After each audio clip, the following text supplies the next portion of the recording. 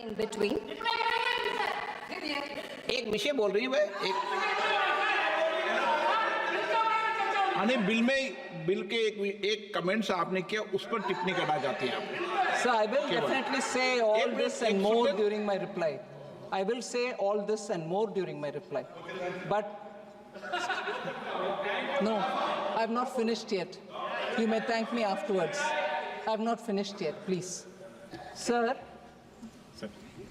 बुला लो उनको, बैठे हैं चेयर में, बुला लो। हाँ जी सर, आप तो बोलिए। Sir, I'd like to appeal to you, sir. Since the point derived from, 94 and then said confine yourselves to the bill, I'm here wanting to hear and then wanting to reply. And you've taken a very considered call, sir. I respect your view that you would remove the name of former Chief Prime Minister. Equally, I think quoting Atal Bihari Vajpayee ji in the context of, he said she was Durga. We all respect Mrs. Indira Gandhi for her achievements. Of course, we equally remember her for emergency. But I think it is important. Vajpayee ji's name being quoted as though he said Mrs. Indira Gandhi is Durga is contentious. There's no proof. There are enough people who said he has not said that. Therefore, even that statement that Vajpayee ji said this should be equally removed. And you've taken a considered call, sir.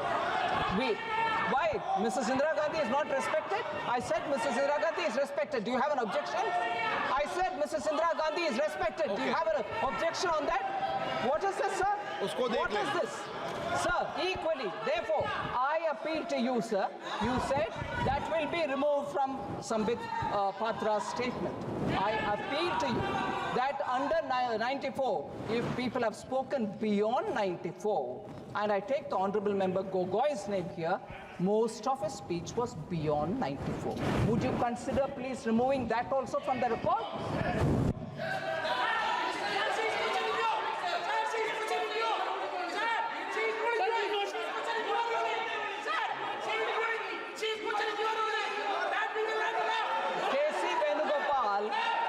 Member K.C. Venugopal is very, very clued into what I'm saying. And therefore he is saying, I'm challenging you. No, I'm appealing to you to remove Gogoy's complete statement, which was beyond this bill. And equally, the member who said, Chairman, hi, remove that as well, sir. That's my request to you. Please वित्त मंत्री जी ने एक minute please वित्त मंत्री जी ने जो सवाल उठाए हैं, एक मिनट प्लीज बैठिए, प्लीज बैठिए दादा, प्लीज वित्त मंत्री जी ने सवाल जो उठाए हैं कि माननीय अटल जी ने क्या बोला है, मुझे लगता है कि वो रिकॉर्ड में नहीं जाना चाहिए, क्योंकि उसकी रिकॉर्ड की सत्यता होने के बाद ही जाना चाहिए उस विषय को, क्योंकि वो भी पुरानी घटना थी। नंबर 2, मेरी ये अपेक्षा है माननीय सदस्यों से, सभी सदस्यों से, सभी दल के सदस्यों से, हम सदन की गरिमा बनाते समय जो बिल है और जो बिल में संशोधन लाए गए हैं उसके परिप्रेक्ष्य के, उसकी परिधि में बोले हैं। हम यहाँ बिल पर अगर पॉलिटिकल आरोप प्रत्यारोप लगाने लगेंगे तो इससे सदन की गरिमा बढ़ेगी और जो विधेयक पे चर्चा होती है, आप अच्छे संशोधन दो, अच्छे विचार दो, बिल में कोई कमी हो और संशोधन करने हैं तो वो विचार दो, देना चाहिए, क्योंकि जितनी विधेयक पर डिटेल चर्चा होगी, सारगर्भित चर्चा होगी, तो निश्चित रूप से सरकार के विषय ध्यान में आएगा, रूल्स बनाते समय भी, और आवश्यकता हुआ तो बिल में जो विधेयक लाए गए उनके खंडों पे भी विचार करते हैं। यही सदन की गरिमा रही है, तो मैं सोचता हूं कि इस गरिमा को आप बनाए रखें। सदन में विधेयक पर, एक मिनट प्लीज, विधेयक पर चर्चा करते हुए हम पॉलिटिकल परिप्रेक्ष्य में नहीं जाए। जो विधेयक में संशोधन लाए गए हैं, जो विधेयक के कंटेंट्स हैं, उसके परिप्रेक्ष्य में बोल सकते हैं, लेकिन एक अच्छी परंपरा इस सदन की रही है, उसको बनाए रखें, ये अपेक्षा है आप सबसे। एक मिनट प्लीज, हो गया आपका?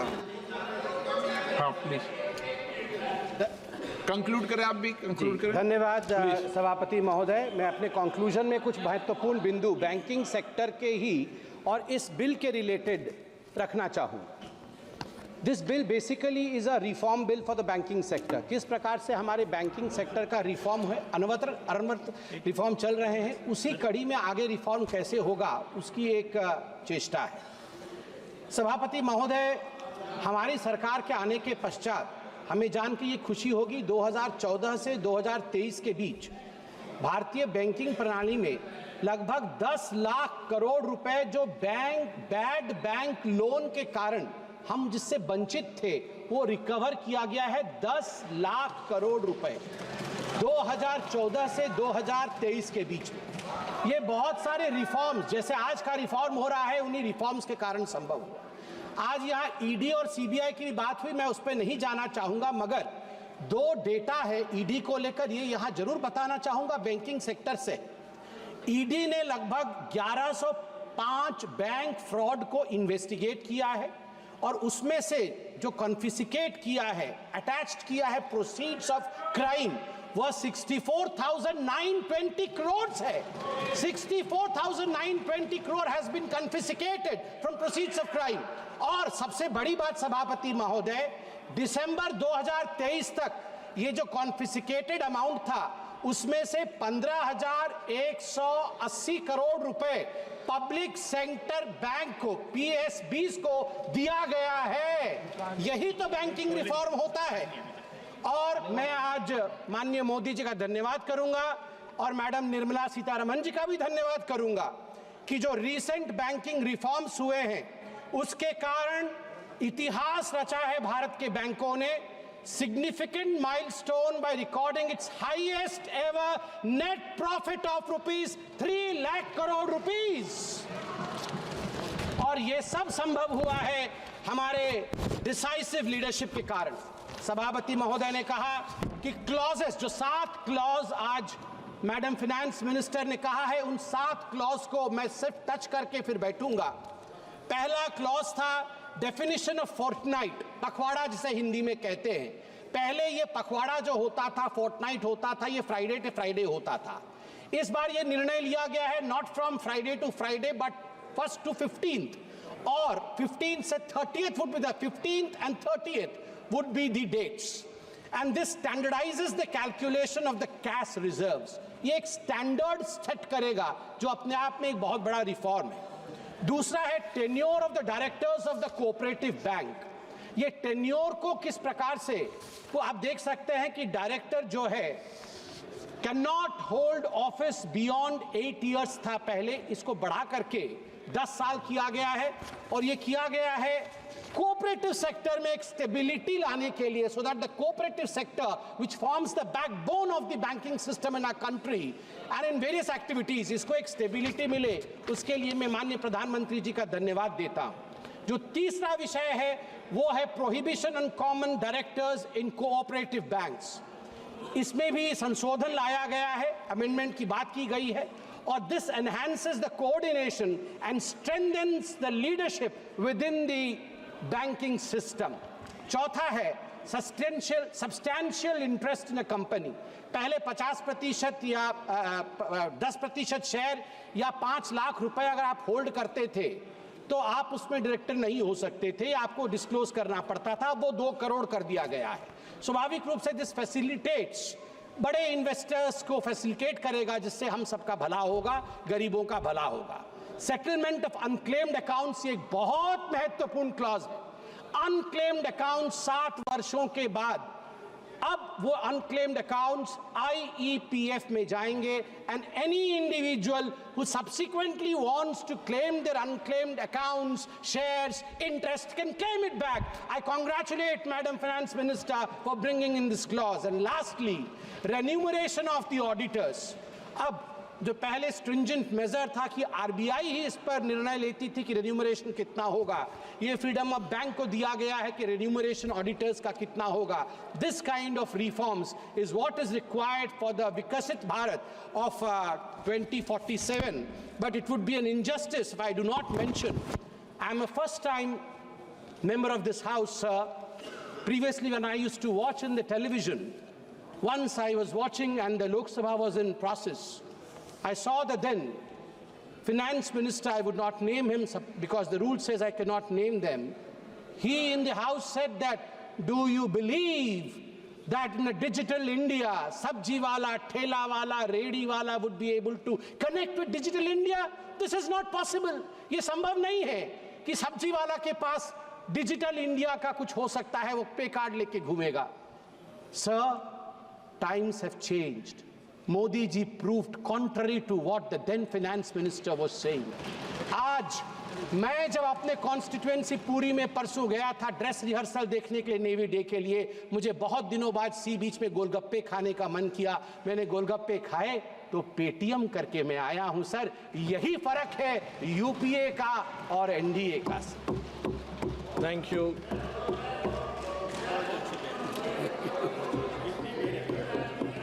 Before I call Shri Rajiv Rai ji, Saugata Roy ji, आपको 1 मिनट. हाँ, Please allow me just yes, 1 please. minute. 1 minute.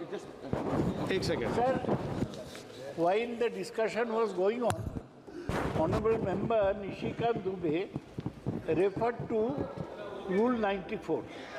The discussion on a motion that the bill, or as the case may be, the bill as amended be passed shall be confined to the submission of arguments either in support of the bill or for rejection of the bill. This is all right, well taken. Thank you, sir. But Thank here, you. sir, please listen to me. Sir, you are also new to the House. Please listen to me. You may pick up a little bit of information from me. We are not in the stage of passing the bill. We are in the stage of consideration of the bill. Please read this. 93(1). When a motion that a bill be taken into consideration has been carried and no amendment of the bill is made, the member in charge may at once move that the bill be passed. So what is now going on? Now 93(1) is going on. We are discussing a motion for consideration on the bill. While we are discussing a motion on the consideration of the bill, it gives us a wide leeway, wide passage. We can discuss the bill and all other aspects connected to the bill. Problem is that clever lawyers always cite a wrong law to establish their point. That is what Mr. Nishikant Dubey is trying to do. He's trying to be clever by half. By not quoting 93(1) and just reading 94, he is misleading the House. There is wide scope of discussion. Sir, I heard you, sir. Of course, not to the extent that Mr. Okay, one second. Patra did. By bringing in Honorable respected Indira Gandhi's name, but certainly all aspects of, even if we mention the name of Adani. Sir, thank you. Because you have taken the name of... Please understand. Because you have taken the name of Shri Nishikant Dubey ji, I have to give him an opportunity to speak. Of the bill. Yes, please. क्या है Please, sir. Thank you, sir. कि मैं स्वागत You have भाव taken का his name. I heard you. Your point is well taken. It is comprehensively stated. Chairman sir, मैं स्वागत बाबू का बहुत रिगार्ड करता हूँ. प्रोफेसर हैं सर, कुछ भी बोल सकते हैं. उसके बगल में सर लिखा हुआ है 94 में scope of debate on motion और पासिंग ऑफ द बिल. यदि इसके पीछे ये लिखा हुआ है सर, तो डिबेट ही हो रहा है. आधा ट्रुथ बताकर पूरे देश Okay. प्रयास करें प्रोफेसर साहब, यही मैं अपेक्षा करूंगा इस हाउस से sir. Thank you, sir. Shri Rajiv Rai ji. धन्यवाद sir. Sorry, what Mr. Nishikant Dubey has said. Shri Rajiv Rai ji. धन्यवाद sir. I have given permission to Shri Rajiv Rai ji. No, please. I have not given permission to you. It has nothing to do. Kalyan Banerjee, see. Has to be interpreted within the line. Rajiv Rai ji, आप बोलिए, आप बोलिए, आप बोलिए। धन्यवाद sir, आपने हमें मौका दिया। मैं अपने राष्ट्रीय नेतृत्व का आभारी हूँ कि राष्ट्रीय नेतृत्व ने मुझे कहा बोलने के लिए। उपाध्यक्ष महोदय, आप बोलिएगा प्लीज। हम बहुत दिनों से सुन रहे थे कि बैंकिंग अमेंडमेंट बिल आ रहा है, तो हमारे जैसे लोग जो गांव के हैं, गरीबों के हैं, बड़ी उम्मीद के साथ सोच रहे थे कि जब सुधार की बात होती है तो सुधार में ये भी बताया जाएगा जिस बीमारियों से सबसे ज़्यादा लोग ग्रसित हैं बैंक के नियमों से, जैसे सिविल हो गया, बच्चों के लिए एजुकेशनल लोन हो गया, एग्रीकल्चरल लोन हो गया, छोटे छोटे व्यापारियों के लिए हो गया, इन सब बारे में बातें होगी।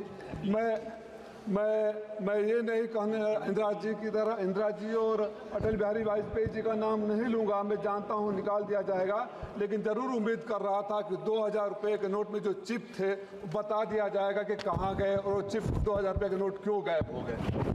मैं इलीगल थे इसलिए मैं ये भी उम्मीद कर रहा था कि अब तक बता दिया जाएगा बैंकिंग लॉ में अमेंड करके कि जो 15 लाख रुपए आ गए थे वो कब और कैसे बांटे जाएंगे, लेकिन फिर ख्याल आया कि हम किन लोगों से उम्मीद कर रहे हैं। इनके लिए 2 लाइनों के बाद बात करेंगे। इनसे ना उम्मीद करो इतनी सादगी के साथ, इनसे ना उम्मीद करो इतनी सादगी के साथ, ये दौर अलग हैं, ये लोग अलग हैं। अगर इस दौर में इनसे वफा ढूंढ रहे हो तो बड़े नादान हो, जहर की शीशी में दवा ढूंढ रहे हो।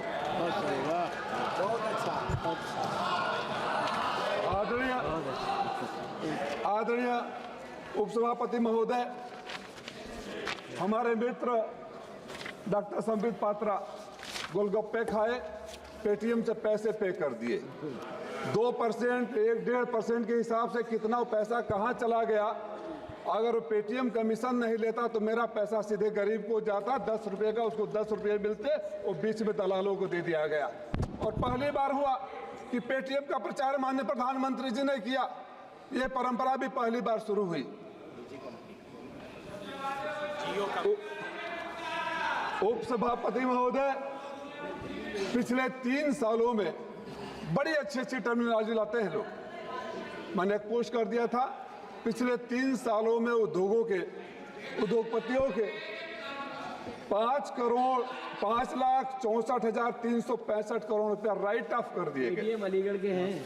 अगर ये कहा जाएगा अलीगढ़ के हैं कि माफ कर दिए तो आप कहेंगे नहीं राइट ऑफ कर दिए। मैं आज आपसे अपने नेता के सामने मांग करता हूं कि देश के किसानों के ऊपर चाहे जितना भी कर्ज हो सबको राइट ऑफ करने की घोषणा कर दो, हम स्वागत करेंगे। ठीक बात। ये आपकी बुद्धि कहीं और नहीं आती है। आपने चौथी सबसे बड़ी अर्थव्यवस्था की बात करते हैं, तीसरी सबसे बड़ी अर्थव्यवस्था की बात करते हैं। हमारे जैसे लोग तब सदन में नहीं थे, लेकिन टीवी पर सुनकर हमारा सीना चौड़ा हो जाता था जब कोई कहता था कि देश में रुपए के केवल कीमत ही नहीं गिरती है, देश का स्वाभिमान भी गिरता है। तो हमें लगा था कोई आएगा स्वाभिमान बढ़ाएगा। मैं तो आपसे जानना चाहता हूं कि देश के स्वाभिमान को किस रसातल में आप भेज दिए और कहां तक गिराने का इरादा है। चौथी अर्थव्यवस्था हो जाएगी, डॉलर की कीमत के सामने रुपए की कीमत खत्म हो जाएगी और आप अपनी पीठ थपथपाएंगे। इस देश की वो बैंकिंग सिस्टम है जो गरीबों के घर से दिन भर की कमाई निकालता है। मैडम, मैं आपसे अनुरोध करूंगा, विचार जरूर करिएगा कि अगर गरीब दिन भर सब्जी खरीदता है और रात को बैंक में डालता है, अगले दिन बैंक में डालता है, फिर निकालता है, तो अपने पैसे पर ट्रांजैक्शन फीस। पहली बार इस देश ने यह भी देखा कि गरीब जितनी बार बैंक में जाएगा, बैंक से पैसा लेकर आएगा, कुछ न कुछ आपको देगा। आप तो मंदिर के उस महंत की तरह हो गए कि जब जाएंगे कुछ देकर आएंगे। ये तो ठीक नहीं है। इस देश में मैं बड़ी लड़ाई लड़ा, सदन में नहीं था, एजुकेशनल लोन के लिए। आप जब नियम निकालते हैं छात्रों के एजुकेशनल लोन के लिए तो बड़ी अच्छी तस्वीर पेश करते हैं। एक तो हमारा मामला पार्लियामेंट की कमेटी ने हल किया था। जब बच्चे जाते थे एजुकेशनल लोन के लिए तो 50% का मार्क्स या बैंकों से नियरेस्ट दूरी का। बैंक एजुकेशनल लोन के लिए जहां लड़का पढ़कर साक्षर होगा, अब 9%, 10%, 12%, 14%, 4 लाख से ऊपर कोलेटरल सिक्योरिटी की बात करते हैं।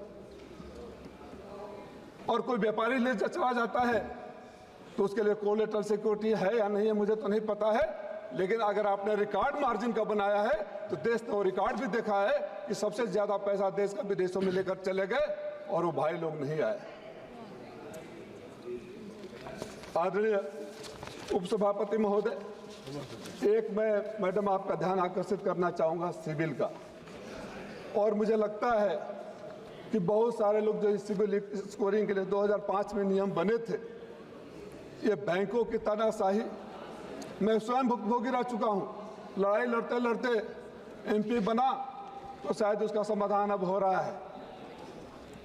आप एनपीए ना हो, अच्छे इंटेंशन के साथ ही आया था, तभी सरकार लाई थी, लेकिन ये एक तरफा कानून, क्रेडिट कार्ड सबके पास होगा, आपके पास फोन आएगा, आपको क्रेडिट कार्ड सैंक्शन हो गया है, क्रेडिट कार्ड का पैसा भी चढ़ना शुरू हो जाएगा। एक दिन बड़े पैसे इकट्ठा करके जब घर बनवाने के लिए, बच्चों को पढ़ाने के लिए, बेटी की शादी करने के लिए जब आप जाएंगे तो पता चलेगा कि आपका सिविल स्कोर खराब है। तब आप ढूंढने लगेंगे तो पता चलेगा कि उस टाइम पर एक क्रेडिट कार्ड मिला था जिसको आपकी जानकारी भी नहीं है। बैंक एक तरफा इंफॉर्मेशन लेते हैं, गरीबों का सिविल खराब कर देते हैं, मध्यम वर्गीय लोगों का सिविल खराब कर देते हैं, और जब उसको अपनी जरूरत पड़ती है, कोई तो सिस्टम ऐसा होना चाहिए ना कि जब दोनों तरफ की बातें सुने, बैंक के पास अगर इंफॉर्मेशन जाता है कि ये आपने पेमेंट नहीं किया या यहाँ डिफॉल्टर है, तो बैंक एक बार पूछता है, चाहे सिविल से एक मेल आता, you have received this information from the bank, kindly clarify if you are a defaulter और you have paid that amount, उसके बाद करना चाहिए। सिविल को सुधारने की जरूरत है। मैं तो समय पता नहीं कितना है, 2005 में एक बैंक से लोन लिया था घर बनाने के लिए, 15 साल तक लगातार बिना एक सिंगल डिफॉल्ट के पे कर दिया। जब 15 साल के बाद मैं बैंक में जाता हूं कि मेरा एनओसी दे दो, तो कहा जाता है कि बीच में बैंक का रेट बढ़ गया था, इसलिए आपके ऊपर 19 लाख रुपया और है। उसी अकाउंट में मेरे पैसे, वहीं मेरे सारे अकाउंट स्कूल कॉलेज हो गए, न कहीं एक कम्युनिकेशन मेरे पास आया, न कोई मेल आया। ऑटो डेबिट कर सकते थे, हमको रिमाइंड करा सकते थे, और मैं आपको भी मंत्री जी लिखा, और दुख के साथ कहूंगा कि आपने उस पत्र का जवाब भी नहीं दिया, समाधान तो दूर की बात है। शेम। मैंने आपको लिखा था, और कहेंगे तो लेटर का डेट भी मैं आपके सामने समक्ष रख दूंगा। मैं 3-4 बातों की तरफ और ध्यान देना चाहूंगा संशोधन करने रिकमेंडेशन के लिए। एजुकेशनल लोन, आज के जो बच्चों की पढ़ाई पर खर्च आ रहा है, उसके ध्यान में रखते हुए 20 लाख रुपए तक का लोन ब्याज मुक्त करने की घोषणा सरकार को करनी चाहिए, अगर सरकार सही में उस दिशा में है। डिजिटल करेंसी की बातें होती है, अब तो घर में बैठे बैठे बैंक में पैसा रखने में भी डर लगता है। एक फोन आएगा, फोन की बातें कर रहे थे जब हम और आप सब पैदा नहीं हुए थे, जो व्यक्ति यहाँ नहीं है, और डिजिटल अरेस्ट, पैसा चला जाता है। ये आप ही के टेक्नोलॉजी की देन है ना। नंबर 1 फ्रॉड यूपी में हो रहा है, सबसे ज्यादा फ्रॉड हमारे यूपी में है। लाखों में नामनी का नाम बढ़ा दिया। क्या बताने का कष्ट करेंगे इस सदन को कि अगर मेरे लाकर में करोड़ों रुपया है और चोरी हो गए या गायब हो गए तो बैंक की लायबिलिटी कितने की बनती है। जहां तक मेरी जानकारी है, बैंक की कोई लायबिलिटी नहीं है। 1 लाख रुपया तक यूपी में 37 लाख से एक साथ चोरी हो गए थे। कानपुर में लॉकर चोरी, गाजियाबाद में लॉकर चोरी हुई, कानपुर में हुए, गाजियाबाद में हुए, आंध्रा में हुए, कुर्ग में हुए। कितना आप निकालेंगे तो आपके पास लिस्ट आ जाएगा। लाकर में आदमी मेहनत का पैसा ले जाकर रखता है, आप फीस लेते हैं, लेकिन पैसा गायब हो गया तो कोई जिम्मेदारी नहीं। साइबर फ्रॉड के ऊपर आप कानून बनाते हैं, व्याख्यान देते हैं, लेक्चर देते हैं, मैसेजिंग होती है, लेकिन हर रोज लोगों का पैसा लूटा जाता है। मैं गरीब व्यापारियों के लिए जो कर्ज दिए जाते हैं उनको मैं 20 लाख रुपया, शिक्षा लोन पर मैं 20 लाख रुपया, और किसानों का फिर मैं मांग करूंगा। अगर बैंकिंग रिफॉर्म करना है तो जो आपके मित्र चले गए हैं बाहर, जो इस देश के तथाकथित उद्योगपति चले गए हैं, जिन बातों को कहकर आप सरकार में आए थे अपने उन पुराने वीडियो को देख लीजिए, अपने पुराने भाषणों को देख लीजिए, उस पर अमल लाइए। और देश के किसान जो भी बॉर्डर पर तरस रहे हैं, भीतर आने के लिए आत्महत्या कर रहे हैं, बच्चे आत्महत्या कर रहे हैं, बेरोजगारी बढ़ रही है, उस पर ध्यान दीजिए, तब बैंकिंग रिफॉर्म होगा। गरीबों का पैसा अपने बैंक में डाल देने से रिफॉर्म नहीं होता है। उस रिफॉर्म का कोई मतलब नहीं है कि आप चौथी अर्थव्यवस्था बन जाइए और एशिया की सबसे कमजोर करेंसी का नाम भारतीय रुपया हो जाए। इन सब तो जा रहे हैं, नहीं कोई बात नहीं, को बोलना है खत्म करो। एक खजांची का जन्मदिन बोले, खजांची बैंक में जो पैदा हुआ उसका जन्म। और हमारे लिए आपकी नोटबंदी, हमारे लिए उस देश के लिए उस नोटबंदी, जो नोट अपने पैसे के लिए बैंक के लाइन में जो माँ लगी थी, हाँ माँ लगी थी, और जब बच्चा पैदा हो गया उस खजांची का जन्मदिन हमारे राष्ट्राध्यक्ष मनाकर आपको याद दिलाते रहते हैं कि नोटबंदी नहीं था। सही कहा गोगोई जी ने, आप तब ठेंगा दिखा रहे थे, आपके लिए अट्टहास का विषय था, आपके लिए गर्व का विषय था।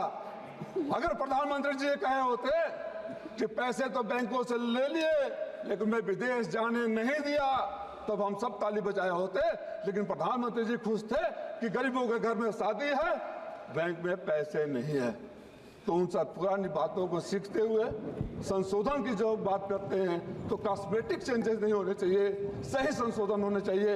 इस उम्मीद और विश्वास के साथ कि संशोधन गरीबों के लिए होना चाहिए, संशोधन किसानों के लिए होना चाहिए, संशोधन छात्रों के लिए होना चाहिए, तब तो संशोधन की बात बनती है, नहीं तो बात बेमानी होगी। आपने मौका दिया, धन्यवाद। धन्यवाद। माननीय श्री कल्याण बनर्जी जी। Sir, in connection with the Banking Laws Amendment Bill 2024, I wish to speak on few points. First of all, I am coming to the clause 3 of the bill, where the Banking Regulation at Section 5, in subclause 5 lakh rupees, the word 2 crore rupees or such other amount. Earlier, if you have a 5 lakhs, you could have been the director. Now it has been enhanced up to 2 crore rupees. Whom do you want to bring it? Big industrialists, being capitalists, not the poor people, not the middle class people. Names are on the air who have to be brought in the Indian main economy, that's called banking. You have taken a different route altogether to bring them here. Middle class peoples cannot be now directed, only the rich people. Next point is RBI control or the supervision is being curtailed by this bill. That is last Friday, instead of last Friday, last day will be substitute. Why? Banks, private or government banks only scared about the RBI supervision. Peoples are having faith on the banks because the RBI ultimately controlling authority is the RBI. RBI is there at the top. You are decreasing. Instead of every week, only in the last month.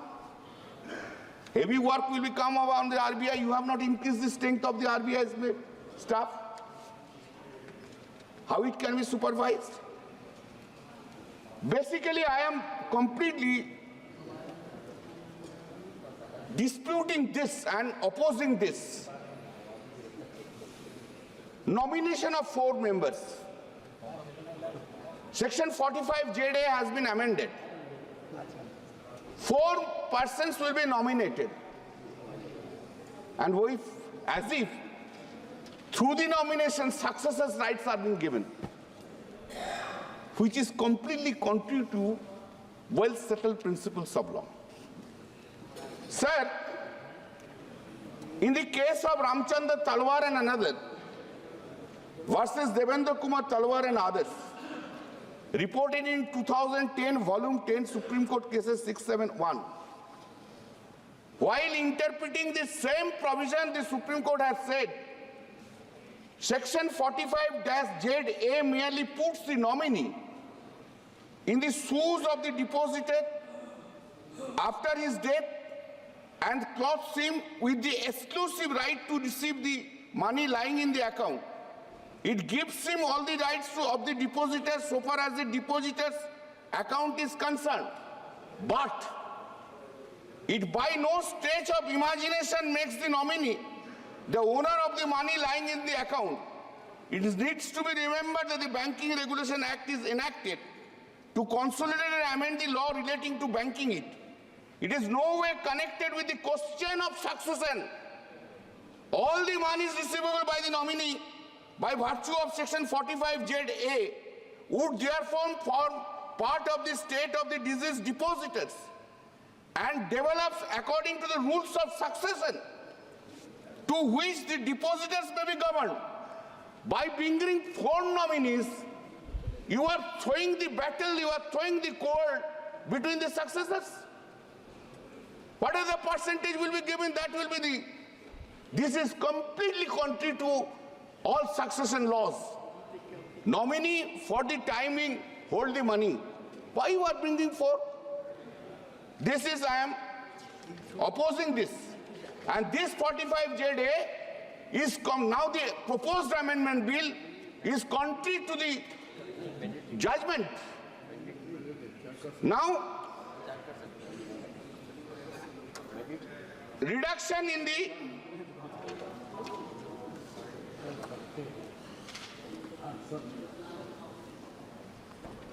reduction in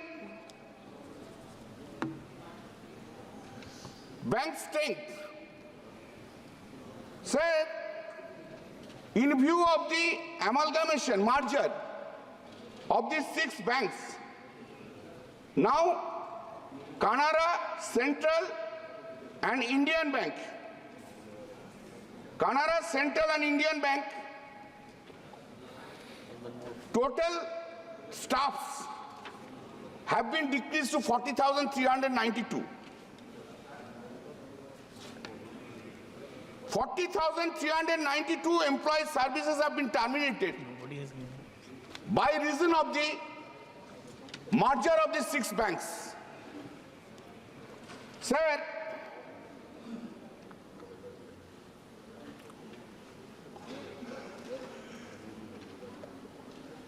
the 2023 banking crisis was a major event that affected the banking sector and the economy globally.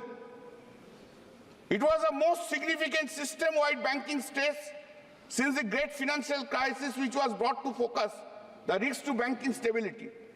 Though we were not in a recession, but projecting its effect, the Reserve Bank of India had perhaps seen incipient delinquency in personal loans when it first advised banks and the NBFCs to strengthen their surveillance mechanism to address the risking system.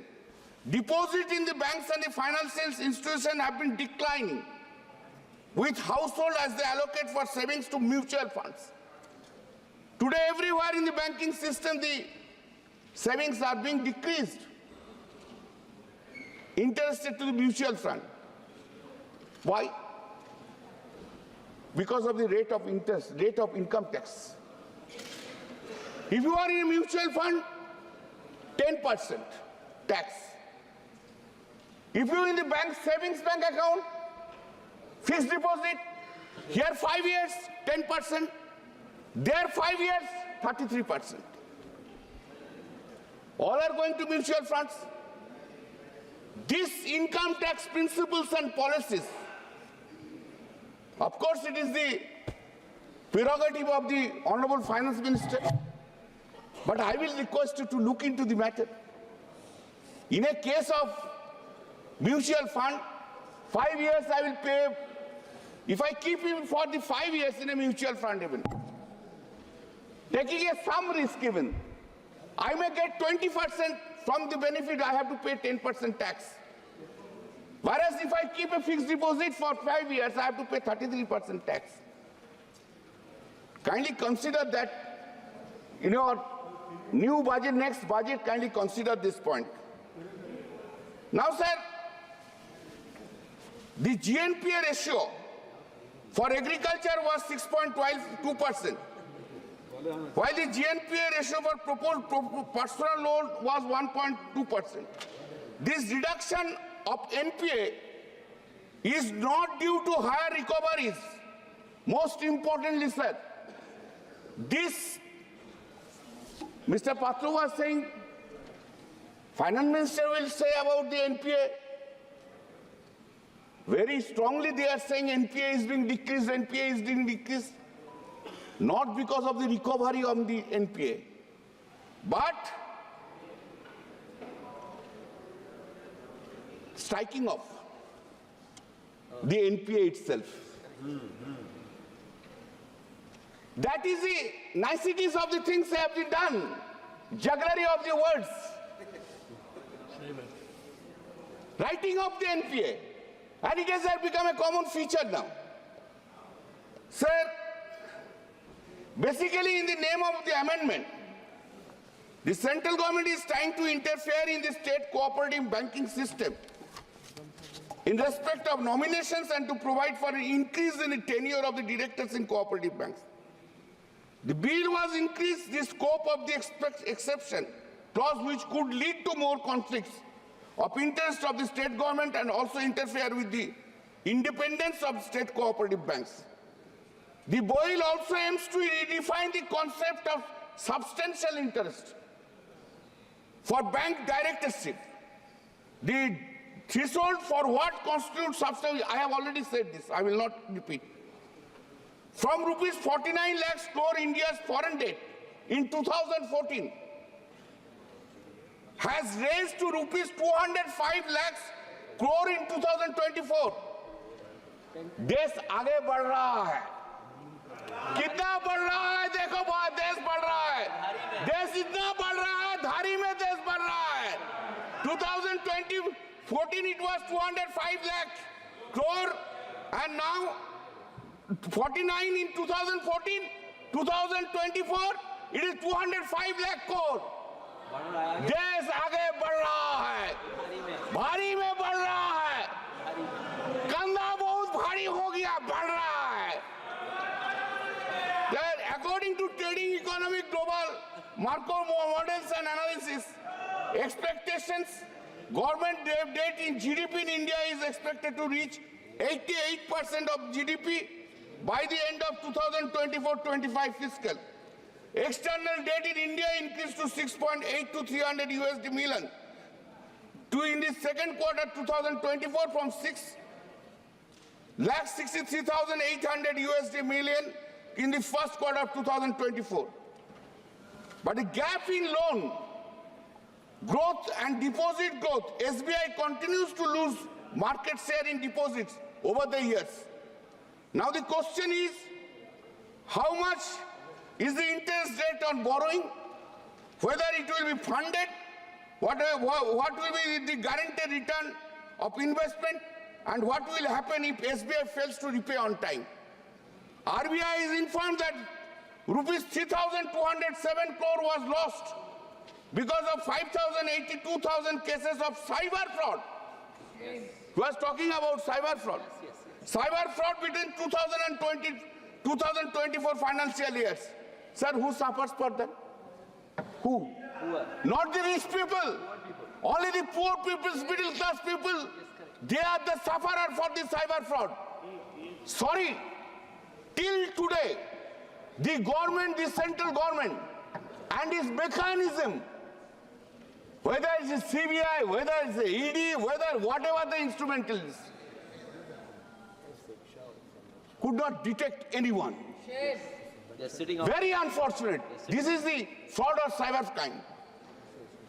Sir, the number of cyber fraud incidents has increased from 75,800 cases in 2023 to 2,92,800 in 2024. Just take it. That means more than 2 lakhs cases have been increased only in a year. What is going to be happening in 2025? UP is number 1. Today I was hearing a speech. I don't know whether the Honorable Prime Minister was giving this speech today or not. In the television, he was talking about the cybercrime. I will request the Honorable Prime Minister, save this country from the cybercrime, take an effective step. सिर्फ बातों में कुछ नहीं होता है, काम करना पड़ता है, काम कीजिए, कुछ तो काम कीजिए. The real growth in an economy is built on bank credit to go large industries and infrastructure projects. Deposit mobilization has been lagging credit growth of some time now. As of August 23, 2000, credit offtake in the Indian banking sector was rupees 169.5 lakhs crore, a 62% increase from December 23, and because bank due stood at 2001. According to the latest RBI data, over the past decade, the share of public sector banks has dropped from more than 75% in 2002 to less than 60% of the overall system. So there is a need of top priority cyber security issue to check financial fraud. And IT management advanced system for fraud detection is a must for building robust cyber security measures. Strict regulatory compliance to adherence to stringent regulation for data privacy of customers and industry-specific laws like anti-money laundering practice. So the banking law, this bill is a donkey passage towards privatization of the Indian banking sector. Prima facie is to improve bank guarantee and investor protection, but actually a slow pace for selling targets its minimum holding in public sector banks from 51% to 26%. Thank you, sir, for giving me the chance to speak. Rani Sri Kumar.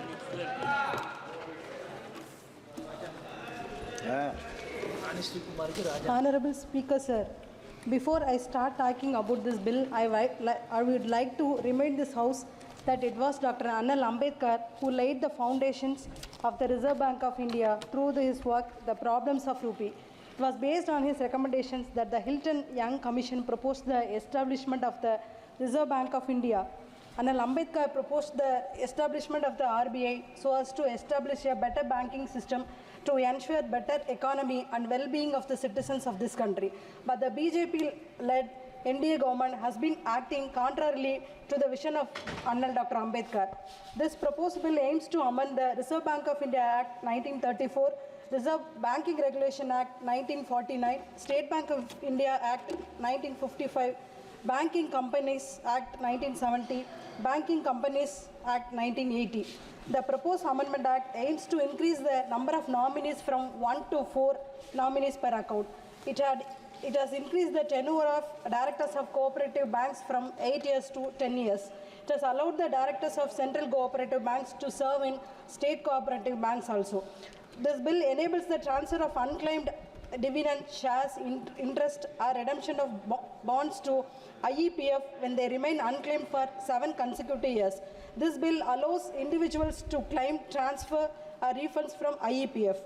This bill has redefined the term substantial interest by increasing the threshold share from 5 lakhs to 2 crores.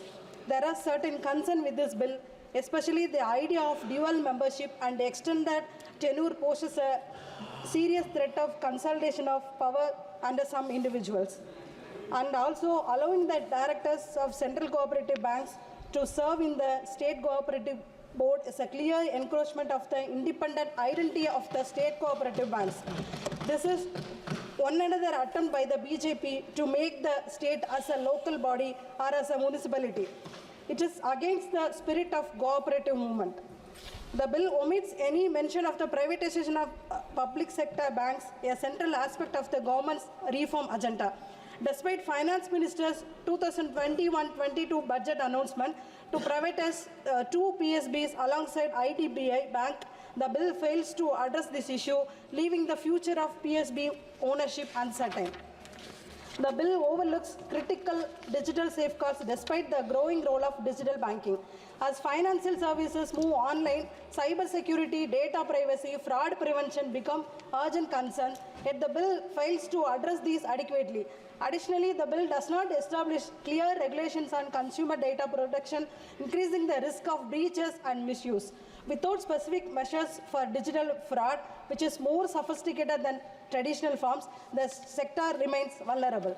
And the bill proposes to update the substantial interest to 2 crores as per the present realities, but it would be better to attach it to a specific percentage every year instead of fixing a static amount, so that the bill need not be amended regularly for updating the threshold amount. In addition to this, I would like to address certain serious issues in the banking sectors.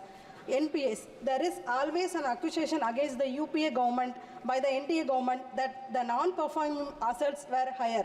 But in reality, if we look at the data, it shows a very different picture. As per the RBI data in the past 10 years, the gross NPA accumulation under the NDA government in public sector bank was 1.6 times more than that of the UPA government.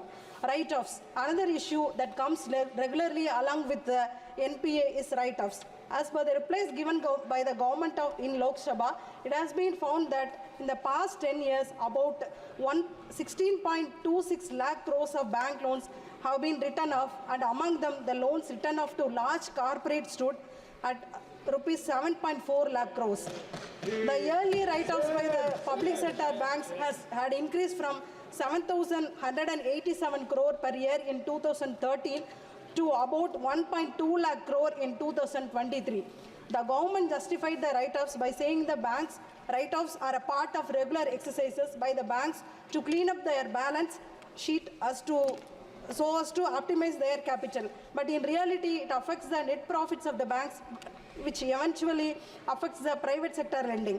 The NPAs by the non-priority sector was just 50% of the NPAs during 2012 to 13, but it has touched 80% by 2019. It eventually leads to less credit being availability for the private sector.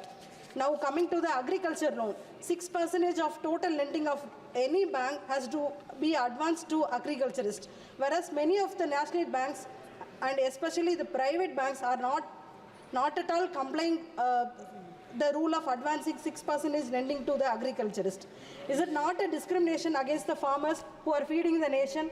The pity is the banks which are averse to the agriculturists by the way of parking the 6% lending, which is actually due to the farmers into the DAF of NABARD, and thereby earning a huge interest of the money belonging to the farmers.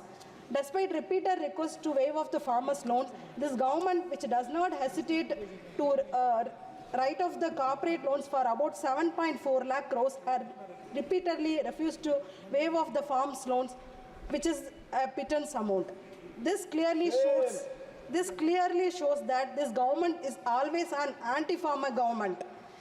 The UPA government during its tenure had waived off the farmer loans worth 72,000 crores, and during his tenure, Muthamal Aringer, Dr. Kalaignar had waived off the loans worth 7,000 crores in the year of 2006.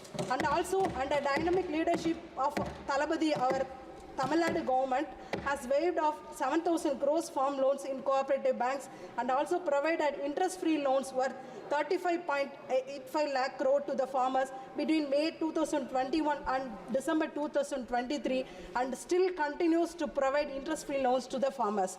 Education loan. As per the education loans are concerned, it should be treated as a welfare scheme. Therefore, the interest waived on such education loans should be scrapped. I submit that levying of interest on the needy students is unacceptable. 5 years moratorium for the repayment of loan should be scrapped. The repayment should start only after the concerned student is employed. Demanding repayment before getting an employment is deplorable. Therefore, the government should consider this demand. In addition to that, multiple conditions are being imposed to provide education loan to the students, leading to complexities and harassments. The process should be simplified for the benefits of the students. Now coming to the penalty on common citizens. Because of NPA and write-offs, the bank has started their burden to push over the common citizens of the country. We all know that the government restricted the number of withdrawal of free ATM withdrawal of money from their own account. They have increased the minimum balance amount in the past decade. They are charging for SMS also. As per a reply given by the government in Lok Sabha this year, it has been observed that there has been increase of over 35% in penalties collected by the public sector banks in the past 5 years. And the most serious evaluation from the reply that the public sector banks had collected over 8,500 crores from the common people as penalties for not maintaining the average monthly balance. And if we include the private sector banks also, then as per a reply given by the Finance Ministry in Rajya, about 21,000 crores has been collected since 2018 by both the public and private banks. The same banks that had waived off about 7.4 lakh crores to corporate loans had collected 21,000 crores from the common people. And in addition to this, the government had collected over 8,000 crores of transaction through ATMs beyond free withdrawals and 6,000 crores as SMS charges. Why the people should pay charges for withdrawing their own money? Hidden charges. Next comes the issue of hidden charges. The banks have been imposed fees on customers that are not disclosed in the key fact statement of the loan, which eventually leads to higher interest rates on these loans. This issue has become so serious that the RBI governor himself raised concern regarding this at the Monetary Policy Committee in June this year. Now coming to the cyber frauds issue. If this is the scenario in the conventional bank arena, the situation of customers utilizing online banking apps is much more worse. As per a recent survey conducted by the community platform called Local Circles, about 6 out of 10 customers have faced issues of hidden charges in online banking platforms.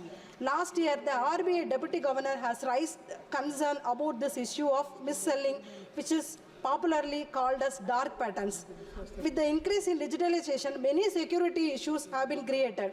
In a recent RTA reply, the RBI has stated that the number of cyber fraud cases had increased from 75,800 cases in financial year 2023 to 292,000 cases in financial year 2024, and about rupees 2,056 crores were lost due to cyber frauds in the financial year 2024 alone so far. And as per an estimation made by Indian Cybercrime Coordination Center, loss due to cyber frauds could amount 0.7% of the GDP in future. The senior citizens of our country are the most vulnerable group to these online frauds. There has been multiple cases where the scammers have been specially targeting elderly people. The government needs to promote better cyber security measures to protect the elderly from cyber frauds. Gender disparity in banking. There is a continuing gender disparity issue in the banking sector. As per the global Findex database 2021 released by the World Bank, nearly 20% of women lack access to the bank account in India. The gender disparity in accessibility to banking has to be resolved. Lack of accessibility in rural areas. The banking accessibility in rural areas is a cause of grave concern. In many remote rural areas, the ATMs are located inside the banks. So when the bank closes by 6 p.m., the people also lost access to the ATM. This creates serious accessibility issues for the people in the rural areas. Welfare of the banking employees, another major issue that needs a serious attention in the welfare of the bank employees. As per recent reports, about 500 bank employees in India, especially higher officials, committed suicides over the past decade due to work pressure and abuse by the senior official. I conclude that Dr. Ambedkar envisioned a strong banking sector for our country, but the banking sector has been one of the most affected sector under the NDA government. Measures have to be taken to ensure the issues in the banking sector are solved by keeping the concern and welfare of the common people. Thanking you. Tamil Vellum. Thank you. Sri Prasad Rao. Super doctor. ஏமா கடைசி அதை விட்டேன் தமிழ் வெல்லும் இல்லை அந்த cooperative speaking reporter group. Honorable Speaker, thank you for giving me opportunity. I rise to address this August House as we discuss the Banking Laws Amendment Bill 2024 that reflects the vision of our Honorable Prime Minister and the unwavering commitment of this government to reform and strengthen the banking sector. Fulfilling the promise of better bank governance and investor protection, as while explaining, Honorable Finance Minister was saying. So in her 2023-24 budget speech, Honorable Finance Minister promised to improve the bank governance and enhance investor protection through amendments to key financial laws such as Banking Regulation Act 1949, the Banking Companies Act 1970, the Reserve Bank of India Act 1934. Today, through the introduction of this bill, that promise is being fulfilled. The Act is not just a legislative measure, it is a testament to the government's aim of streamlining the functioning of banks, ensuring transparency, and protecting depositors and investors alike. This initiative is in alignment with the principles of recognition, recapitalization, resolution, and reform pursued by the government in the banking sector. This has enabled remarkable outcomes, with the gross non-performing assets ratio of scheduled commercial banks falling to a 6-year low of 2.8% and the slippage ratio declining from 7.31 in 2018 to 1.78 in 2023. There are 4 major amendments proposed in this bill. One is revising reporting dates for statutory reports. This amendment revises the reporting dates for submission of statutory reports to the last day of the fortnight, month, or quarter. The government aims to ensure consistency and transparency in reporting. This amendment will streamline the operations of the banks, reduce compliance ambiguity, and uphold the principles of good governance. It is pertinent to note that the government's reform measures have been comprehensive, combining operational streamlining with financial support.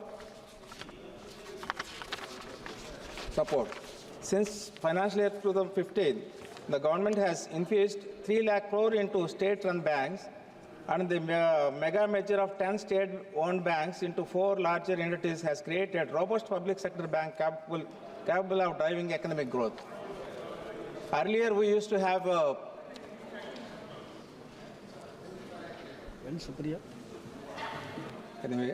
PSBs play a significant role in driving economic growth. This is done by providing timely credit to small business and entrepreneurs. One of the flagship initiatives that enables this is Mudra Loan Scheme. In 2023, states like Maharashtra, Tamil Nadu, and Karnataka have reported over 30 lakh beneficiaries each, showcasing significant progress, while Andhra Pradesh lagged behind with just 10 lakh beneficiaries. Therefore, to ensure robust reforms to create an ground impact, I request the government to revise the targets under Mudra loans for Andhra Pradesh. Second, increasing the number of nominees. A recent RBI report highlights a significant rise in unclaimed deposits, which have surged by 26%, reaching 78,000 crores. To address this pressing issue, the proposed amendment introduces provisions for nominating up to 4 individuals, allowing for both simultaneous and successful nominations to ensure better management and claim of these funds. By simplifying the nomination process, the government has not only reduced bureaucratic hurdles, but also prioritized depositor convenience and protection. The government's responsiveness to evolving challenges ensures that no depositors' hard-earned money lies unclaimed or inaccessible. The third one is enhancing investor protection. The third amendment provides for the transfer of unclaimed dividends, shares and interest, or redemption of proceeds of bonds to the Investor Education and Protection Fund. While the reserve fund available under IEPE has grown from 83 crores in 2018-19 to 86 crores in 2023-24, spending on investor education has disappointingly declined. In the light of cybercrime reports indicating that 14,000 crores were duped from investors, this amendment underscores the urgent need to strengthen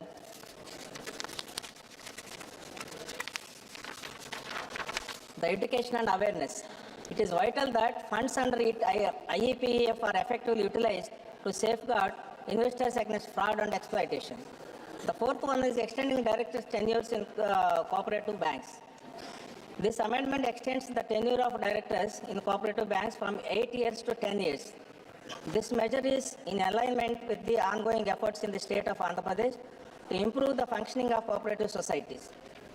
The State Legislative Assembly introduced the Andhra Pradesh Cooperative Society Amendment Bill 2024 to enhance the transparency, efficiency, and the management of cooperative societies.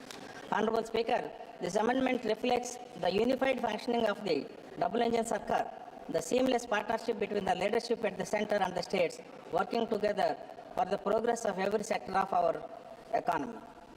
The road ahead, Swarnandhra 2047 and Vikasit Bharat. Under the able leadership of our Honorable Prime Minister Sri Narendra Modi ji and the visionary Chief Minister of Andhra Pradesh Sri Chandrababu Naidu ji, we are building a prosperous and progressive India. The synchronized governance of this double-engine Sarkar ensures that the vision of Swarnandhra 2047, a state of happy, healthy and wealthy people, contributes to the larger goal of Viksit Bharat. So this bill is yet another step towards the robust government, stronger financial systems and empowered citizens. I stand in support of these reforms that pave the way for a brighter and more secure future for all. In addition to that, sir, give me 1 minute. 2 more suggestions for me. See, at the district level, when PMEGS and MSME loans are, sanctioned, uploaded in one instance, I'll give you, in SBI, 80 applications have been uploaded. The cleared were only 5. So, the cleared instruction should be given to the banks so that these people will get the benefit out of it. Another, I request through you, Honorable Finance Minister, to strengthen or streamline the conditions terms for the OTS scheme in banking.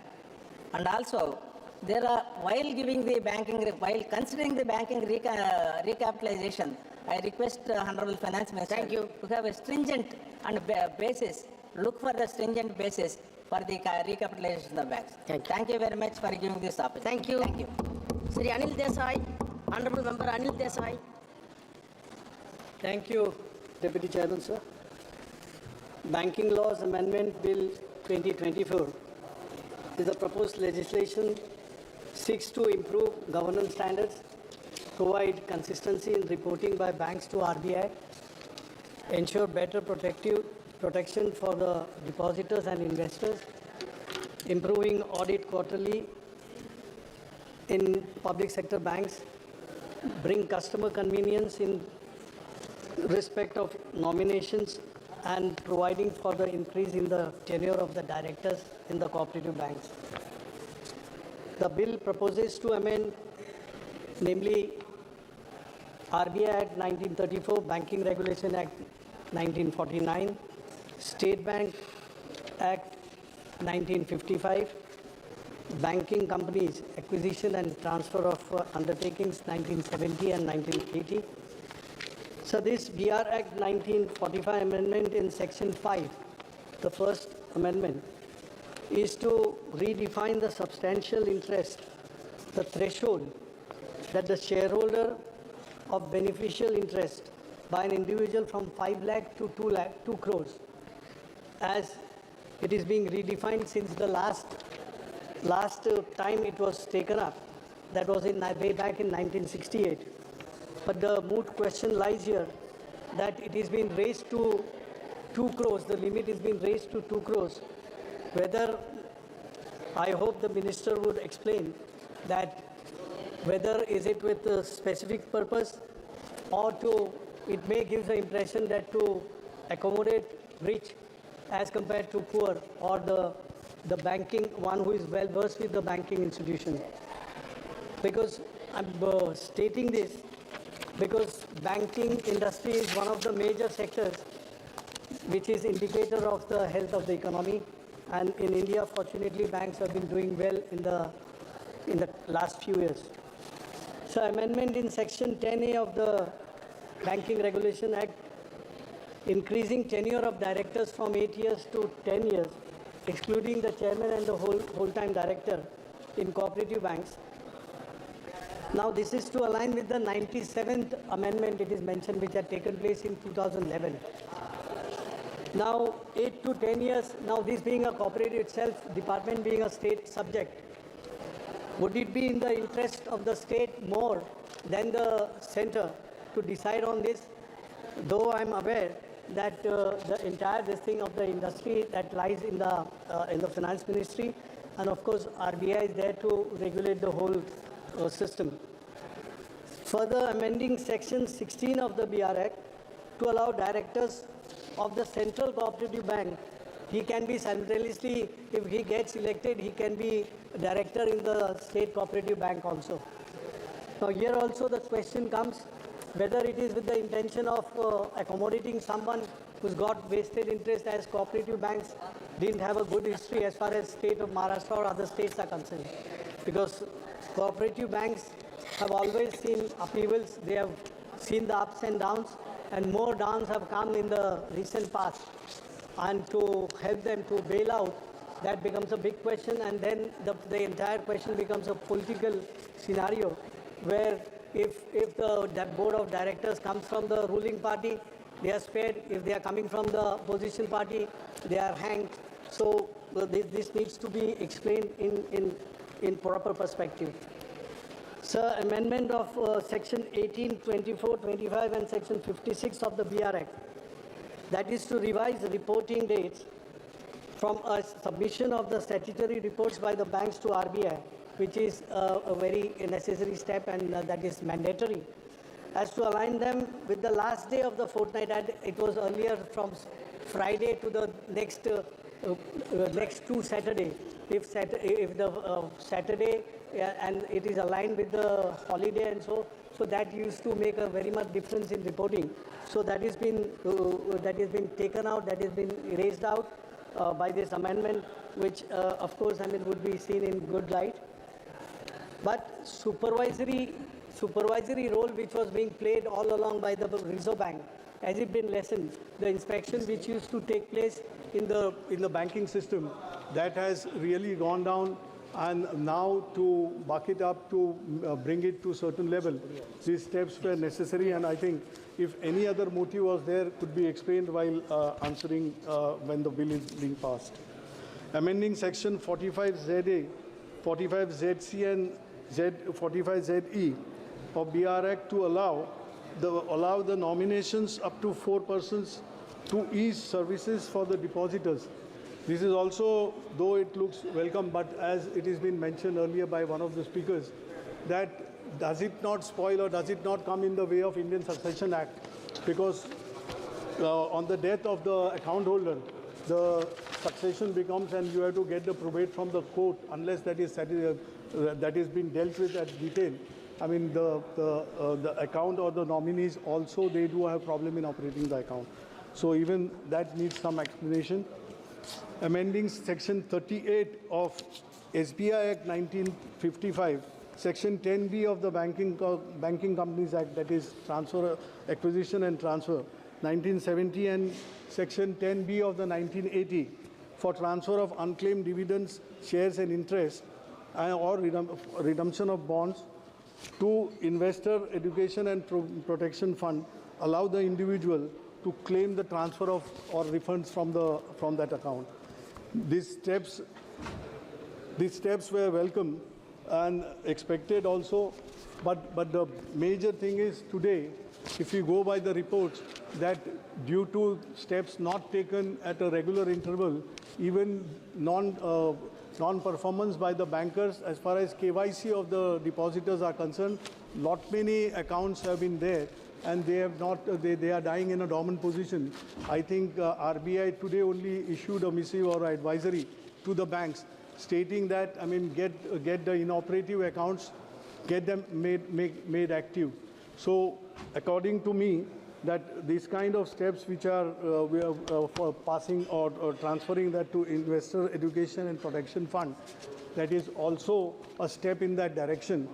And it's a welcome step, I would say, because investors do need this support, because today, more than banking, people have moved away from banking as a source to save, and all other elsewhere. Instead of banking, people have moved out because they find that is more lucrative than banking. And sir, that section 41 of the SBI Act, that is to bring in the auditor or the discretion to the bank for appointing the auditor and remuneration of the auditor. I think RBI is not moving away from its, or it is not going away from its duty that whenever anything happens, any funds transfer or anything which is of suspicious nature which takes place and becomes a scam in future, RBI should not be moved out, as otherwise remuneration is decided and the auditor is decided by the bank itself. Then bank and the auditor, they come into issue, they come into problem, and RBI moves out of the picture. And lastly, I would make a point, sir, that GDP in the last quarter, that has come down to 5.4, and that is industrial, because industrial output was not up to the mark. That credit offtake, which is seen that this will facilitate the banking industry and the depositors and the investors, that people at large would be making use of banking facility. I think that is not going, because if the credit minister may explain while answering that whether credit offtake is smooth in the banking industry. If that be so, then where the private investment is, why the GDP is going down. And lastly, last but not least, that whenever bank comes into an issue in the problem because of any kind of scams or mismanagement, bailout is the only option. And in the last few years, that bail-in was the option being thought over, where bad bank was to come into picture.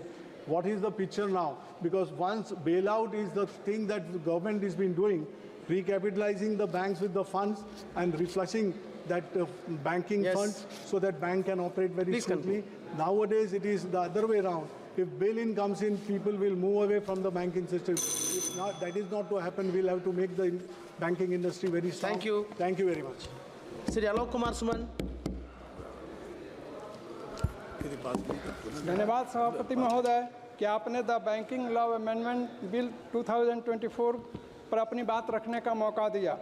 भारतीय अर्थव्यवस्था को आगे बढ़ाने में बैंकों की महत्वपूर्ण भूमिका रही है। सरकार ने समय समय पर सुधार कर बैंकिंग सिस्टम को बेहतरीन बनाने की प्रयास करते रही है। वर्तमान विधेयक the banking law amendment bill 2024 का लाने का उद्देश्य यह है कि बैंकिंग व्यवस्था और अधिक सुगम हो तथा देश में इन्वेस्टर को और डिपॉजिटर्स को और ज़्यादा प्रोटेक्शन मिले। इसके लिए reserve bank of India act 1934, banking regulation act 1949, state bank of India act 1955 इत्यादि के अधिनियमों को संशोधन करना जरूरी था, ताकि हम बैंकिंग सिस्टम के गवर्नेंस को और कंज्यूमर ओरिएंटेड बना सकें। महोदय, the central banking inquiry committee 1931 में यह उल्लेख है कि उधार या कर्ज का लेन देन वैदिक पीरियड 2000 BC से 1400 BC तक होता था, जबकि भारत में यह 500 BC की से शुरुआत ये ऐसा माना जाता है और ये रिकॉर्डेड है। हमारे महान अर्थशास्त्री चाणक्य ने भी बैंकिंग सिस्टम की बात की है और कर्ज, उधार और व्यापार का संबंध बैंकिंग सिस्टम से बताई है।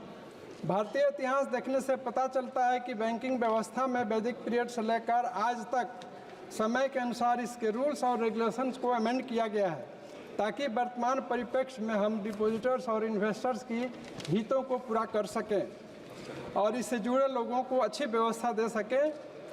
महोदय, वर्ष 1935 में रिजर्व बैंक ऑफ इंडिया की स्थापना की गई। तब से अभी तक आरबीआई ने 90 साल की अवधि बैंकिंग गवर्नेंस में सफलतापूर्वक पूरा किया है। बैंकिंग अमेंडमेंट बिल 2020 के पास होने से निश्चित रूप से सरकारी बैंकों का ऑडिट क्वालिटी व्यापक और बेहतर होगा। साथ ही साथ ट्रांसपेरेंसी आएगी और देश में व्यापार, लेन देन, लोन तथा उपभोक्ता के हित में होगा। महोदय, द बैंकिंग रेगुलेशन एक्ट 1945 के सेक्शन 5 में सब्सटेंशियल इंटरेस्ट को दोबारा परिभाषित किया गया है और इसे 5 लाख से बढ़ाकर 2 करोड़ किया गया है। महोदय, इसमें मेरा सुझाव होगा कि हम इसको अगर 5 करोड़ तक रखते हैं तो वर्तमान वैल्यू के साथ होगा। तथा छोटे व्यक्तियों जो बैंक से जुड़े हैं उनकी भी इंटरेस्ट की पूर्ति होगी और इन्वेस्टर तथा डिपोजिटर्स की हितों की भी और रक्षा होगी। महोदय, द बैंकिंग रेगुलेशन एक्ट के सेक्शन 10A के सब सेक्शन 2A में भी अमेंडमेंट किया गया है ताकि कोऑपरेटिव बैंक्स के डायरेक्टर्स का टेन्योर 8 साल से बढ़ाकर 10 साल हो और यह संशोधन 19th अमेंडमेंट संविधान के 19th अमेंडमेंट 2011 के समरूप हो। महोदय, हमारे माननीय प्रधानमंत्री श्री नरेंद्र मोदी जी एवं हमारे माननीय मुख्यमंत्री श्री नीतीश कुमार जी के नेतृत्व में बैंकिंग सिस्टम एक कुशल और रिकॉर्ड क्रेडिट और प्रॉफिट वाला बैंक बन रहा है। हमारे माननीय मुख्यमंत्री जी के नेतृत्व में बिहार में सबसे पहली बार स्टूडेंट क्रेडिट कार्ड शुरू की गई और स्टूडेंट लोन के लिए सरकार गारंटर बनी और हमारे माननीय प्रधानमंत्री श्री मोदी जी के नेतृत्व में सरकार ने 3.5 लाख करोड़ रुपए बैंकों में सुधार एवं सुविधा के लिए खर्च किया। महोदय, यह कुशल नेतृत्व का ही प्रभाव है कि वर्ष 2018 में जो नॉन परफॉर्मिंग एसेट 11.25% था, जो 2023 में इसमें 3% की कमी आई। आरबीआई के डेटा के अनुसार 57,585 करोड़ रुपए 2015-16 में राइट ऑफ किया गया और वर्ष 2016-17 में 81,683 करोड़ और वर्ष 2017-18 में 1,28,229 करोड़ रुपए राइट ऑफ की गई। महोदय, इस विधेयक पर अपनी बात रखते हुए मैं कुछ और सुझाव देना चाहता हूं। सर, 1 मिनट प्लीज खत्म हो गया। सुझाव देना चाहूँगा कि देश में बैंकिंग सिस्टम से आम आदमी और व्यापार को दूर दराज और गांव तथा पहाड़ी इलाकों में रहने वाले लोगों को भी बैंकिंग सुविधा मिले।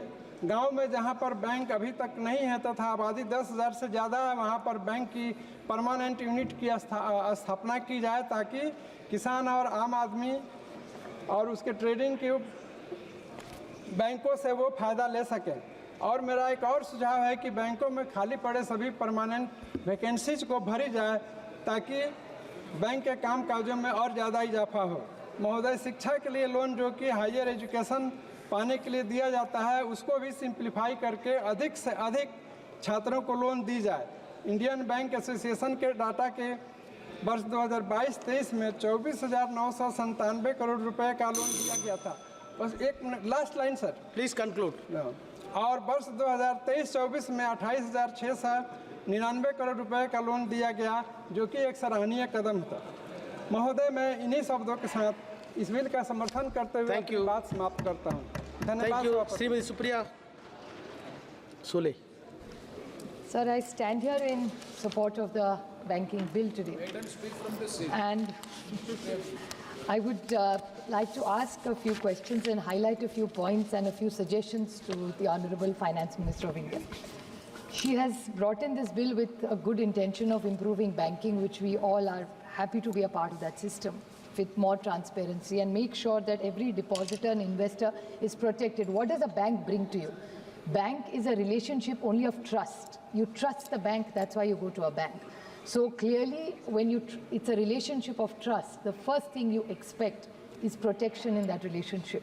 So I appreciate what she has done, but I'd like to ask her a few questions which she could kindly answer in her reply. Is in point 3, clause B, you have the suggestion given is regarding the tenure of the directors in the cooperative banks. My suggestion to the Honorable Finance Minister is, like when we did the Companies Act, we had made it prospective. So whether you make it 8 years or 10 years, whatever you've recommended, can we make sure that it's prospective? Because what will happen if right now there's such a big change in the system, there will be a whole generation of people, of directors, who will have to either be moved out. So that could create a huge disruption. So why not make it prospective? So starting from this year, it's a suggestion. Maybe you can put it a few years here and there. But I think it will help the industry. So it could be a plan of the next 5 to 10 years that a new crop, if you're probably wishing to bring in. Because in cooperative, sir, like you and I get elected, in the cooperative banking, they're elected members. So an elected member, they have capped it. I don't know what the intention of the government is to cap it. I'm sure it's a very noble intention. But if it's prospective, it will really help the industry. Hence, I'm making this recommendation to her. In the second point where she has talked about governance, standardization, and making sure that the depositors are protected. Sir, I have this question, which in the PMC case, the Honorable Finance Minister was most helpful the last time when we reached out to her for help in this case. But there's another bank called Shivaji Bhosle Sahkari Bank in Maharashtra, which is a cooperative bank. And there are many banks pan-India where the investors are not protected. Then they put the 5 lakh rupee cap when you say the normal reply from the government is that 95% people get their deposits back. It's only the 5% who don't get it. It's the large ones. Sir, from 5 to 10 to 15 to 25 is not a large amount. And what happens in these kind, I'm going to make a very pragmatic statement now, is really if somebody does a financial fraud in this country, should we put them in jail? Should be the first action. My question is, it's an humble suggestion which has come to me from people in my constituency and my state, that when there is a financial fraud, you pick up somebody, put them in jail. They are sitting in jail for 10 years, for I'll say. Nothing happens. People are still suffering. They don't get their money back. So what is the big advantage of arresting somebody? I'm not saying don't arrest them. What I'm trying to suggest is, why not first make that person pay back to all the poor people who he owes or she owes the money to, and then put them in jail or whatever system you want. So in any financial fraud, because what happens is the PMC, like an example, which she has been very indulgent towards us in helping, when those people, that entire family was arrested, for years nobody got any hearing for the reason that all the assets were in their name. There was nobody in the family to sell it, so the deposit never got any money. And then what happens if it's in a huge litigation, the government goes to court, it takes forever. It's the same thing what has happened in the IBC Act. The intention of the IBC Act was very, very good. You put them into solvency, but what happens, the court, which was first an arbitrator, a facilitator has become an arbitrator now.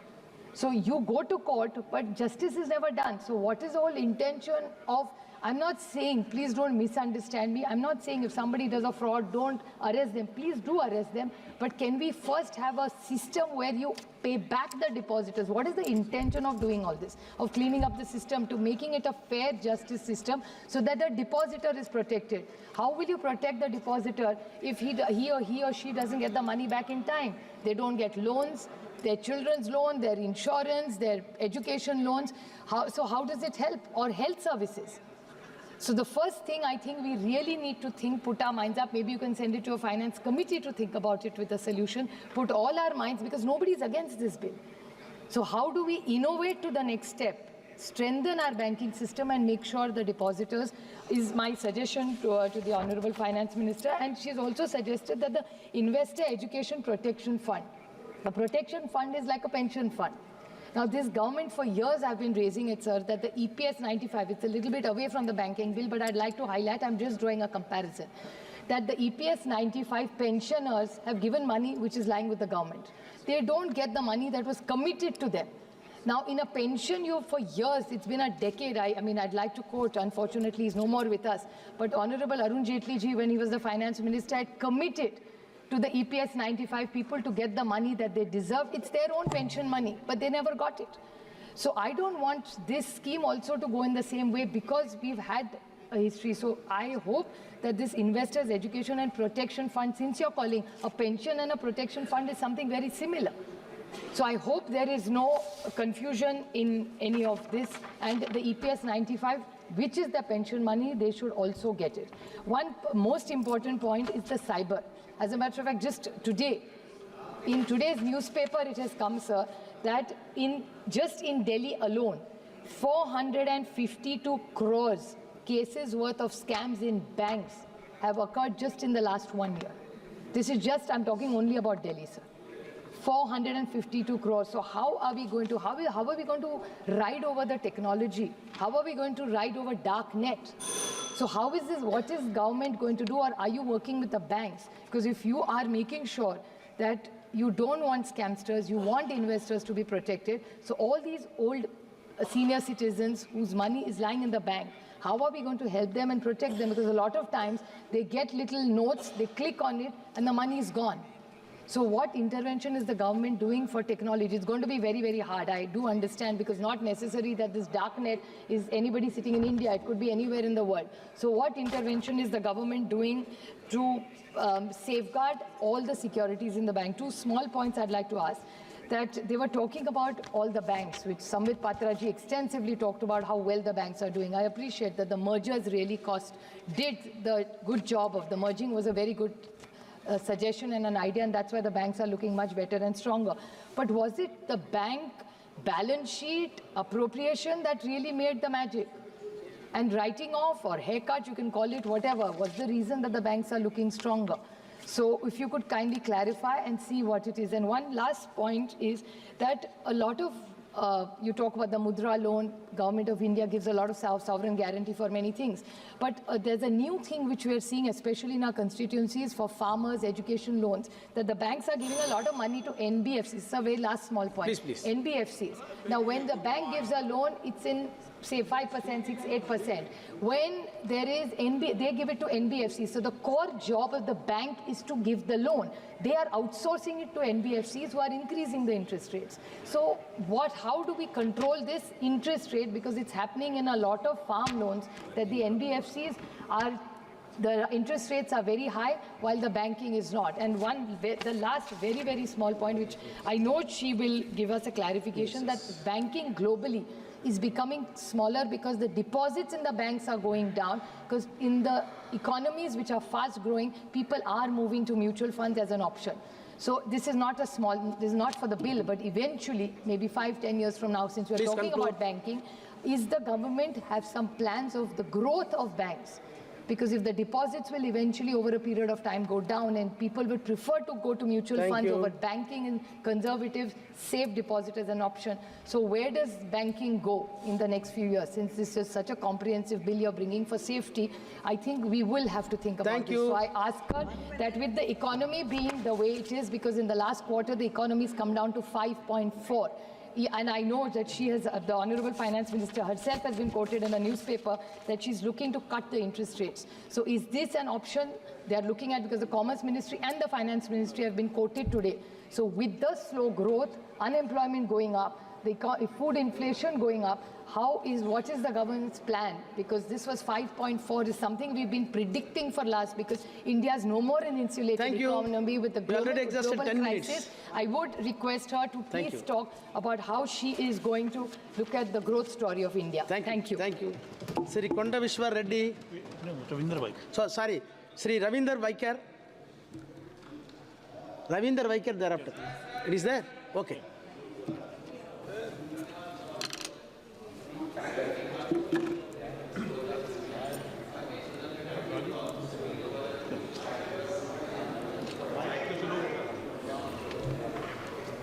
But that's your style. That's your style. Repo mein she believes in positive. Okay. Banking कानून संशोधन विधेयक 2024। आज मैं इस सदन में banking laws amendment bill 2024 पर अपने विचार रखने के लिए खड़ा हूं। ये विधेयक भारतीय बैंकिंग प्रणाली को सशक्त और आधुनिक बनाने की दिशा में एक ऐतिहासिक कदम है। ये विधेयक न केवल बैंकिंग क्षेत्र में पारदर्शिता और प्रभावशाली लाने का प्रयास करता है, बल्कि जमाकर्ता और निवेशकों अधिकारों की रक्षा के लिए ठोस प्रावधान करता है। ये विधेयक रिजर्व बैंक ऑफ इंडिया अधिनियम 1934, बैंकिंग अधिनियम 1949, भारतीय स्टेट बैंक अधिनियम 1955 और बैंकिंग कंपनियां अधिग्रहण और हस्तांतरण अधिनियम 1970 और 1980 में संशोधन करता है। इसमें माध्यम से बैंकिंग क्षेत्र में आधुनिक प्रबंध और संचालन के अनुसार बनाया गया है। इस बिल में संशोधन किए गए जिसके बारे में सभागृह में बात हुई है, मैं खाली टाइम का ये देखते हुए इसके लिए मेरे कुछ सुझाव है। इसके अंदर मेरा एक पहला सुझाव है, गैर न्याय परिसंपत्तियां एनपीएससी एक गंभीर समस्या है। भारतीय बैंकों, विशेष रूप से सार्वजनिक क्षेत्र के बैंकों में पीएसबीएस के सामने सबसे बड़ी चुनौती गैर निवादित परिसंपत्तियां नॉन परफॉर्मिंग एसेट की है। मार्च 2023 तक पीएसबीएस का संकलन एनपीए 5,53,00,000 करोड़ था। ये समस्या न केवल बैंकों की लाभप्रदता को प्रभावित करती है, बल्कि ये ऋण विवरण की गति को भी धीमा करती है। एनपीए के कारण बैंकों का पूंजी आधार कमजोर होता है, जिससे विकसनशील क्षेत्रों को ऋण देना मुश्किल हो जाता है। मेरा सुझाव यह है कि बैंकों को एनपीए पहचान करने के लिए रिस्क मैनेजमेंट सिस्टम को सुदृढ़ किया जाए। Solvency and bankruptcy code IBC के तहत मामलों की तेजी से समाधान को प्राथमिकता दी जानी चाहिए। दूसरा विषय साइबर सुरक्षा। डिजिटल बैंकिंग का खतरा। डिजिटल बैंकिंग के वृद्धि के साथ साइबर धोखाधड़ी की घटनाएं की भी बढ़ी है। 2023-24 में भारत में बैंकों में 25,000 से अधिक साइबर धोखाधड़ी के मामले दर्ज किए गए। ग्राहकों का डेटा और धन सुरक्षित रखने के में बैंकों को काफ़ी चुनौतियों का सामना करना पड़ता है। मेरा सरकार से निवेदन है कि बैंकों का एआई सुधारित साइबर प्रणाली लागू करना चाहिए और ग्राहकों को कर्मचारियों के लिए साइबर सुरक्षा प्रशिक्षण कार्यक्रम आयोजित करना चाहिए। Financial inclusion.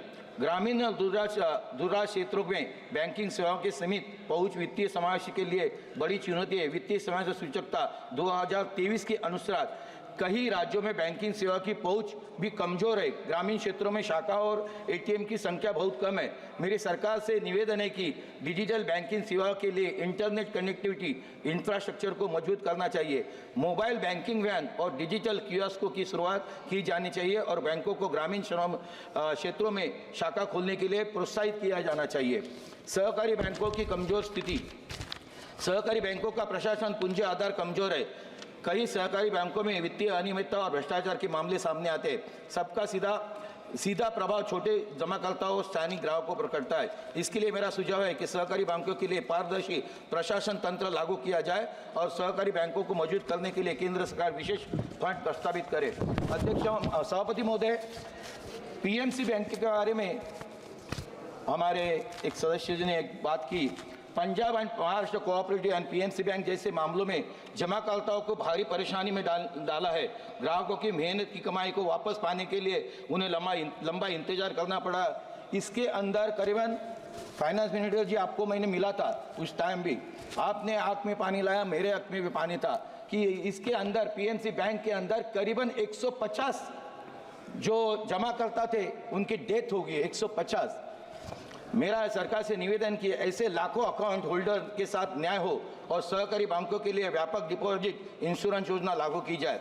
यह मामला न केवल बैंकिंग प्रणाली की खामियों को उजागर करता है, बल्कि भारतीय रिजर्व बैंक आरबीआई की निगरानी तंत्र की विफलता को भी ला सकता है। इसका कारण यह है कि जब पंजाब महाराष्ट्र बैंक के अंदर 25,000 फर्जी खाते खोले गए, तब हमारी आरबीआई के लोग जब चेक करने को जाते थे, उन्होंने क्या किया, जब 25,000 खाते खोले होते, तो इसके लिए मेरा सरकार से निवेदन है कि लाखों अकाउंट होल्डर के न्याय और के लिए व्यापक डिपॉजिट इंश्योरेंस की योजना लागू की जाए।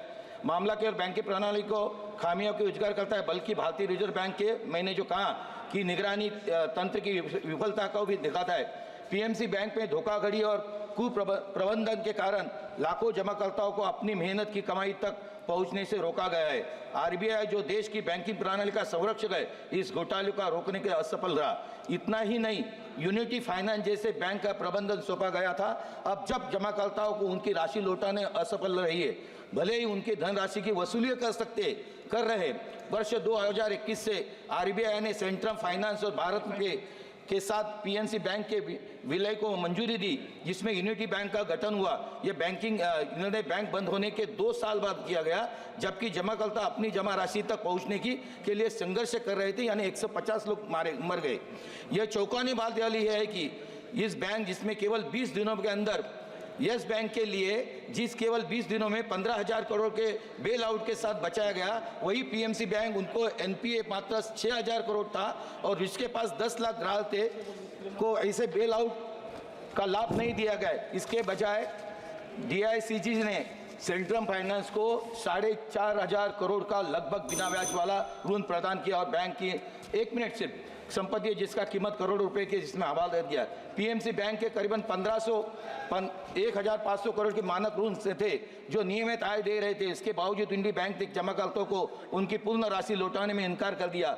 हर जमाकर्ता को केवल 6 लाख का भुगतान दिया गया, चाहे उनकी जमा राशि करोड़ों रुपए क्यों न हो। उनका परिणाम ये हुआ कि लाखों ग्राहक, खासकर वरिष्ठ नागरिक, अपनी दैनिक खर्चों, चिकित्सा आवश्यकता और अन्य उत्तराय के लिए संघर्ष कर रहे।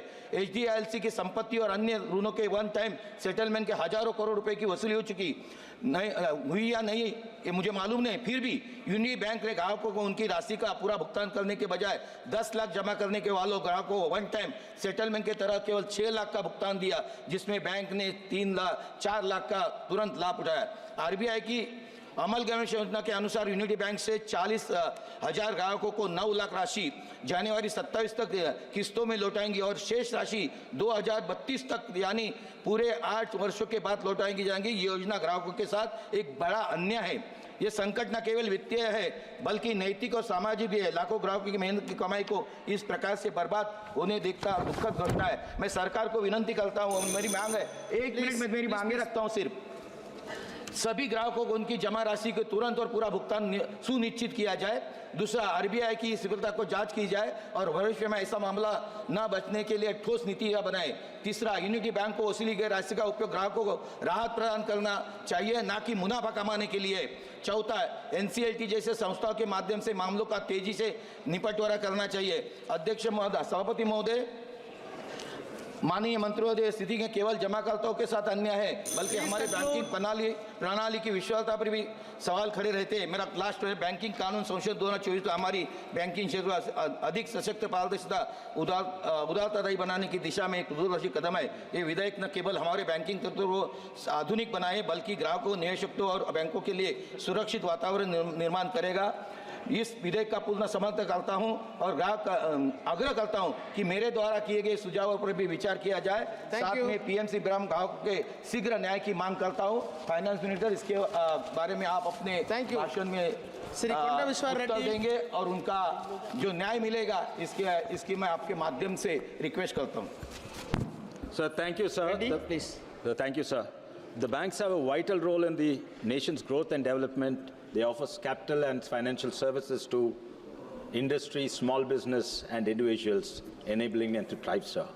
The Banking Laws Amendment Bill 2024 was introduced on August this year, and the bill aims to bring about better governance, standardized definition of terms, standardized reports, greater autonomy to cooperatives, and protect the depositors. These are all part of the much-needed reforms in the banking industry, sir. And I feel all parties should support the bill, and so I'm glad to see some of the opposition party members also supporting this bill in the interest of the nation. However, sir, some members have reservations. One of the members from Congress seems to be opposing on certain grounds. In fact, there's no consistency. There's opposition among themselves, sir. The member from Congress was saying he's not here, so I'm not taking his name, that this bill is an attack on the very federal system and the federal structure of this country because it goes into the cooperative banks, which is a state subject. But yet another member, honorable member, I think Saugat Rai from Trinamool Congress, says this is superfluous and these are very simple and these could have been amendments that have been done through administrative decisions, sir. So two sides of the opposition are opposing one another, sir. See, the honorable member from Congress who feels that the federal structure is threatened should know that if anything, any bill was against the federal structure, it is the 97th Amendment of the Cooperative that the Congress government brought in 2011, sir. And while the entire bill was not struck down by the Supreme Court, those aspects of the bill which actually infringed upon the state authority, the Supreme Court struck it down in July 20th, sir. So if anything is against the federal structure, it is a Congress bill. Federalism khatre mein hai, that is because of Congress UPA bill, sir. But lekin आरोप हमारे पास है that we threaten the federal structure, sir.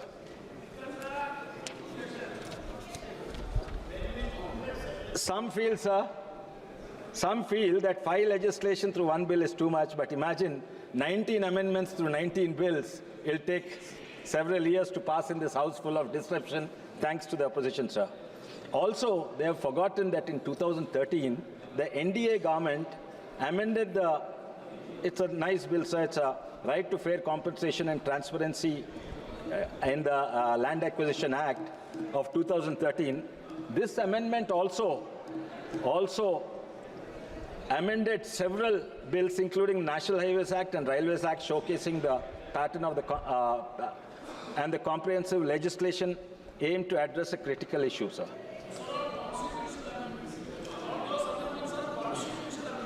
Yes, sir. Thank you, sir. You are a lawyer. We'll discuss this. Sir, our government recognize the need for reforms in the banking sector after the previous Congress government left the banks in doldrums with humongous NPAs, leaving many banks on the verge of collapse, sir. So, Honorable Member Gaurav Gogaiji talked about the chronology, sir. So, give me a minute to talk about the chronology, sir. We heard the history of banking industry from 1969, where the banks were suddenly nationalized overnight. Suddenly nationalized overnight. It doesn't matter who opposed.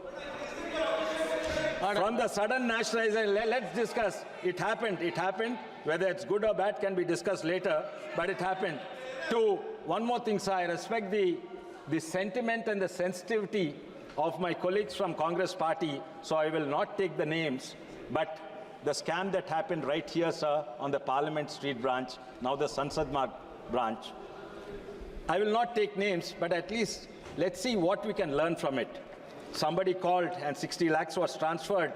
What we can learn from it is there was lack of good governance, there was no checks and balances, and the bankers feared their political bosses, sir. So instead of what we needed was regulation, not merely nationalization and political influence, sir. But after that, to the abyss of the 90s, where the entire nation was on the verge of bankruptcy and due to political influence and a lack of checks and balance. In 1991, India faced the worst economic crisis on the brink of sovereign default. India's foreign exchanges for less than $6 billion, enough to meet 2 meats of country's imports, sir. The Congress government those days made the word Hindu very, very popular all across the world, sir. They made the word Hindu very popular. They referred to the Hindu growth of rate. The Hindu growth of rate was referring to the abysmally slow rate of economic growth in India, and the banking and global economists, this was a popular term to refer to India. Everybody looked down upon India, sir. But 2 or 3% negative growth rate during your UPA times. There were 2 years negative growth rate. And please address the chair. And now our nation under Prime Minister Modi ji leadership is looked upon for the highest growth rate among the large and economies on the globe, sir. Pledging gold to shore up forest research. We have seen all this, sir. But Honorable Member Gaurav Gogaiji also referred to devaluation, sir, of the Indian rupees. Sir, during that time, in 1 week, 2 times devaluation, total more than 21% devaluation, sir. Economy is stable. The rupee is stabler than any currency in the world today, sir. Sir, I'm proud to say it was P.V. Narasimha Rao, sir, the then Congress Prime Minister. He's from my state. He steered the country through the mess and brought major reforms against nationalization and against the nationalization policy, got in liberalization and privatization. But this is where it is a directionless, sir. Once they say nationalization, once they say liberalization, and now again they oppose many contemporary economic policies, sir. It's the inconsistency and the lack of direction was the hallmark of the UPA governments, and this led to the tumultuous situation in the bank. But even after the reforms of the 90s, things were not so well, sir. Sir, we remember, we all actually appreciated, regardless of which party.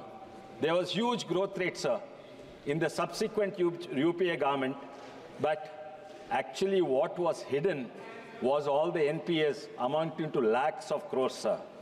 They were unrecoverable loans hidden under different classification of NPS.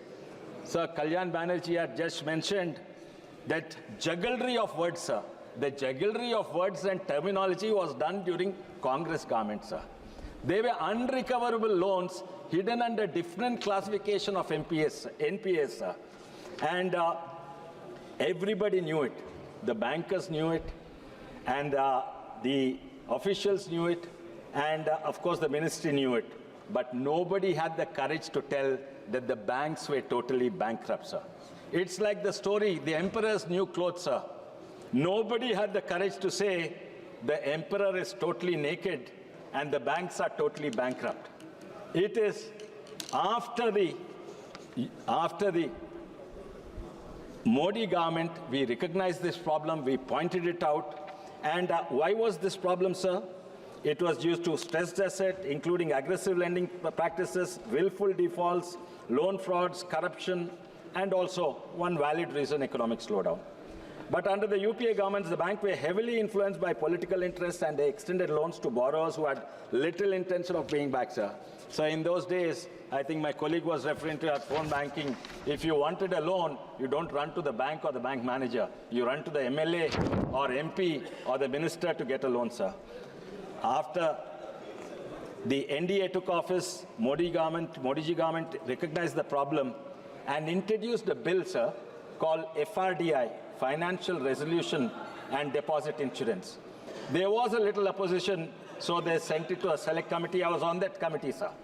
And on this committee, we were shocked to find the so-called growing economy had so many skeletons hidden in the various reports. This is the banking. This is about banking. Okay, please address the chair. Yeah.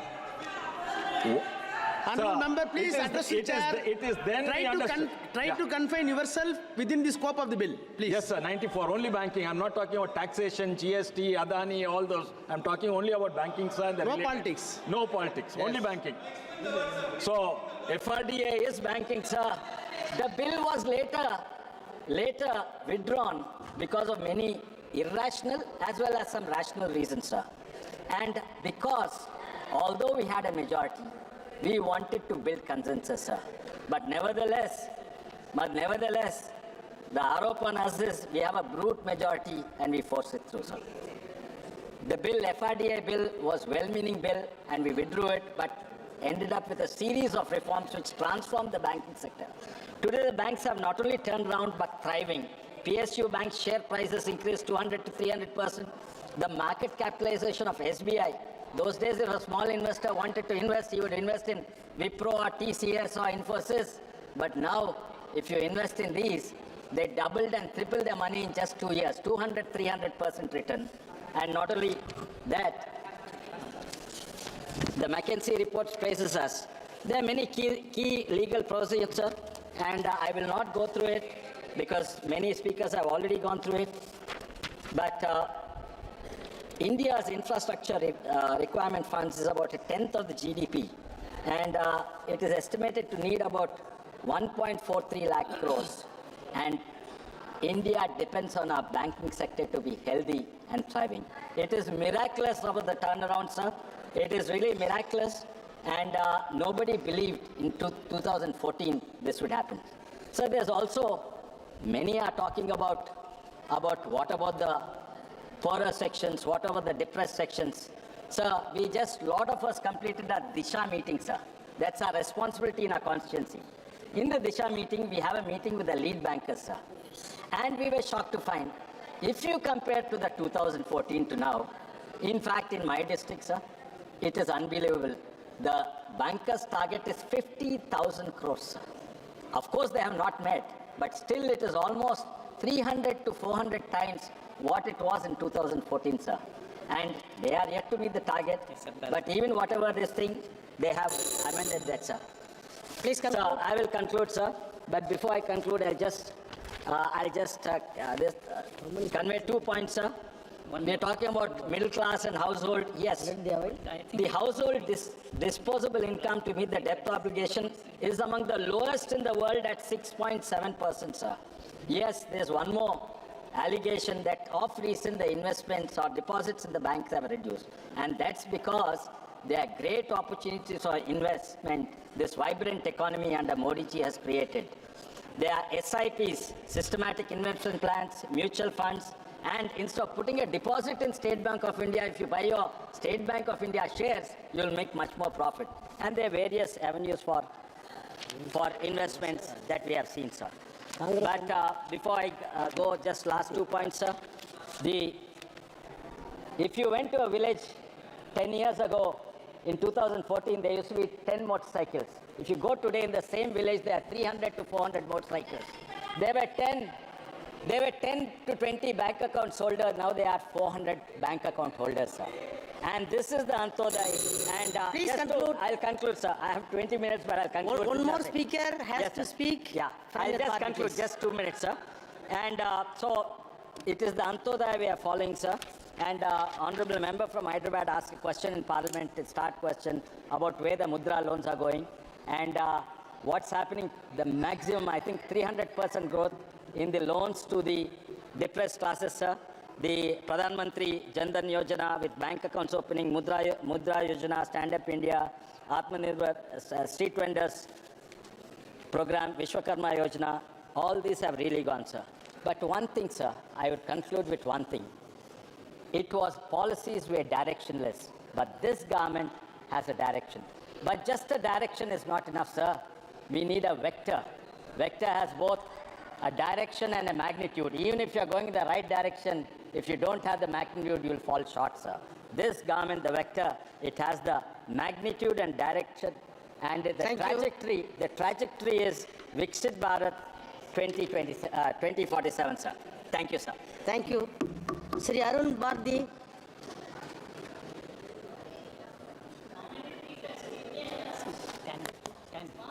धन्यवाद उप सभापति महोदय, आपने मुझे बोलने का मौका दिया। मैं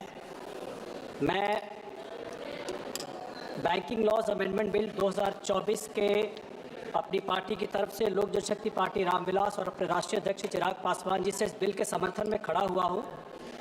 मैं वित्त मंत्री और प्रधानमंत्री जी का भी अभिनंदन करना चाहूँगा इस बिल के लिए।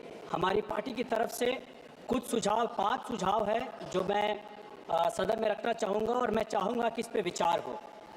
सबसे पहला है जो मैं विचार आपको दे रहा हूँ सर, ये छोटे जो बैंकर्स, जो बैंकिंग कस्टमर्स हैं उनके लिए है, मार्जिनाइज लोगों के लिए है। सर मेरा पहला सुझाव है कि मिनिमम बैलेंस चार्जेस जो 250 रुपये से लेकर के लगभग 2500 रुपये तक प्राइवेट बैंक से लेकर के सरकारी बैंकों में लगते हैं, उसके बारे में सोचा जाए, क्योंकि एक बड़ी आबादी है जो इतनी बड़े चार्जेस को, पिनल चार्जेस को सहन नहीं कर सकती है।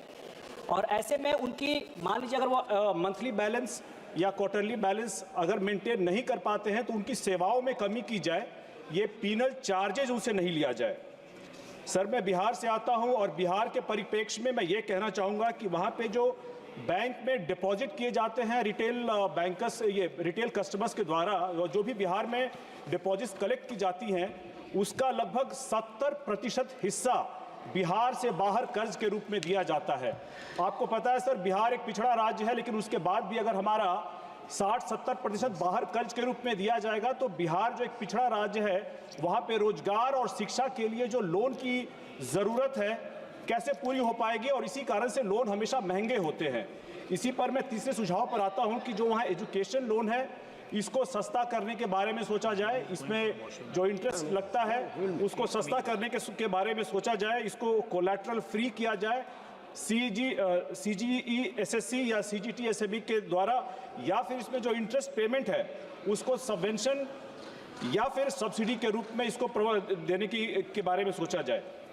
सर अनुसूचित जाति और अनुसूचित जनजाति समाज, जिस समाज से मैं आता हूं, उस समाज में सर कर्ज को लेकर के जो कर्ज लेने की जो समाज की ये है बहुत कमी है, वहाँ कर्ज बहुत कम लोग ले पाते हैं, और इसीलिए पूर्व में वित्त मंत्री श्री अरुण जेटली जी द्वारा एक योजना शुरू की गई थी, venture capital fund for schedule caste. Sir ये एक बड़ा ही अनोखा फंड है जिससे अनुसूचित जाति और जनजाति के लोगों को कर्ज मिल पाता है एक बहुत ही सस्ते दर पे। लेकिन सर अभी तक ये सिर्फ एक एग्जीक्यूटिव ऑर्डर है, इसको संवैधानिक जामा पहनाया जाए, इसको एक कानून के रूप में लाया जाए।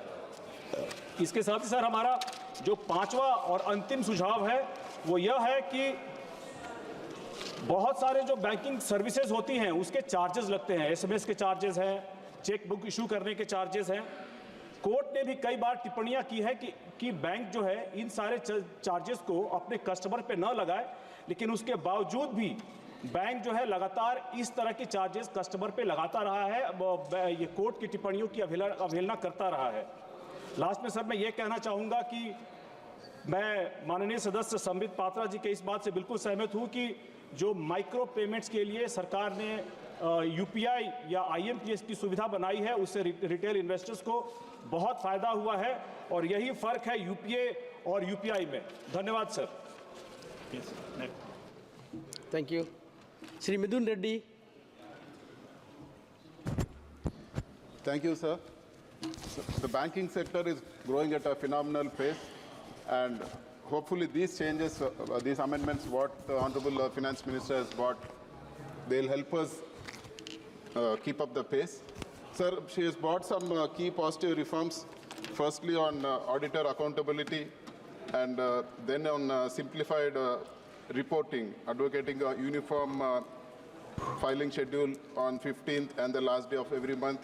So this will reduce a lot of administrative bottlenecks. Then on flexibility for depositors and also broader credit access in raising the threshold for substantial interest from 5 lakhs to 2 crores. So all these are in the, actually we should say that all these help our banking sector. And I have few suggestions to make, sir. One is regarding the farmers and MSME sector. 62% of the country, of the people of our country are dependent on agriculture, and farmers are very important for the prosperity of our country. So a lot has been said about farmers, and there have been so many schemes where they're given loans with credit waiver and subsidies and even collateral-free loans. But not much is happening on the ground, even for MSME, sir. If we have to create more jobs, the MSME sector has to be supported in a proper way. So if you see, if we can provide incentives to commercial banks in the form of tax rebates or refunds for diversified credits to selected MSME sectors, low-scale farmers, etc., this might help the credit supply to the at the banking end, and it will help both the farming community and the MSME sector. And sir, one more issue, important issue I would like to bring to the notice of the Honorable Minister is that if you see student loans, sir, they contribute to the highest portion of non-performing loans as of this year, as per RBI's Financial Stability Report, July 2024. This is because we have not structured education loans in a proper way, and we are giving them as personal loans. So we as a country have the highest percentage of youth compared to any other country in the world. So without proper education to our children, our country is not going to go in the right direction. So I request the Honorable Finance Minister to create a structure so that all these NPS are taken care of and the students get the flexibility of repayment without having the pressure of being an NPA account, sir. Sir, and one more thing, I would like to talk about Andhra Pradesh agreement with SECI, sir, for the power. So there is a Telugu saying which says that which says that one person said a bull or an ox has given birth to a calf, the other person said go tie it without even applying his mind, sir. Same is happening, sir. Andhra Pradesh government has made a contract with SECI, and it was not done with any private player or Adani or anybody, sir. I want to bring to the notice of the House. And SECI is a central government organization. SECI, it has not only made an agreement with Andhra Pradesh, several states, sir, both the NDA state, NDA ruled states, and even the India coalition ruled states. So how can there be a misdoing, sir? And that is the cost of power, which it was signed is ₹2.49. That too, it was done in 2021. and now it is 2024. I would like to bring to the notice of the House the latest auctions which have happened, bidding where various players have participated. The cost, if you see NTPC in May 24, the cost of power is ₹2.69. And if you see even SECI, which has signed with various people have participated in the bidding, it is ₹2.57. And even all the bids which have been done in 2024 are more than ₹2.49, which has been signed by Andhra Pradesh. Over the years, the cost of the panels also is coming down, sir. In spite of that, we got a better rate in 2021.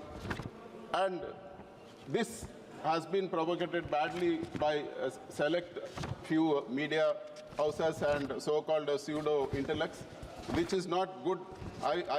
Through yourself, I would like to bring to the attention of the House and everybody, sir. This is a contract between a central government organization and state government with the lowest rate. And that too, when did it happen, sir?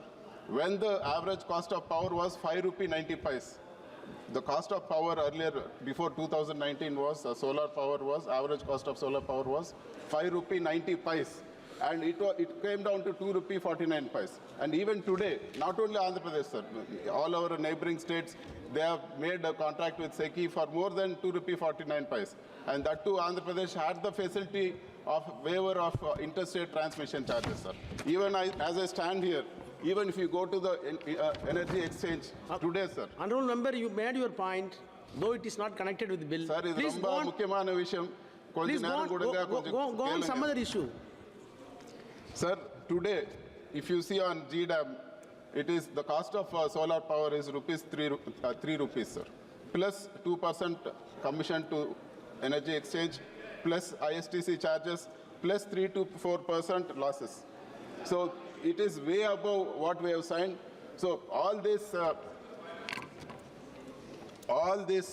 comments or all these things, I only request one thing. I want them to apply their mind, not be biased, and talk about it. Thank you very much. Thank you. Sri Sudhakar Singh. Honorable Member Sudhakar Singh. Yes, please. माननीय सभापति महोदय, मैं banking कानून संशोधन विधेयक 2024 का विरोध करने के लिए खड़ा हुआ हूं, क्योंकि ये नियम बैंकों को कमज़ोर बना सकते हैं और आम लोगों के हितों को नुकसान पहुंचा सकते हैं। भले ही इन नियमों का कहना है कि ये बैंकों को और बेहतर बनाएंगे, लेकिन ये नियम बड़े लोगों को और ज़्यादा ताकत दे सकते हैं और आम लोगों की आवाज़ को दबा सकते हैं।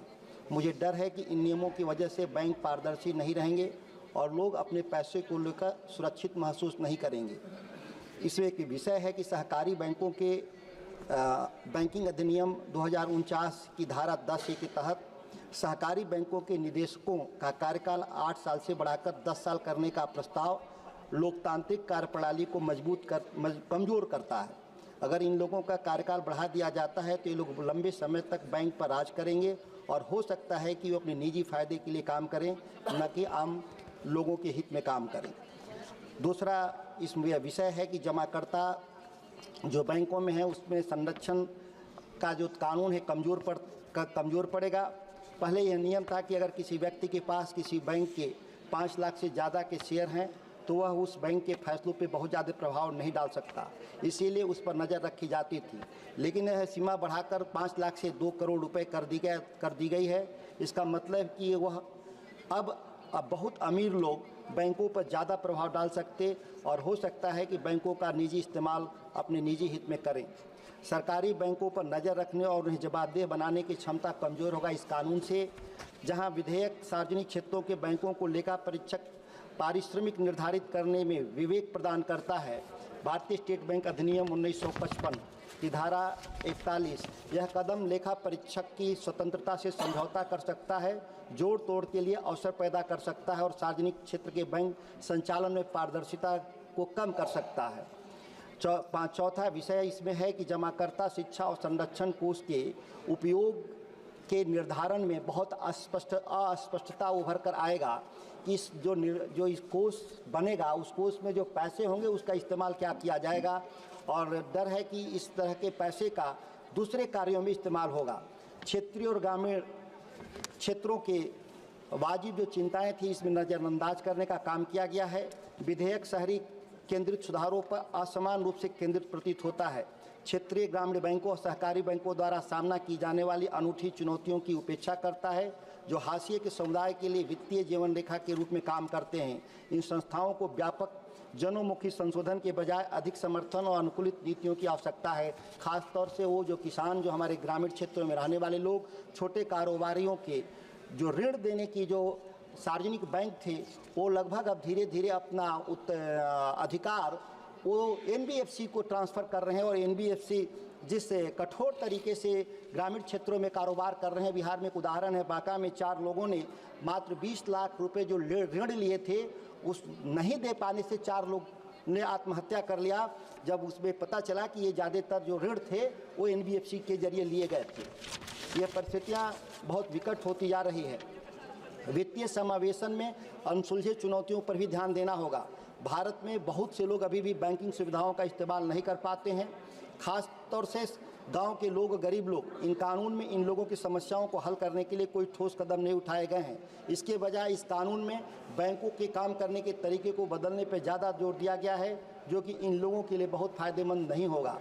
माननीय सभापति महोदय, बैंकिंग कानून में बदलाव लाने वाला नया कानून जो हाल ही में पेश किया गया है, केवल बड़े लोगों के फ़ायदे के लिए बनाया गया है और आम लोगों की चिंताओं को पूरी तरह से नज़रअंदाज करता गया है। यह कानून कुछ बड़े लोगों को और ज़्यादा ताकत देगा और छोटे बैंकों और आम लोगों की बातों को कम महत्व देता है, खास करके गांव में रहने वाले लोगों की। मैं सरकार से गुजारिश करता हूं कि इस कानून को दोबारा सोचे और इसमें कुछ बदलाव करे, ताकि हर किसी को बराबर का हक मिले और बैंकों के लोगों के पैसे के बारे में जवाबदेह होना पड़े।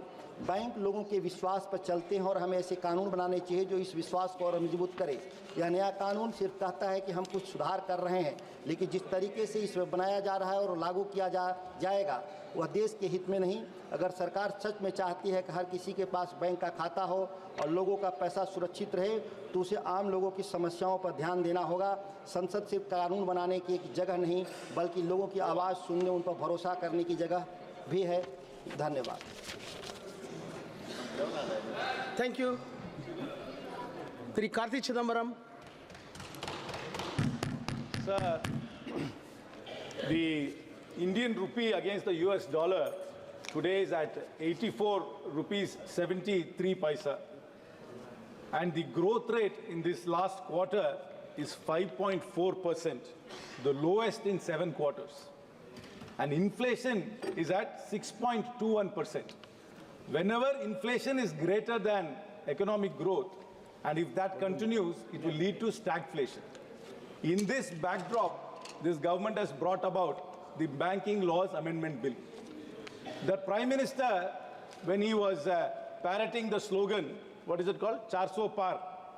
He held a cabinet meeting in March where he said when he comes back to power, he will have a 100-day agenda where they will bring about majestic reforms.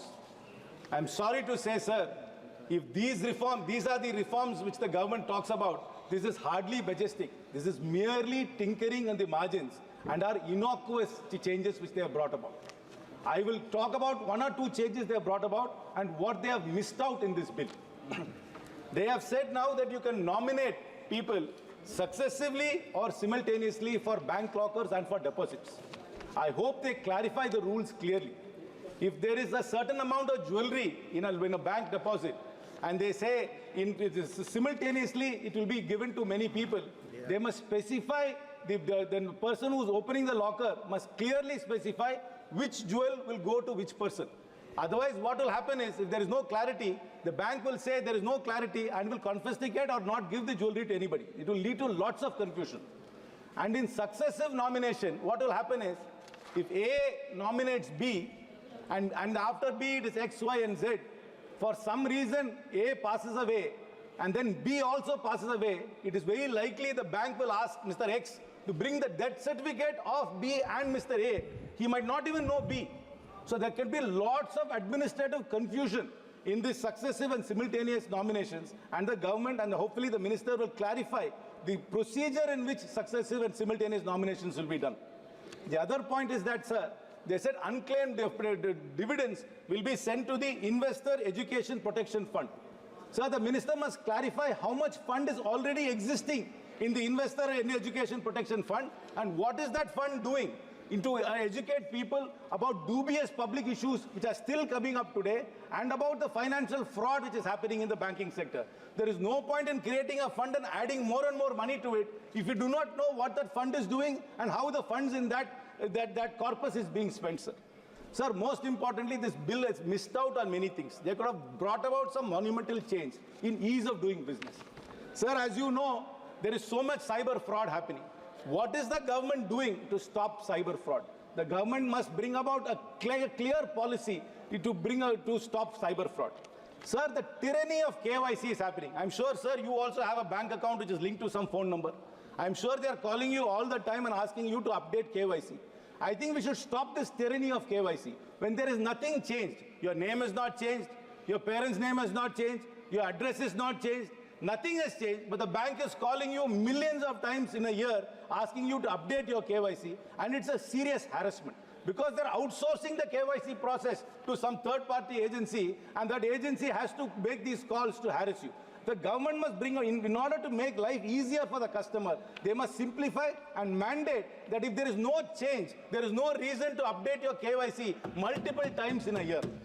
Sir, another thing, sir. Like Chitragupta makes accounts of all our activities in this world to Yamadharma, there is this agency called CIBIL, which is making a record of all our transactions.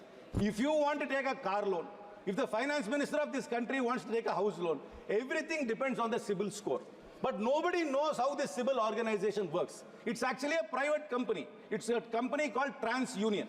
This is the company which is rating every one of us our credit based on our credit history. But we do not know whether they are updating our credit history properly. There is no transparency. There is no way for us to appeal. There is a complete asymmetry between the company which is rating us and us. There is no redressal at all, sir. Every time we go tell a bank, I have paid my loan on time, but they will say, no, your CIBIL score is bad.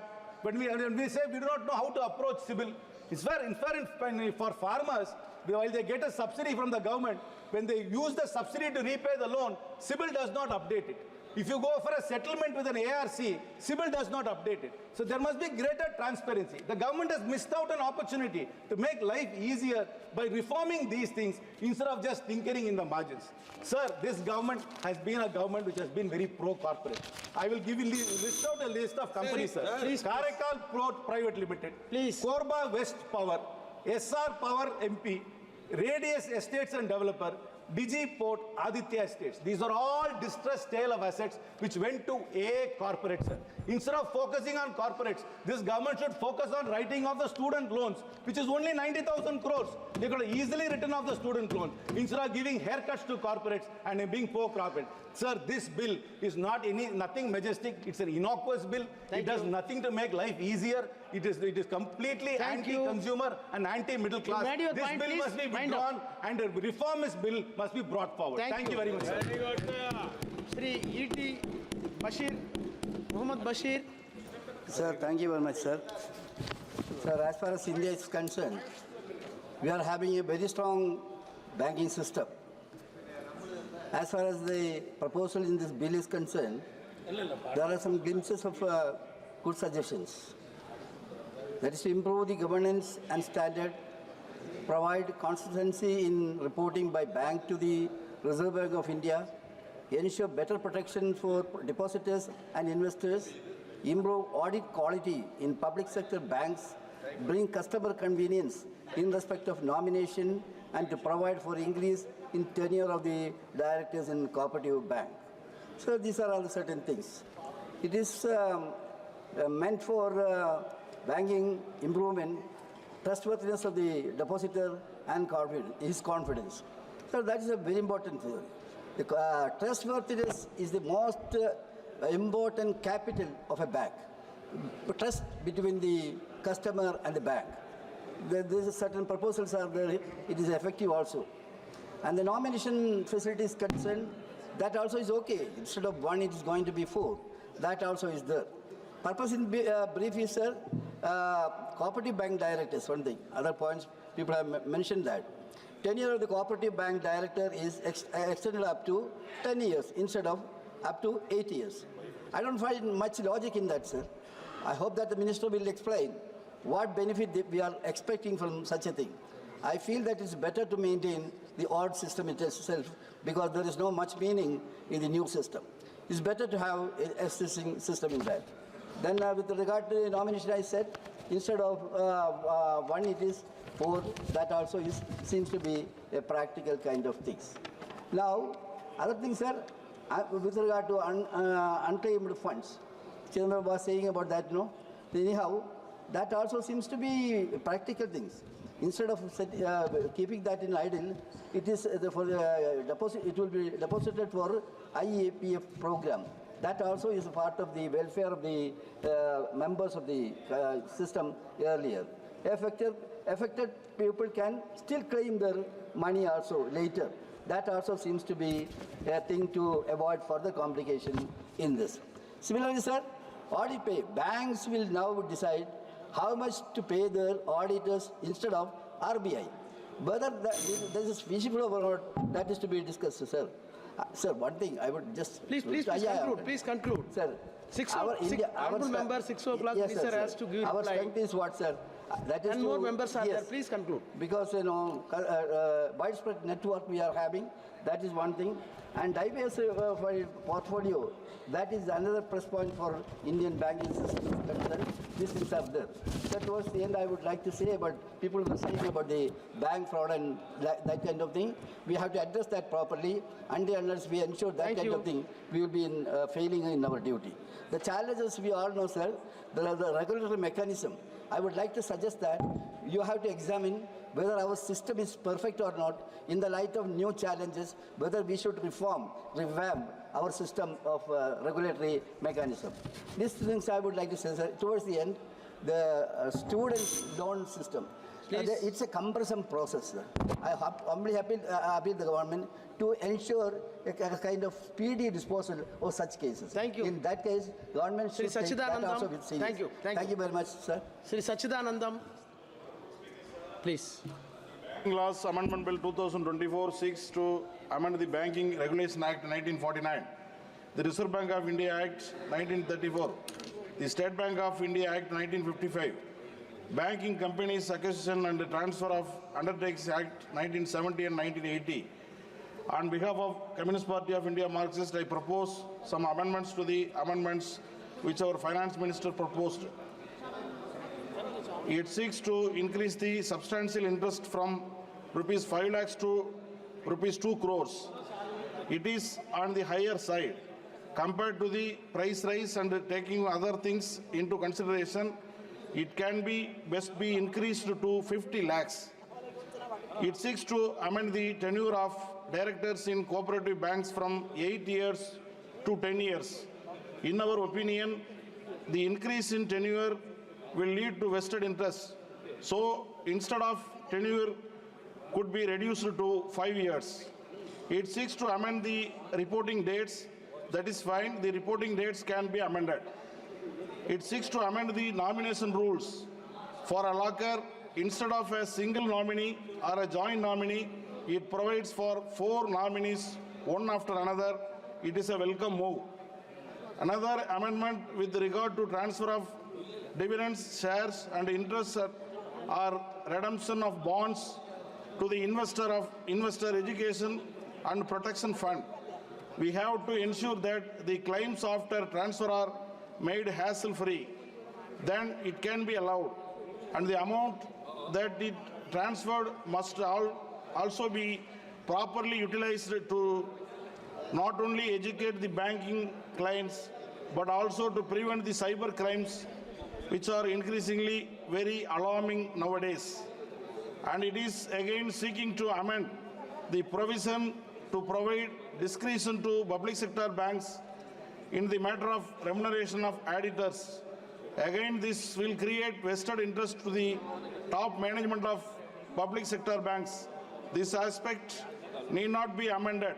It is continued in the present system.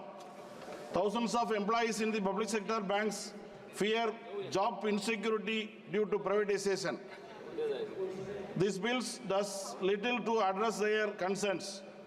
Why is the government not prioritizing employment stability, especially in the time of rising unemployment? This bill is yet to another example of the government prioritizing privatization and corporate interests over welfare of the common people. It jeopardizes the stability of banking sector, compromises financial inclusion, and creates opportunities to misuse of the system. I urge the government to reconsider its approach and prioritize strengthening our public bank system. Let us not sacrifice the nation's financial sovereignty at the altar of privatization. Thank you. Thank Please. you. Thank you. Sri Brem Chandar. Thank you very much, Mr. Chairman, sir, for providing me this opportunity to intervene in this debate. Sir, I have already moved, I've already given notices of amendments, more than 10 amendments. I will not speak at the time of moving amendments, so I may be provided with little bit bonus time. Sir, the Banking Laws Amendment Bill 2024 is against the basic principles of legislative process. At the time of introduction of the bill itself, I have made my opposition. Why? Because the distinct provisions of difference bill proposed to be amended or put together for attaining different aims and objects is not a fair legislative practice, for which distinct and separate bills have to be brought in the House so as to make amendments. In this case, 5 legislations are to be amended. I'm not going to the details of that. If it is rightly, honorable member from the other side has said that it is consequential amendments. These are all not consequential amendments. One is the Cooperative Director Board, and another one is regarding the threshold, and another one is entirely different. So different acts for different purposes and clubbed together and coming as a consolidated law means this is not a fair legal practice, legislative practice. So that is my technical objection regarding this bill that I have made at the time of the introduction of the bill also. Sir, coming to the contents of the bill, I support the bill, contents of the bill, I support the bill with some reservations, Sir, the recent reports relating to Indian banking sector shows that Indian banks are more vibrant and resilient. And key banking indicators, namely credit growth, net profit, CRAR, GNPA ratio, NNPA ratio, PCR are in good condition, I do admit. I would like to know from the Honorable Finance Minister, at the same time when you are making a rosy picture of the health, financial, fiscal health of the Indian banks, when you are making such a picture, I would like to know from the Honorable Minister, what is the amount written off during the last 3 financial years? Sir, it is learned that in the last quarterly profit of SBI is 18,000 crores. That means per day SBI is making a profit of 200 crores. And I would like to know from the Honorable Minister, because the recent reply on 25th November 2024, this reply given by the Honorable Minister in question number 144, for the industry alone, during the 23-24, 1,80,500 crores of rupees are written off in 23-24 financial year. And as far as the retail loans, 90,000 crores of rupees have been waived off. So this is the way by which the banks are functioning. So that sector, I would like to know the clear picture regarding this. But as far as the SARFAESI is concerned, because Mr. Karthi Chidambaram was talking about the educational loans. See, the SARFAESI Act has become a big phenomena and it has become a big issue. As far as the single house loan borrowers and the small and micro enterprises loans, I suggest to the Honorable Minister, please, when it becomes an NPA, an opportunity may be provided to the small and micro enterprises loans, because small and micro enterprises loans are 80% of the MSME, 95% of the MSME is from this category, small and micro enterprises. So they should be given an opportunity to restructure the loans instead of stamping it as an NPA. This has to be taken into consideration, for which the government of India has to discuss with the Reserve Bank of India so as to have an amicable solution to help and and protect the small and micro enterprises. And coming to another issue, sir, regarding the cashew industry in my constituency in the state of Kerala, not only in the state of Kerala, throughout the country, 95% of the cashew workers are poor women belonging to the very, very downtrodden people. Unfortunately, the state chief minister has convened a meeting of all the banks in the SLBC and decided to have a one-time settlement. But unfortunately, the banks are not honoring and complying the commitment made at the time of the SLBC. That has to be looked into. Sir, coming to the clauses of the bill, sir, section 45ZA, that is clause 10 of the bill, that is of the banking regulation, has to be amended to give effect to provide nomination for not more than 4 persons, either successively or simultaneously. Karthik Chidambaram has made a very vital point. Successive and simultaneous nomination is more problematic than the existing provisions of the law. I will explain, sir. Sir, the proposed... Sir, please. I'm purely within the bill. And yes, I know, but time consent is there. Madam is ready to hear. Sir, please. Madam will reply after 10 or 15 minutes. Good point. Sir, I'm fully confining to the bill. Sir, another important amendment is the proposed amendments give provision for proportionate allocation for nominees. This is successive and simultaneous nomination, number one. And number two is a provision for proportionate allocation for nominees and restricting the number of nominees to 4. My question is, suppose, number one question is whether it is in consonance with the succession law. Because a nominee is only entitled to collect the money. He is legally not entitled to get the money. A nominee means he is only entitled to receive the money. But suppose if I am having 5 sons, I want to give five persons as nominees. Why should we restrict the number of nominees to 4? Instead of having the number of legal aids in which he wants to allocate the money. And the second point he has raised, I would like to reiterate, Investor Education Protection Fund. Sir, by virtue of the SPA Act, Acquisition and Transfer of Undertakings Act of 76 as well as 1980, it's provide for transferring unpaid or unclaimed dividend to an unpaid dividend account. If the money is in the unpaid dividend account, he is not paid or not claimed within 7 years, it will be transferred to Investor Education Protection Fund and that can claim from that fund. Sir, it is reliably learned that as on 31/10/2022, total balance amount in IPF is around 5,539.25 crores. How this money is being utilized? Please, sir, one minute. Huge amount of money is locked up as an unclaimed deposit. About 78,000 crores is lying with RBI in the Depositor Education and Awareness Fund. Similarly, huge amount is locked up as unclaimed amount under insurance policies. That will come around 22,000 crores. And similarly, unclaimed amount of interest... Interest amount and dividend warrant will be equal to 80,000 crores. Most of these amounts are due to be paid to the legal aids. Due to the difficult procedure, it is very difficult to get it back. Recent report prepared by the Money Life Foundation suggested to simplify the standard of procedures and rules so that the legal aids can avail the benefits. So I urge upon the Honorable Minister, RBI has to simplify the procedure, duly guarding against a fraudulent claim so that the bank official can also the claim and protecting the interests of the claimants. With these words, I conclude. Thank you very much. Honorable Member Sudama Prasad. Please. धन्यवाद माननीय सभापति महोदय, आपने बोलने का मौका दिया।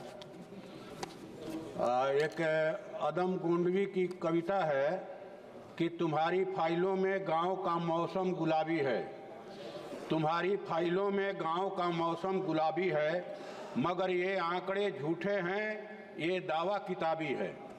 तुम्हारी मेज चांदी की, तुम्हारी मेज चांदी की, तुम्हारे जाम सोने के, यहाँ जुम्मन के घर में आज भी फूटी रकाबी है।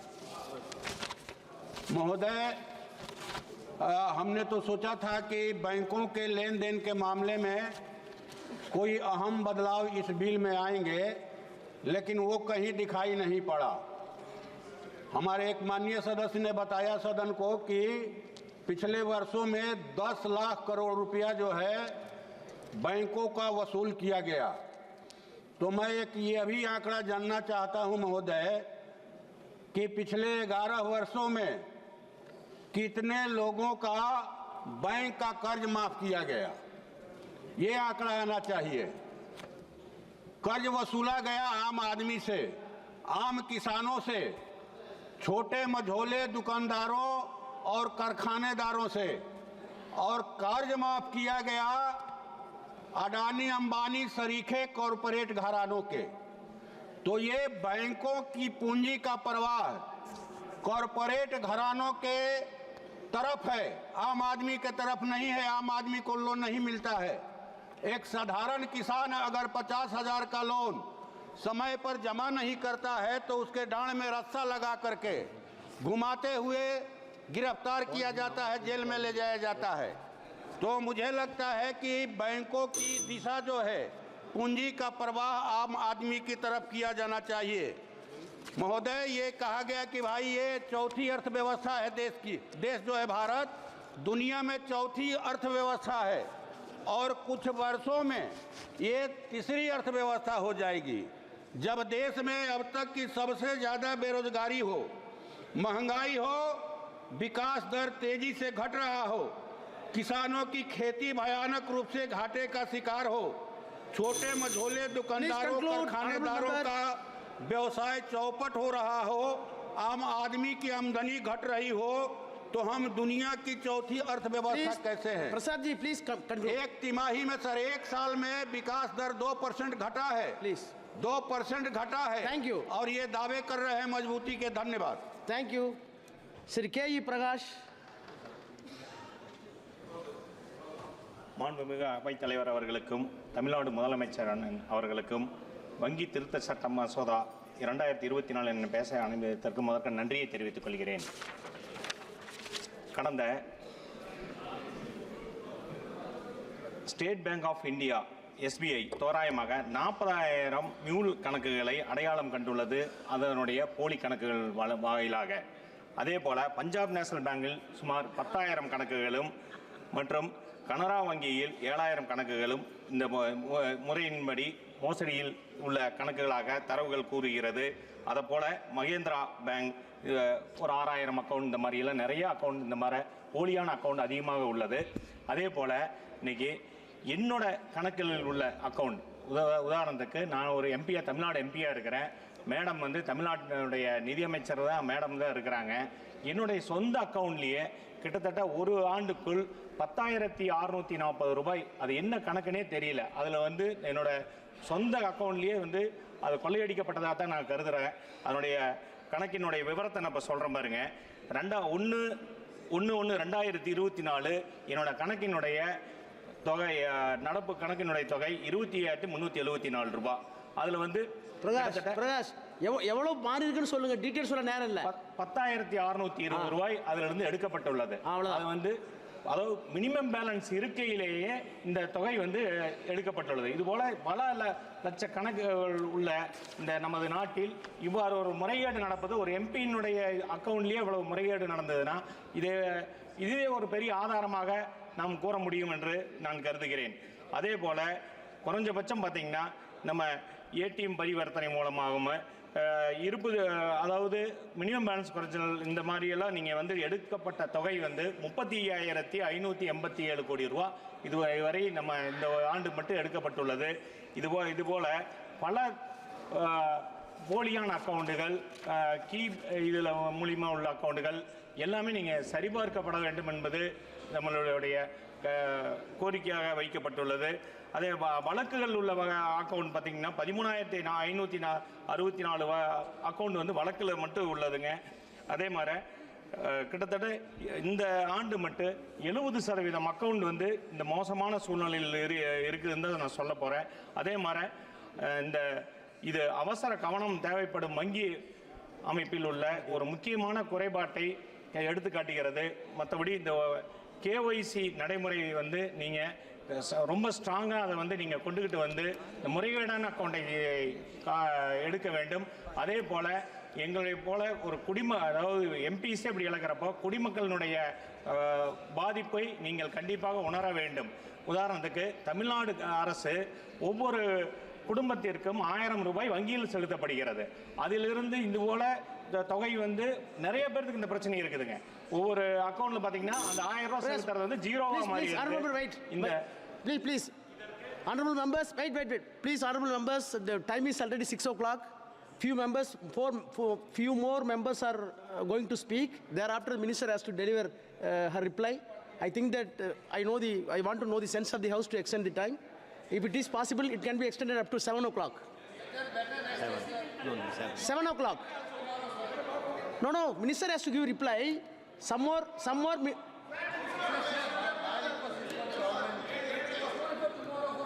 No, minister has to reply today. I think that.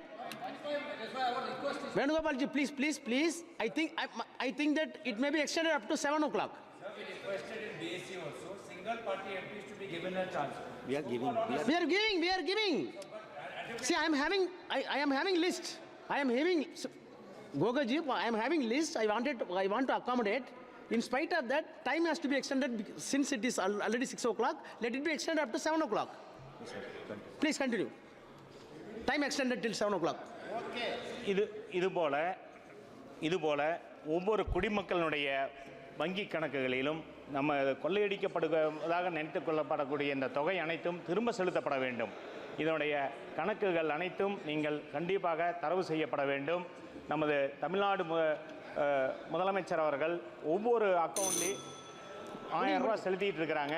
அதை இந்த மினிமம் பேலன்ஸை மெயின்டைன் பண்ணாமல் அவங்களுக்கும் அந்த 1000 ரூபாய் அது ஒன்றிய அரசு எடுத்துக்கொள்ளுகிறது. நாங்கள் அங்கே 1000 ரூபாய் செலுத்துறத ஒன்றிய அரசு அது நூதன முறையில் எடுத்துக்கொள்கிறதாக தான் நாங்கள் கருதுகிறோம். அது நீங்கள் வங்கி சேவையில் இதை நீங்கள் கடுமையாக நீங்கள் ஆட்சேபனை சட்ட திருத்தம் கொண்டுகிட்டு வர வேண்டும் என்று நமது தமிழ்நாட்டைச் சேர்ந்த நிதியமைச்சர் அவர்களை நான் கேட்டுக்கொள்கிறேன்.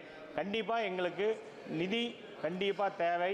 ஏன்னா சிறு தொகை, இது சின்ன குடிமக்கள், சின்ன தொழில் பண்ணுறவங்கெல்லாம் இதில் ரொம்ப பாதிக்கிறாங்க. அதனால் அதை நீங்கள் கண்டிப்பாக காப்பாற்றப்பட வேண்டும் என்று கேட்டு இதை கண்டிப்பாக நீங்கள் செய்து கொடுக்க வேண்டும் என்று கேட்டு. Thiru Francis George.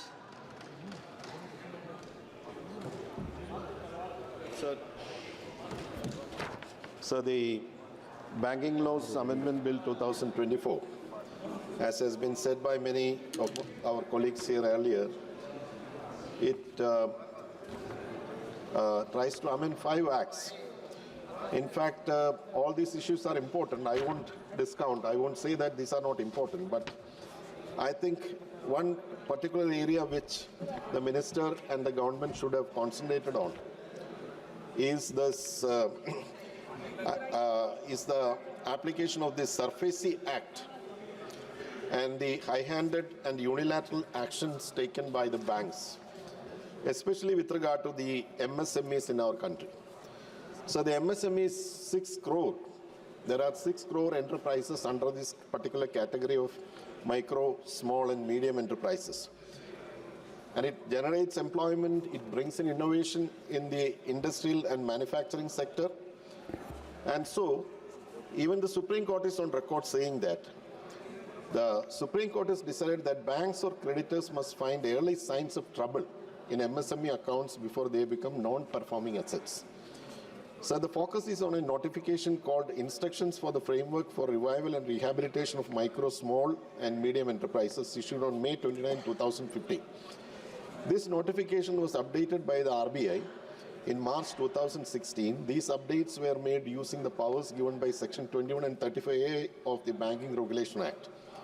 The court said that the May 2015 notification has statutory force, meaning it is legally binding on all scheduled commercial banks licensed by the RBI. So according to the court, sir, the banks must follow the process outlined in the framework to help MSMEs before their accounts are labeled as NPS.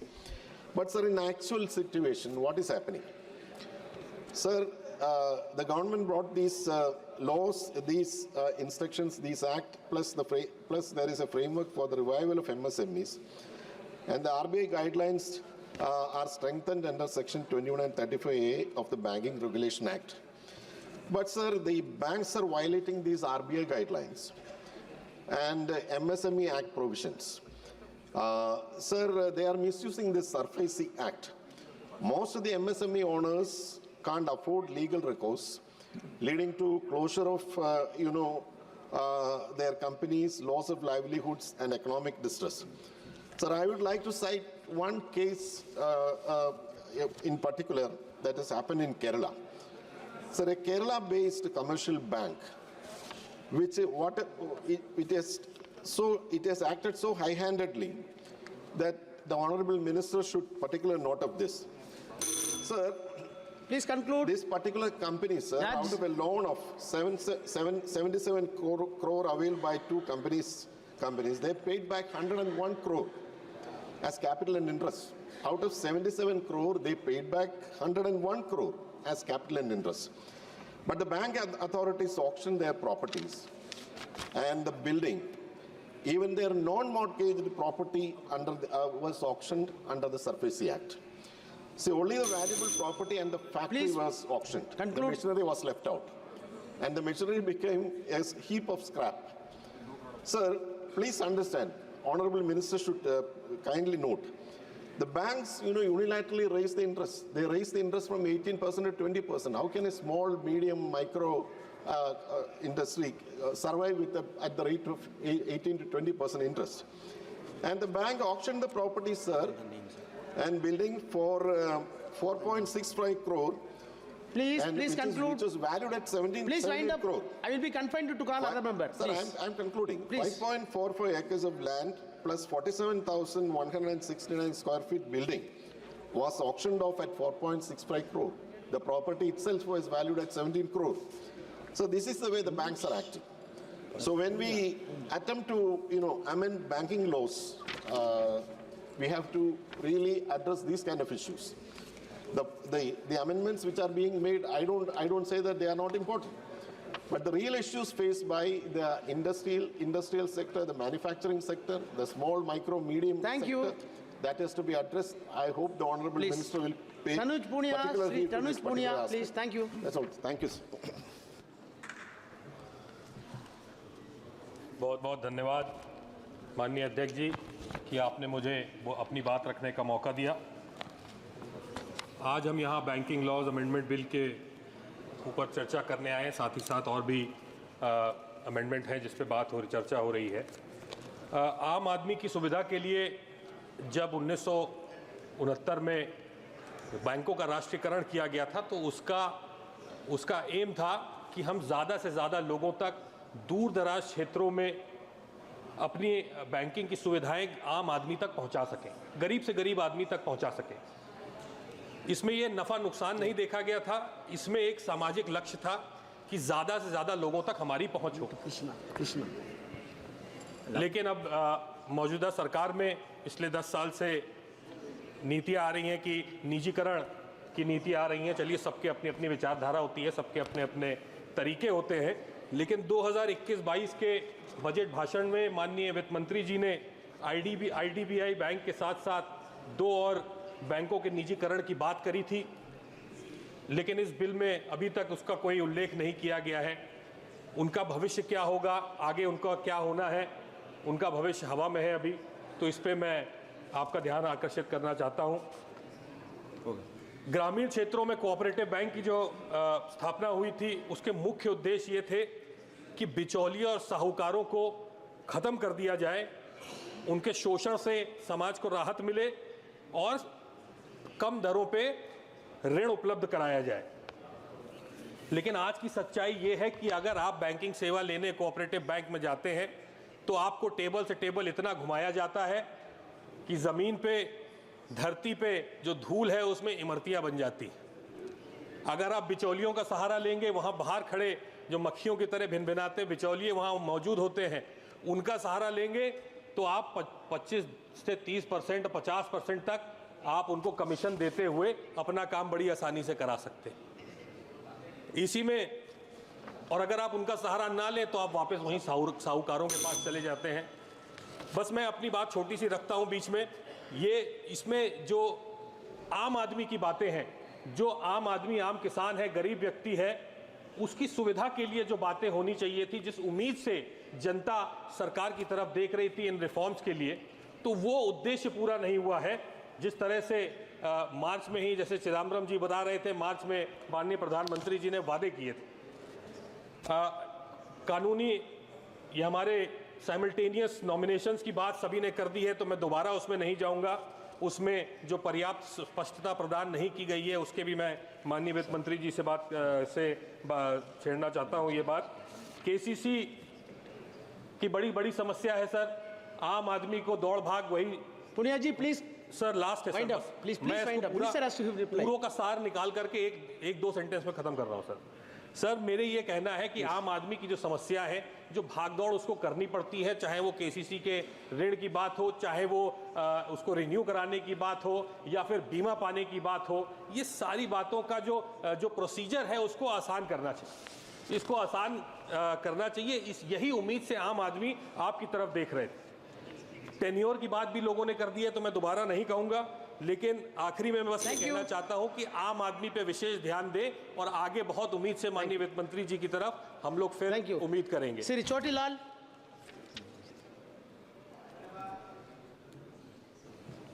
महोदय, आपकी अनुमति से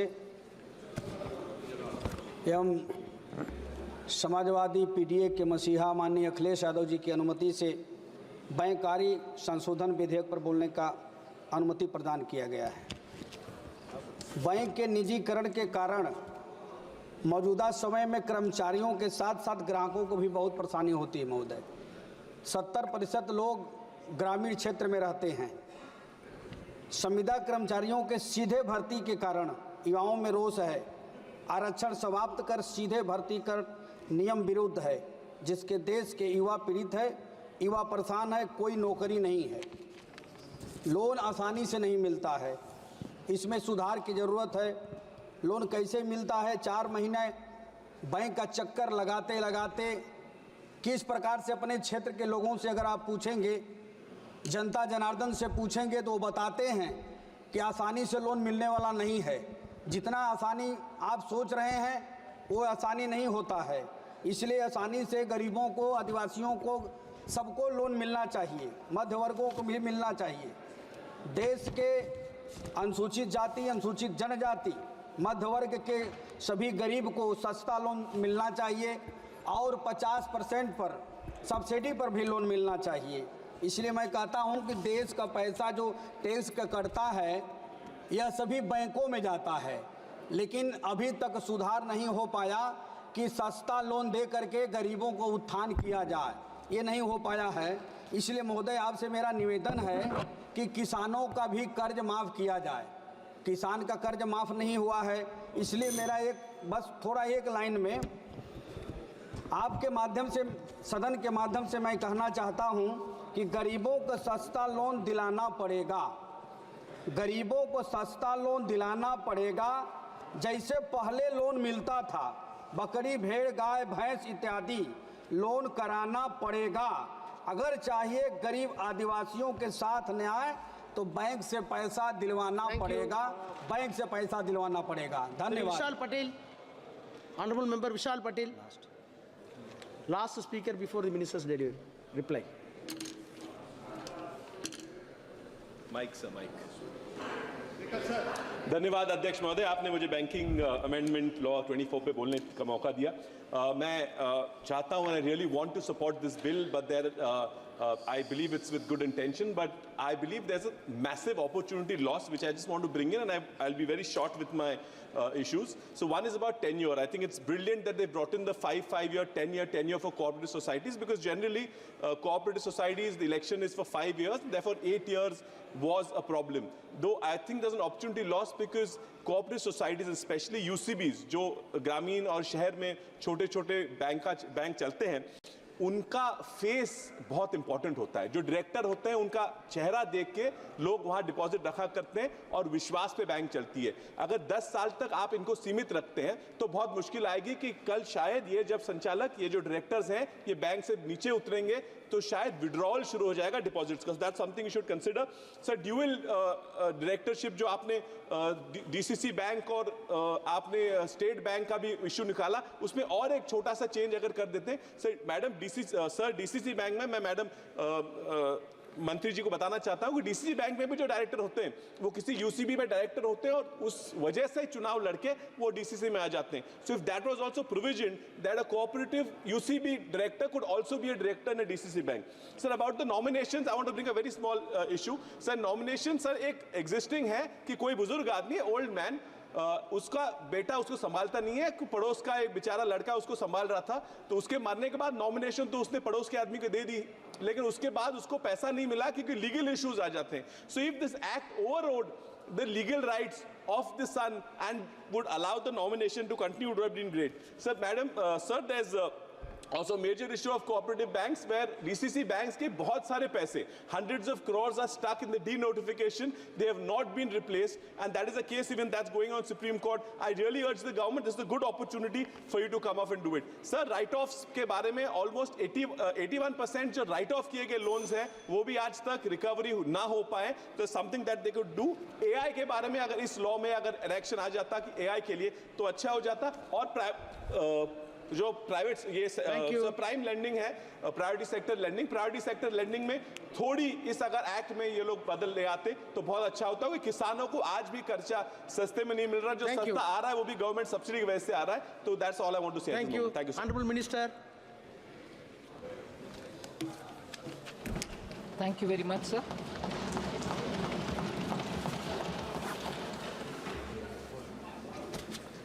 So I'm indeed grateful to all the members. I think about 28 of them have spoken, subject to correction if there is any number change. As much as possible, I've been physically here to hear them, and I'll take more of my time to respond to each of their comments rather than get into the details of the amendments which the bill is bringing in. I think even in my opening statement, I have explained the details of what the amendments are aimed at and how many amendments they are, and also as to why these many amendments are coming through in one go. And I will certainly elaborate a bit more to explain to Honorable Member N.K. Premchandran, who normally gets into a lot of details about the parliamentary process, proceedings, and so on. So I ardently listen to him, this bill or otherwise too. But in this case, I'll certainly give the details to explain why his apprehensions are not well founded. His apprehensions are, I would think, apprehensions only, because I can explain as to why they are not well founded. I would, as much as possible, try to go in the same order in which most of the MPs have spoken. But broadly, I want to say there has been a lot of general comments about, India's banking system, the solutions that you've offered. Maybe the banks are doing all right, but then you have NPAs. So there is a lot of, what I may be allowed to say, mixing of political details into what the reality of Indian banks is. Let me take a sense of confidence with which I would want to say I'm indeed very happy that India and its banking system is where it is today. Being part of this government or as a citizen of this country, I would appeal to all honorable members through you, Speaker Sir, to just look at the world around us. Where are their banking systems? Many countries have lost their banks. Many of them have really collapsed. And we would think in countries where the regulatory mechanisms are very sound, in such countries too, banks have failed and failed miserably. And overnight, in fact, I can even quote the case, overnight, over a weekend, the government had to burn the midnight oil and give some kind of a salvaging package that Monday morning there was no run-in into the bank. That was the situation just 1.5, 2 years ago, and in a very developed country. All of us would have read it in the papers. If that was the case about one bank in one western corner of that country, which was very much prominent because of the closeness to Silicon Valley, overnight they had to flush in money to say, no, run in, please, we'll take care of saving the bank. I heard a lot of voice which said, why this happened for Yes Bank and not for PMC? If only honorable members go into the details of what is the nature of bank we are talking about, can the treatment be similarly given? So, India's banking sector, irrespective of politics, is critical to this nation. We can't afford to have any one of our banks struggling or on the crevice that they may fall off. I must credit the RBI and the Ministry of Finance, not because I'm there, but truly. Since 2014, we have been extremely cautious that banks remain stable. And you know the state of affairs when in 2014, Prime Minister Modi had come.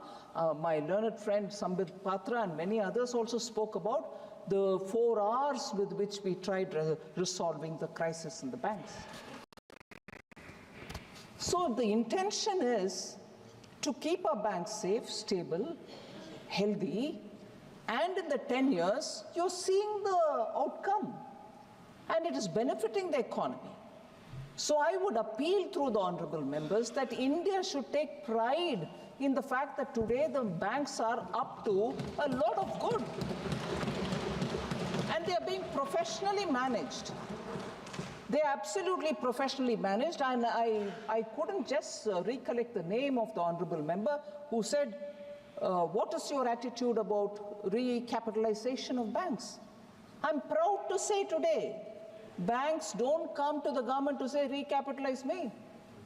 Because today they are professionally run, the metrics are healthy, they can go to the market and raise loans, raise bonds, and run their business accordingly. That relationship of government and the bank as my BAP, I can go to the ministry and take money and run my bank despite all the negatives, no longer prevails. We don't entertain such things because banks don't need to be entertained for it. They're professionally run today. And therefore, I would want, honestly, all of us to take immense pride in this. It's a national achievement. And as a result, today, the regional rural banks, I've done about 8 or 9 reviews personally, not sitting in Delhi, going to each of the states, each of the zones. RRBs, there was also concern, nationalization achieved, and nationalization was done because we wanted to have more branches, more banks going into the rural areas, include people in our RRBs are doing the very same thing. And I'm proud to say today they are mobile banking facilitated, they are internet banking facilitated, they are healthy in their deposit. The sponsor banks are doing so much to keep them absolutely active and on the toes. They are available in Arunachal Pradesh, they are available in Assam, they are available in Dur-Daraz Ilaka of Rajasthan. And as a result today, that very valid question that I don't know if it was Member Supriya Sule who asked about NBFCs and the banks having that, NBFCs are giving away their duty and passing it on to NBFCs. NBFCs are raising the rate at which they're extending loans. There can be problems there. But NBFCs gave that advantage of going the last mile, which public sector banks at one stage did not have the methodology, but now they've come up with bank mitras with which they're providing all the banking facility. And using that as an argument, I want to answer several of the concerns which very many ministers, members of parliament raised. Nationalization was done because we wanted the branches to be available in rural areas. I'll tell you what the progress is. Between 14 and today, total branches of all public sector banks, total bank branches of all scheduled commercial banks have increased by 3,792 in a year to reach 1,65,501 in September 24. That many branches are there in India. Out of this, 85,116 branches are of public sector banks. They're also going to the rural areas or providing within 5 kilometers radius a touch point. It could be an ATM, it could be a bank mitra, it could be the brick and mortar branch, or it could be any other association with a small finance branch there. So within 5 kilometers, and I'm mapping it wherever, whichever state I go, I look at the map of where the bank presence is. Rural branches. First, 1,17,990 branches in March 14. Today, 1,65,501 bank branches of all the branches, scheduled commercial banks. Rural branches, 41,855 in March 2014, and today, as of September 24, 55,372 rural branches, brick and mortar branches. Semi-urban, 32,504 in March 2014. Now it is 45,314. Urban areas, 21,007 only in March 2014. Now it is 29,276 branches. Sir, concern was also, do we cover the poor? Do we cover the women? I'm just giving you the data to start with. Percentage of women covered under PM Mudra. 68% of all PM Mudra goes to women. PM Swanidhi, 44% of all of the Swanidhi loans go to the women. And these are not, interest high, whatever. They are collateral free, without security, given for small people who are having street end shops or push carts. So 44% are going to women in Swanidhi. And number of women bank mitras. Now these are not customers. These are women who are performing the banking function in the rural areas so that people are given the connect. More than 1 lakh out of around 12 lakhs that is, there are 12 lakh bank mitras. More than 1 lakh are women. And this has become a very, very happy augury for them also, because they are able to earn a lot more by being active in the rural areas. So total deposits, sir, PM Jan Dhan Yojana. I'll also address some of the concerns some honorable members raised about charges being levied to small accounts. I'll come to that. What is the total deposit in PM Jan Dhan accounts? It's a very important number. Sir, 53 crore accounts, PM Jan Dhan Yojana. 53 crore. Our population is 1.41 crores. 53 crores have PM Jan Dhan. At the time when we started, and I never get tired of saying this, I repeat it. At the time in 2014, when I had the honor of serving under Honorable Prime Minister and under Shri Arun Jaitley as an MOS in finance, when it was launched, there was a lot of heckling. Oh, you're starting it for people with zero balance account? Who? They can't even keep their balance. And what will happen to the service charge? Will they not be? They will not be in a position to. This is a useless exercise. All this was said at that time. I told you the number of people who have got PM Jan Dhan account today. Are these zero balance accounts? No. Today we have a total of 2.37 lakh crores in those accounts. 2.37 lakh crores. Average balance, and this is a very important metric that we have to keep in mind. Average balance of PM Jan Dhan account has increased from 1065 rupees. A single account, 1,000 rupees. 1,065 rupees was the average. Today, 4,397 rupees is the balance in the account. A Jan Dhan account, average, had 1,000 rupees only as their balance. 1,000 rupees. And that is March 2015.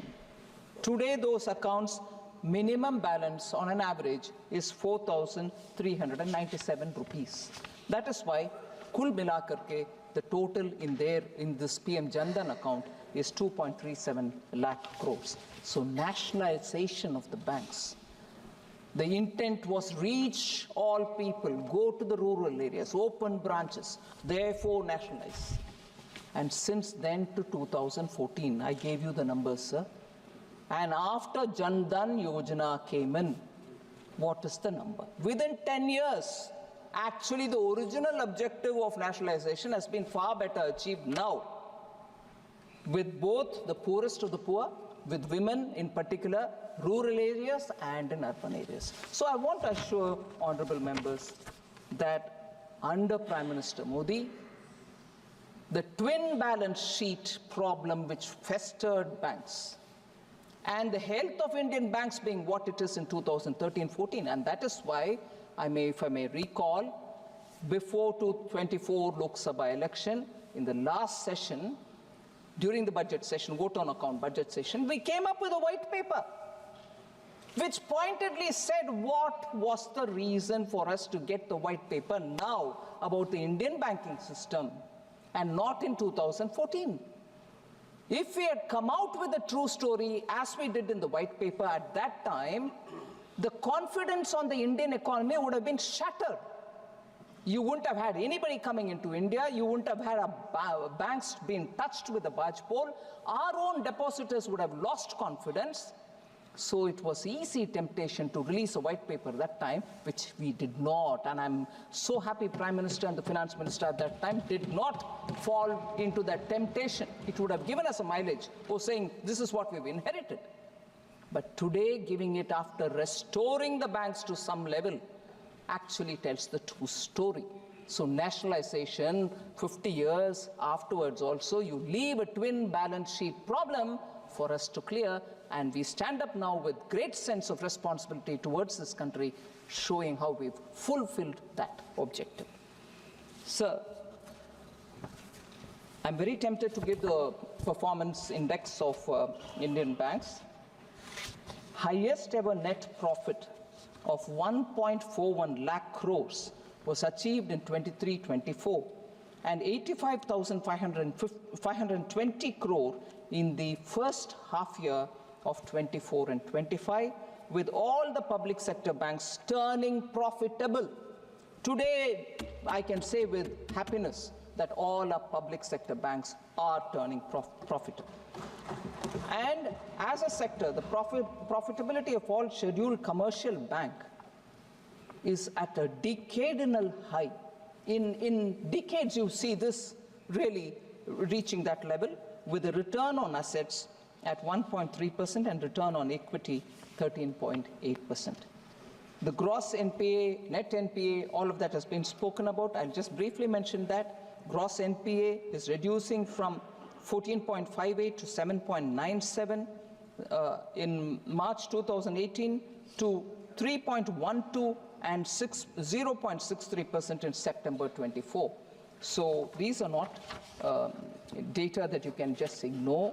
I want to highlight there was also concern about what happens to our MSMEs. Are you dealing with them? Are they getting assistance from the bank? Many of them suffer.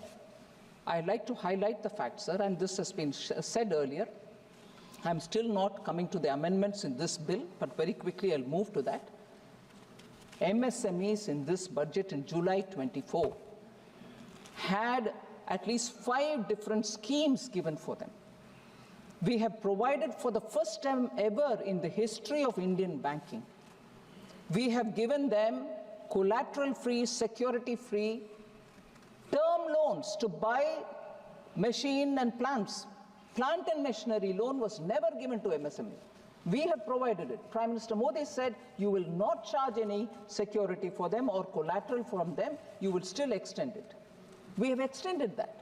And I'm now going to all the MSME clusters to build awareness among MSMEs, saying, please utilize this. I want you all to go to the banks and take that credit. I've gone to Udaipur. I've gone to MSME clusters. I've also gone to Peenya in Bangalore, closer to Bangalore. I will be moving from one cluster to another. And I'm grateful the Honorable Minister for MSME, Shri Jitendra Manji, also has been accompanying me. We are going from cluster to cluster to say, these are the 5 facilities we have given, please come take it. And this kind of a push towards facilitating MSMEs, as we did during COVID. Honorable Speaker, sir, you are aware, Emergency Credit Liquidity Guarantee Scheme, which stood by MSMEs during the COVID. So MSME has never been forgotten by Prime Minister Modi, and I want to underline that all attention is being given to them. Sir, one other point on the MSME. I have set a target of an additional MSME lending of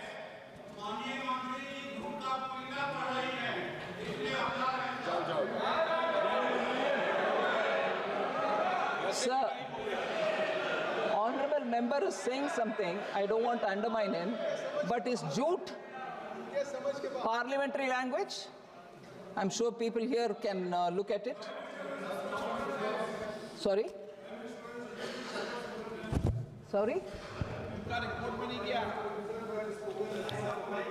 आप उनका जवाब मत दो। नहीं, इनका एक जवाब जरूर मैं दूंगी।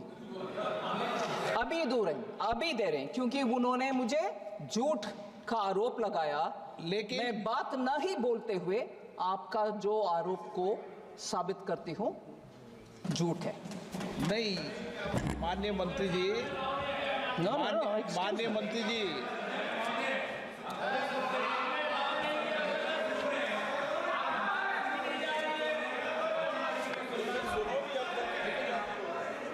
नहीं,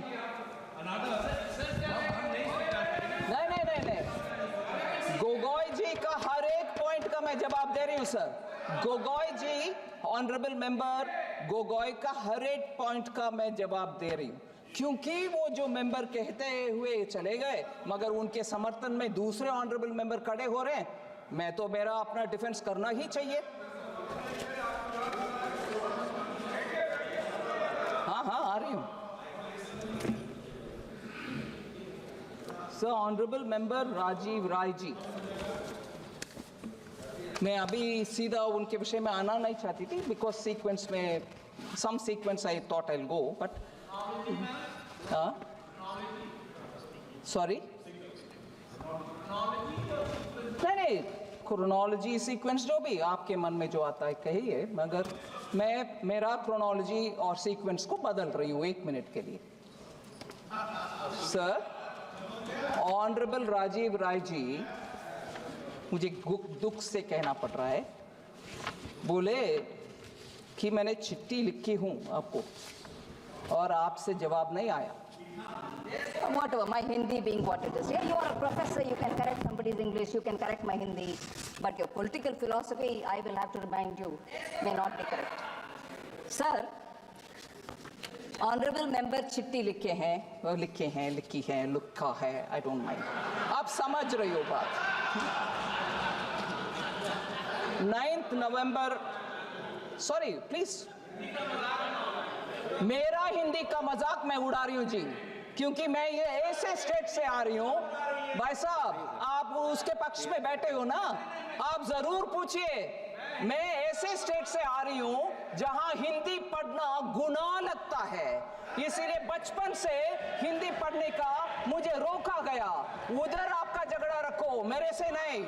झगड़ा आपका उनसे होना चाहिए जो हिंदी पढ़ने में आपत्ति बोलते हैं, आपत्ति मानते हैं हिंदी, उनसे झगड़ा करो भाई, मेरे से क्या कर रहे हो। जल्दी से उठना नहीं है, जबकि आपके मित्र पक्ष का लोग का राजनीतिक हिंदी विरोध का समझते नहीं हो आप। सर, पार्लियामेंट्री वर्ड है क्या? हाँ, I didn't use any such a word. What is lukka? What is lukka? Who used it? Who used it? I have not used it at all. I am not a Hindi bhashi either. I have not used it, sir. Sir. That's right, whoever used it, right? I have not used it, sir. I'm sorry. What? I have not used it. I don't even know that word. What are you throwing it at me? You probably hear it in Assami. I have not used that word. माननीय मंत्री जी। Yeah, but I have not used the word because I don't know it. There is no lie or no. I am saying I have not used it and I have not said you're lying. I am not here to argue in those. I argue on merit. If I have not used it, why will I admit it? And first of all, my Hindi is not so rich for me to use abuses. I use barely 10 words with which my bolchal Hindi karti hoon ji. If only my vocabulary was rich, I'll know which is abuse, which is not. So, sir, this is a digression from the main point which Rajiv Raiji threw at me. He said, a letter dated 9/11, a letter was written to you, you didn't reply. I'm telling you, letter dated 9/11/24 was received on 23/11/24. The letter pertains to an issue being faced by bank mitras with a request to constitute a committee to examine their grievance. That was the matter he wrote. Sir?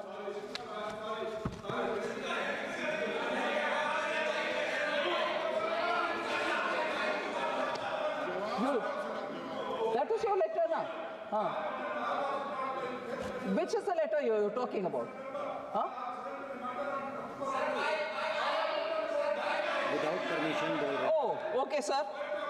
Okay, thank you. I'll get that detail also. But now the detail. Excuse me, भाई साहब, वो पूर्ण सशक्त है, वो बोलेंगे हमारे साथ. Don't worry. नहीं, 1 मिनट. वो ठीक है भाई, 1 minute sir. Sir, he. Please, आपको अलाउ नहीं किया. नवंबर में इनके चिट्ठी का विवरण मैं दे रही हूँ. अभी वो बोल रहे हैं दूसरी डेट, उसका भी मैं डिटेल्स निकलवा करके उनको देती हूँ सर. आपके सामने बोल रही हूँ मैं. और ये नवंबर का चिट्ठी का जवाब मेरे से मैंडेटरी 15 दिन के अंदर एक्नॉलेजमेंट गया है उनसे, उनके पास.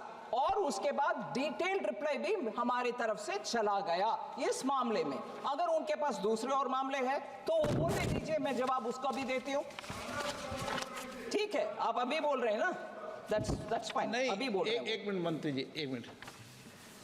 सांसद महोदय, हर सांसद महोदय का पत्र दिया, पर मंत्री जब बिल पर रिप्लाई करेगी तो हर पत्रों को लेके थोड़ी आएगी, तो संभव नहीं है. नहीं, ये संभव नहीं है. अनप्रैक्टिकल चीज़ है भाई. आपने चिट्ठी लिखी, चिट्ठी का मंत्री जी जवाब दिया, लेकिन बिल के जवाब के समय आपकी हर चिट्ठी का जवाब माननीय मंत्री जी, आप भी.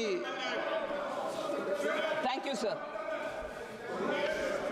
आप डिटेल दे दीजिए, उसका भी मैं देती हूँ, विवरण देती हूँ. अगर मेरी तरफ से जवाब नहीं आता, मैं लिखित में माफी भी लिखती हूँ. मैं ऐसे वैसे आदमी नहीं है जी. मगर आप जब दूसरे के साथ झूठ के आरोप मेरे ऊपर डालते हो स्पीकर के सामने, I will not sit quite.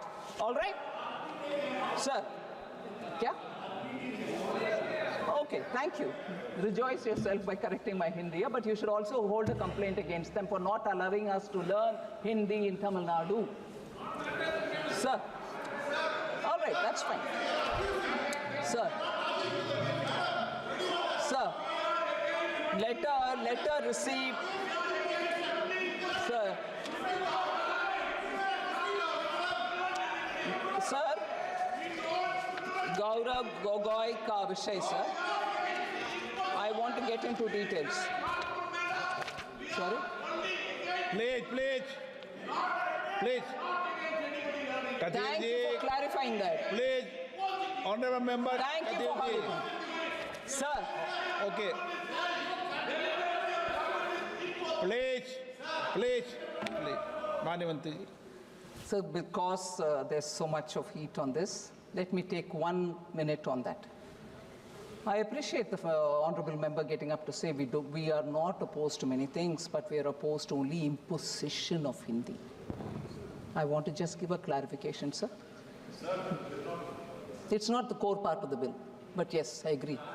But if there are members from your side raising it at me, I'd like to also answer that with the permission of the chair. All right? Sir. Of course I will take the matter. Of course I will take the matter. Sir, I will take the matter up, sir.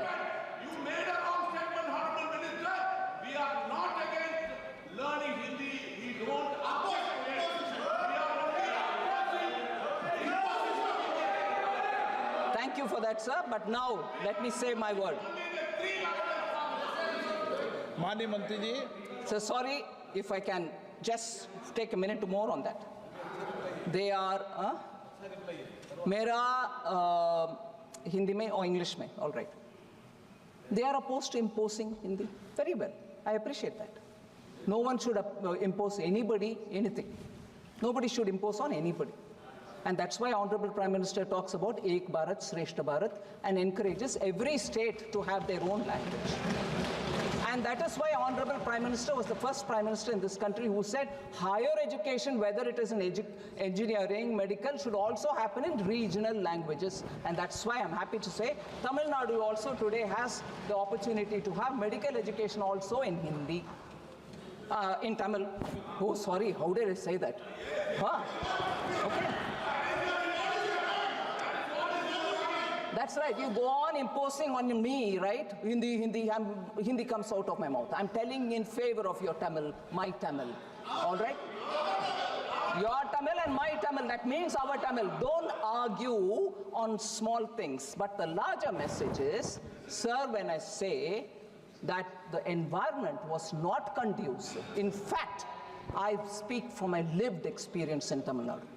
I speak from my lived experience when even going to learn Hindi aside from my school, I was mocked in the streets. And I was mocked saying, oh, you want to learn Hindi? You live in Tamil Nadu, you eat the salt of this country, and you want to learn Hindi, that North Indian's Bhasha. These are words ringing in my ears. This is my lived experience. And who does that? Because of the political support which has been given in that state. Learning Hindi, learning Sanskrit are treated and perceived as learning some other fellow's language. And the words that they use are people who have come over to this land. Is Tamil Nadu not part of India? Is Tamil Nadu not part of India? So what's the wrong if I learn Hindi? They use the word Vanderi. I'm using it in Tamil now. They call us Vanderi. Why? And is that not part of the political strategy there? And therefore, I have lived experience of Tamil Nadu's imposing on me not to learn Hindi. Is that not imposition? Is that not imposition on me? As an individual, I learn the language I want. So what's the harm? I'll also quote from Purananuru. I'll quote from Thiruvalluvar. My love for Tamil is as much as I want to learn any other language. So it's all right to say we don't want imposition of Hindi. We don't want to impose Hindi. But why did they impose on me not to learn Hindi? I want to ask this.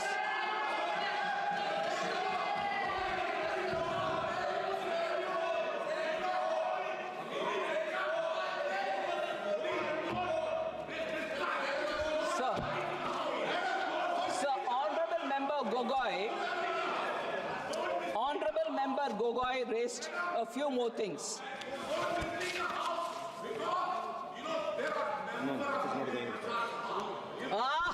Thank you very much. Hindi Prachar Sabha was burnt down in Chennai. Who burnt it? Who burnt it? Hindi Prachar Sabha ka aag lagaya gaya Tamil Nadu. Who burnt it? Baat karte hain Hindi. Sir, sorry, I go on with this. So, sir, I'm giving you You are imposing on me, denying my fundamental right to learn whichever language I want to learn. Sir, I'm coming back to this one, sir. एक minute मंत्री जी, मुझे कई माननीय सदस्यों ने कहा, मैं आसन बोलता हूं पर अनऑफिशियली कहा कि हमें कुछ और लैंग्वेज भी सीखना है. ओके.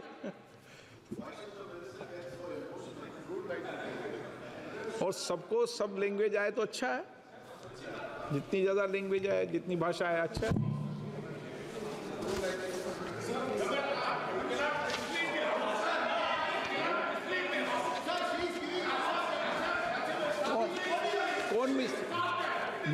कौन मिसलीड कर रहा है उसको?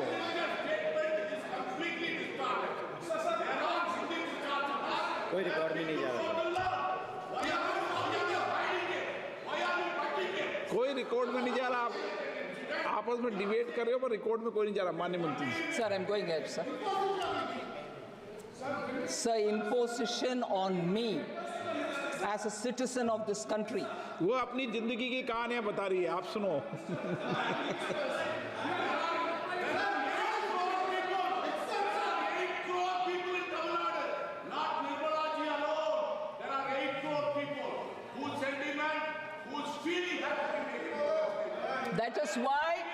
That is why I'm glad the MP is talking about it, former minister is talking about it.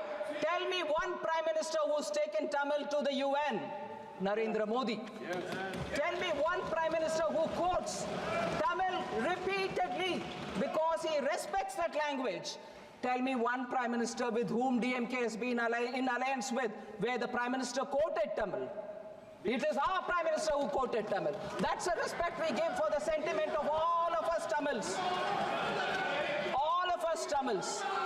You also, sir, if they want that from me, I am also that Tamil who suffered this.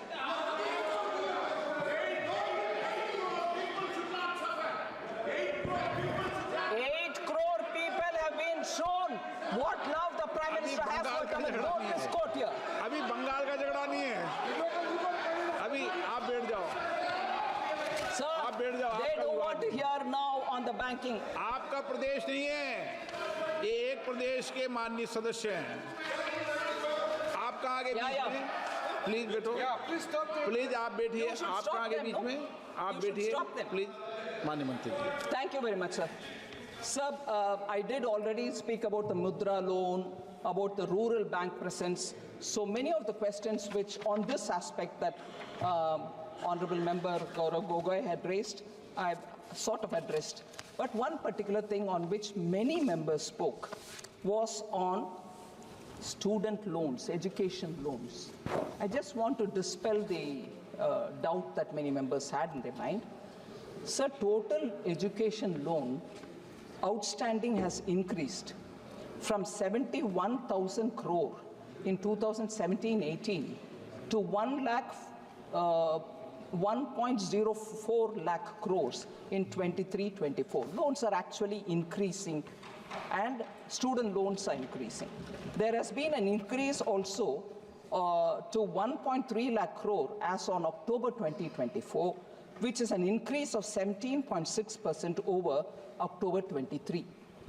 So, model loan education scheme has also been launched by Government of India, where loans up to 7.5 lakh is given without requirement of any collateral or any margin money. The repayment period is also 15 long years. Further, the scheme, sir, is also backed by credit guarantee to the extent of 3,500 crores. So government is giving credit guarantee, and we've given amount allocated for the guarantee purpose is 3,500. Now recently, government has also brought out Parliamentary Vidya Lakshmi scheme for financial support to meritorious students. I just want to highlight what this meritorious students loan scheme is.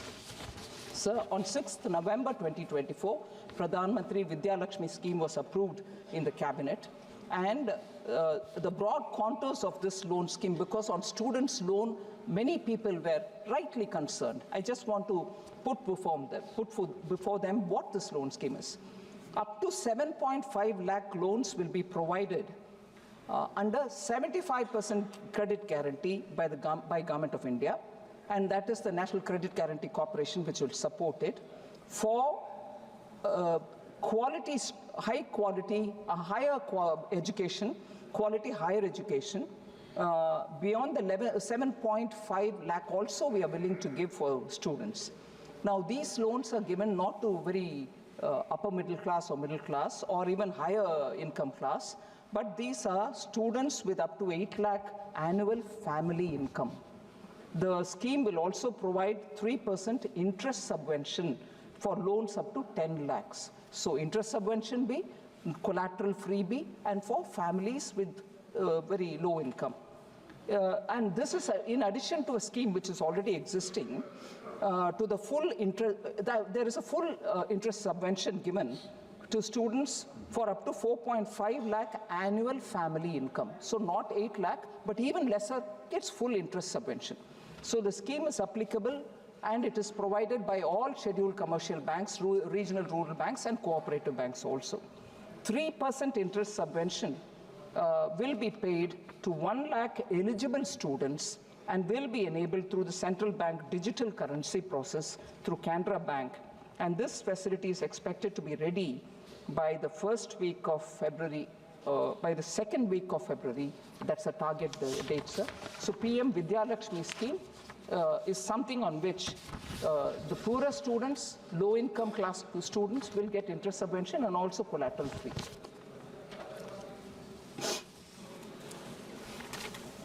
So, Kalyan Banerjee ji raised a few issues, which I just want to clarify. Sir, he was speaking elaborately on the nomination issue. I want to clarify on that, sir. Sir, at the moment, the provisions allow only for the nomination of one person, for the payment of depositors' money, articles kept in safe custody, and also for safety lockers and so on. The proposed amendment, sir, will enable individuals to nominate up to 4 persons for these facilities with options for either successive or simultaneous nominations. I just want to draw the difference between where it is successive and where it will be simultaneous. That will be the first explanation I want to give Honorable Member Kalyan Banerjee. Sir, depositors will have the option for successive or simultaneous and not and. If I heard Honorable Member right, successive and. No, it is going to be this or that. For instance, for deposits, option for either successive or simultaneous nominations are available. Whereas for articles kept in safe custody or in safety lockers, only successive nominations will be allowed. Successive nominations ensure that if the first nominee is unavailable, the next nominee in line will become operative, maintaining continuity and reducing complications of legal heirs. Additionally, what it does, 45ZG is inserted to establish the priority of successive nominations, ensuring clear guidelines for activation of subsequent nominees, if one is not there and another. Why at all we need to bring this? This also partly answers Shri N.K. Premchandran's concerns about why we are doing all this. Sir, before I come to the next point on the directors, so the difference between where the successive and where the multiple nominations are applicable are, there's a differentiated treatment between deposits and also the security. Sir, Kalyan Banerjee ji and also I think many others, N.K. Premchandran also and Supriya Sule also raised this issue of cooperative bank directors. So the current provisions today specify an 8-year tenure for directors, excluding the chairman and the whole-time director in banking company. The proposed amendment aims to extend the tenure of directors, excluding the chairman and the whole-time director in cooperative banks, to 10 years. What's the rationale, sir? The 97th Amendment to the Constitution specifies that the term of elected members of the board and its office bearers in cooperative societies shall be 5 years from the date of election. This provision is consistent with most cooperative laws, which also stipulate 5-year term of office for directors with no restriction on re-election. The current Banking Regulation Act imposes an 8-year cap on tenure of directors. So that and the constitutional provision are not in alignment. So this creates practical difficulties as directors serving the maximum term under cooperative laws are required to resign in the middle of their second term to comply with the Banking Regulation Act. To resolve this challenge and align it with the Banking Regulation Act, with a constitutional amendment, it is proposed, therefore, to extend the maximum continuous tenure for directors from 8 years to 10 years. This will therefore harmonize it with the current governing practices that exist. So, so these are the points which I think the three members. At the moment, we have not, but you have given us a thought. I'll have to think about it. I'm not giving an assurance, but I'll certainly have to. Sir, there was also this concern about cyber frauds. There's a lot of activity and initiative being taken by Government of India. I'll just highlight, and I know even on a daily basis, there are a lot of calls which come to us saying, I've lost this money because of people fraudulently called me saying they are CBI director, they are so-and-so IB chief or whatever, and claimed their entire details and money has been siphoned off. In many cases, very educated, very, very experienced government and private company top executives are losing money. But at this stage, I can only say the efforts that we are taking, and we are trying to, as much as possible. एक minute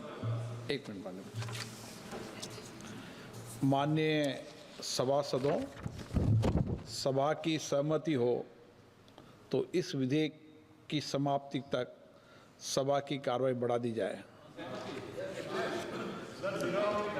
माननीय मंत्री जी। So at the moment, sir, Indian Cyber Crime Coordination Center, which we call as I4C, under the Ministry of Home Affairs, serves as a national nodal point for coordinated effort in tackling cyber crimes. Cyber Fraud Mitigation Center operates in collaboration with major banks, payment intermediaries, telecom service providers, law enforcement agencies, and so on. National Cybercrime Helpline 1930 is also operational 24/7 across all states and UTs, so for immediate reporting and redressal.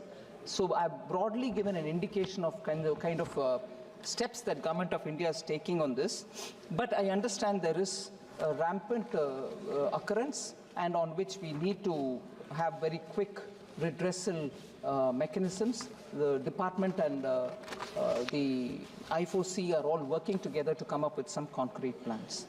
Sir,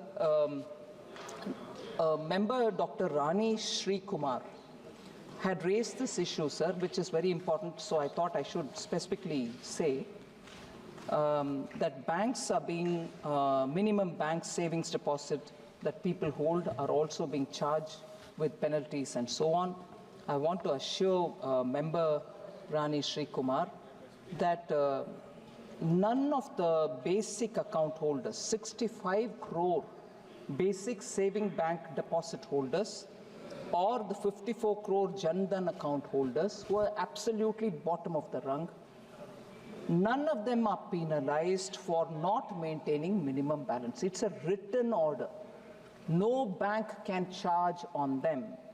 And in fact, these accounts are also given overdraft facility of 10,000, which is extended to all these basic account and Jan Dhan account.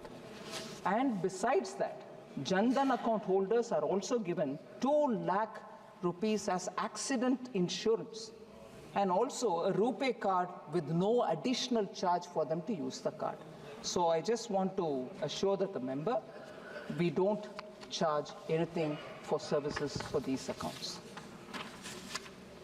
So finally, N.K. Premchandran ji, write-off loans.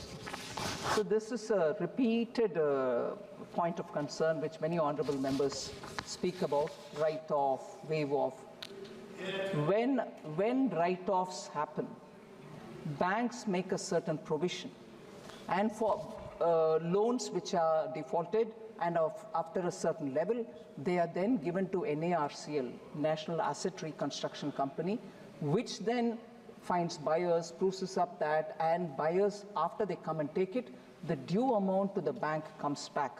So this was very nicely legislatively created, and that is why NARCL is actively working to take away these accounts where after a certain amount, which they can take over, and for lesser amount defaults, the usual local redressal mechanisms, DRTs, SURF-ICs, all of them come into play. No write-off is left without pursuing from the defaulter the total amount that he owes the system. And therefore, there were quite a few members of parliament who spoke from this side, saying how much has been obtained from defaulters, how much has been given back, retributions, bank restitution to the banks have happened. Restitution alone is above 15,000 crores. So this is an ongoing process. It's not going to be just one day. But I repeat this line, write-off is not waive off. Banks are pursuing them. So with that, sir, I think I mostly addressed many of the members' concerned. I request through you. So there was one important point, sir. I think, again, it was Dr. Shivkumar, Rani Shri Kumar, sorry. She spoke about also members, amalgamation, and many other members also spoke about amalgamation of banks. Many banks have lost their employees. I would like to tell this House, sir, from the time amalgamation happened till today, on account of the amalgamation, not one employee has been removed from the banks. Not one. And therefore, I want to be very clear, no one. Then. No, you may give me. Fine. Fine, but they have not been removed is the point that I want to say. I'll look into what you've given. Sir, this EPS 95, very sensitive topic. Honorable Member Supriya Sule raised it. This scheme is administered by the Ministry of Labour and Employment. And Finance Ministry has no record of any approval or assurance which Sri Arun Jaitley has given on this matter. We don't have any record. So I just want to very clearly put it that the Finance Ministry, through the Minister... That's fine. I take that point, but then no assurance was given by Honorable Finance Minister at that time, sir.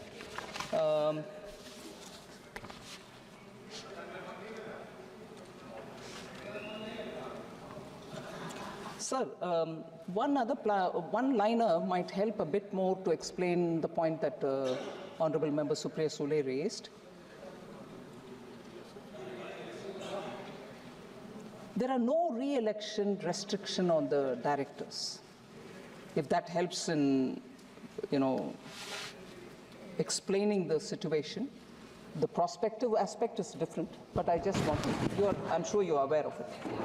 Right, okay. That's fine. That's fine. I heard you.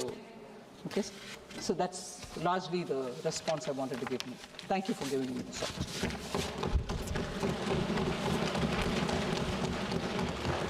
प्रश्न ये कि ये विधेयक पर विचार किया जाए। जो सदस्य इसके पक्ष में हाँ कहें, जो सदस्य विरोध में ना कहें। मेरे विचार में निर्णय हाँ वालों के पक्ष हुआ, निर्णय हाँ वालों के पक्ष हुआ। विधेयक पर विचार करने हेतु प्रस्ताव को स्वीकृत किया गया। अब सभा विधेयक पर खंडवार विचार करेगी।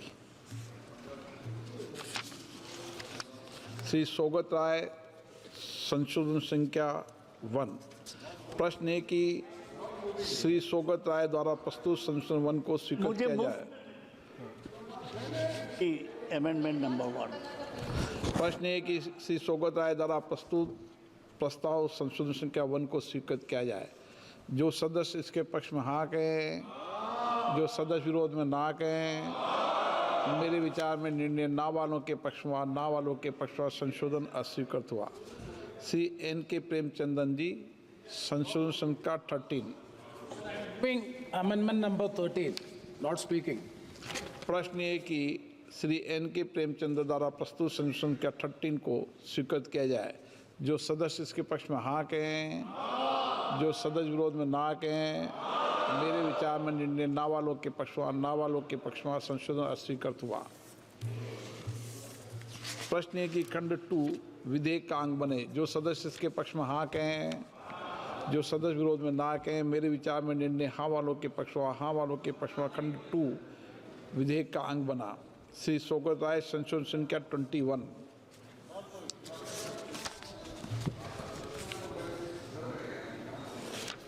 Sir, I move amendment number 21. प्रश्न है कि श्री सौगत राय द्वारा प्रस्तुत संशोधन संख्या 21 को स्वीकृत किया जाए। जो सदस्य इसके पक्ष में हाँ कहें, जो सदस्य विरोध में ना कहें। मेरे विचार में निर्णय ना वालों के पक्ष में, ना वालों के पक्ष में संशोधन अस्वीकृत हुआ। प्रश्न खंड 3 विधेयक का अंग बने। जो सदस्य इसके पक्ष में हाँ कहें, जो सदस्य विरोध में ना कहें। मेरे विचार में निर्णय हाँ वालों के पक्ष में, हाँ वालों के पक्ष में खंड 3 विधेयक का अंग बना। श्री N.K. प्रेमचंद्र जी, संशोधन संख्या 14। मूविंग। प्रश्न श्री N.K. प्रेमचंद्र द्वारा प्रस्तुत संशोधन संख्या 14 को स्वीकृत किया जाए। जो सदस्य इसके पक्ष में हाँ कहें, जो सदस्य विरोध में ना कहें। मेरे विचार में निर्णय ना वालों के पक्ष में, ना वालों के पक्ष में संशोधन अस्वीकृत हुआ। श्री सौगत राय जी, संशोधन संख्या 22। Sir, in page 2, line 33, for 10 years, I substitute 12 years. Sir, in this context, I want to mention that there is a controversy between the Reserve Bank and the government. It seems that the Reserve Bank does not want to increase the repo rate, and the government is saying that reduce the repo rate so that the rate of growth, which has fallen to all-time low, may rise. Sir, I would like the प्रश्न है कि सौगत राय द्वारा प्रस्तुत संख्या 22 को स्वीकृत किया जाए। जो सदस्य के पक्ष में हाँ कहें, जो सदस्य विरोध में ना कहें। मेरे विचार में निर्णय ना वालों के पक्ष में, ना वालों के पक्ष में संशोधन स्वीकृत हुआ।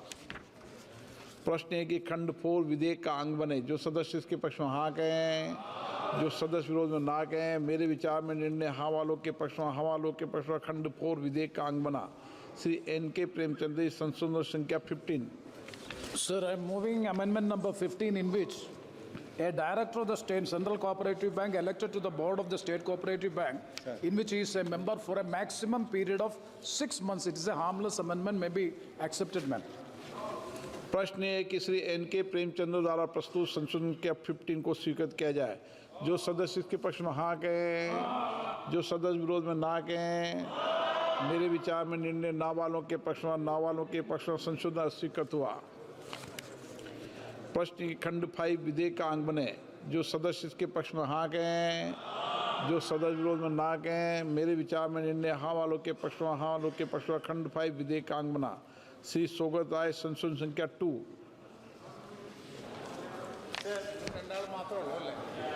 I move that for page 3, line 2, the last day of the fortnight, or if last day of such fortnight, substitute the last working day of the fortnight, or if the last working day of such fortnight. Sir, इस सिलसिले में एक बात केवल कहना चाहता हूँ। State bank of India act का अमेंडमेंट है। ये स्टेट बैंक है जिसका चेयरमैन एक प्राइवेट कंपनी का कोल माइन खरीदने के लिए ऑस्ट्रेलिया गए थे। प्रश्न है कि सौगत राय द्वारा प्रस्तुत संख्या 2 को स्वीकृत किया जाए। जो सदस्य इसके पक्ष में हाँ कहें, जो सदस्य विरोध में ना कहें। मेरे विचार में निर्णय ना वालों के पक्ष में, ना वालों के पक्ष में संशोधन अस्वीकृत हुआ। प्रश्न है कि खंड 6 विधेयक का अंग बने। जो सदस्य के पक्ष में हाँ कहें, जो सदस्य विरोध में ना कहें। मेरे विचार में निर्णय हाँ वालों के पक्ष में, हाँ वालों के पक्ष में खंड 6 विधेयक का अंग बना। श्री N.K. प्रेमचंद्र जी, संशोधन संख्या 16। Non moving sir. प्रश्न है कि खंड 7 से 9 विधेयक का अंग बने। जो सदस्य के पक्ष में हाँ कहें, जो सदस्य विरोध में ना कहें। मेरे विचार में निर्णय हाँ वालों के पक्ष में, हाँ वालों के पक्ष में खंड 7 से 9 विधेयक का अंग बना। श्री N.K. प्रेमचंद्र जी, संशोधन संख्या 17 और 18। Sir, it's an important amendment I would like to propose. That is, why should you restrict the number of nominees to 4? Because if I want to nominate more than 4, why should it be restricted? Because proportionate allocation of the assets which are in the deposit or which are in the bank is to be distributed among themselves. So why should we restrict the number of nominees to be 4? Let it be unlimited. That is the amendment. Kindly consider the amendment, madam. प्रश्न ये कि Shri N.K. Premachandran द्वारा प्रस्तुत संशोधन संख्या 17 और 18 को स्वीकृत किया जाए। जो सदस्य इसके पक्ष में हाँ कहें, जो सदस्य विरोध में ना कहें। मेरे विचार में निर्णय ना वालों के पक्ष में, ना वालों के पक्ष में संशोधन अस्वीकृत हुआ। प्रश्न ये खंड 10 विधेयक का अंग बने। जो सदस्य इसके पक्ष में हाँ कहें, जो सदस्य विरोध में ना कहें। मेरे विचार में निर्णय हाँ वालों के पक्ष में, हाँ वालों के पक्ष में खंड 10 विधेयक का अंग बना। श्री N.K. प्रेमचंद जी, संशोधन संख्या 3। Same amendment, not exceeding for not moving. Already it is negative. प्रश्न है कि खंड 11 विधेयक का अंग बने। जो सदस्य इसके पक्ष में हाँ कहें, जो सदस्य विरोध में ना कहें। मेरे विचार में निर्णय हाँ वालों के पक्ष में, हाँ वालों के पक्ष में खंड 11 विधेयक का अंग बना। श्री N.K. प्रेमचंद जी, संशोधन संख्या 4। Same amendment, not exceeding for not moving. प्रश्न है कि खंड 12 से 14 विधेयक का अंग बने। जो सदस्य इसके पक्ष में हाँ कहें, जो सदस्य विरोध में ना कहें। मेरे विचार में निर्णय हाँ वालों के पक्ष में, हाँ वालों के पक्ष में खंड 12 से 14 विधेयक का अंग बना। श्री सौगत राय जी, संशोधन संख्या 5, 6, 7।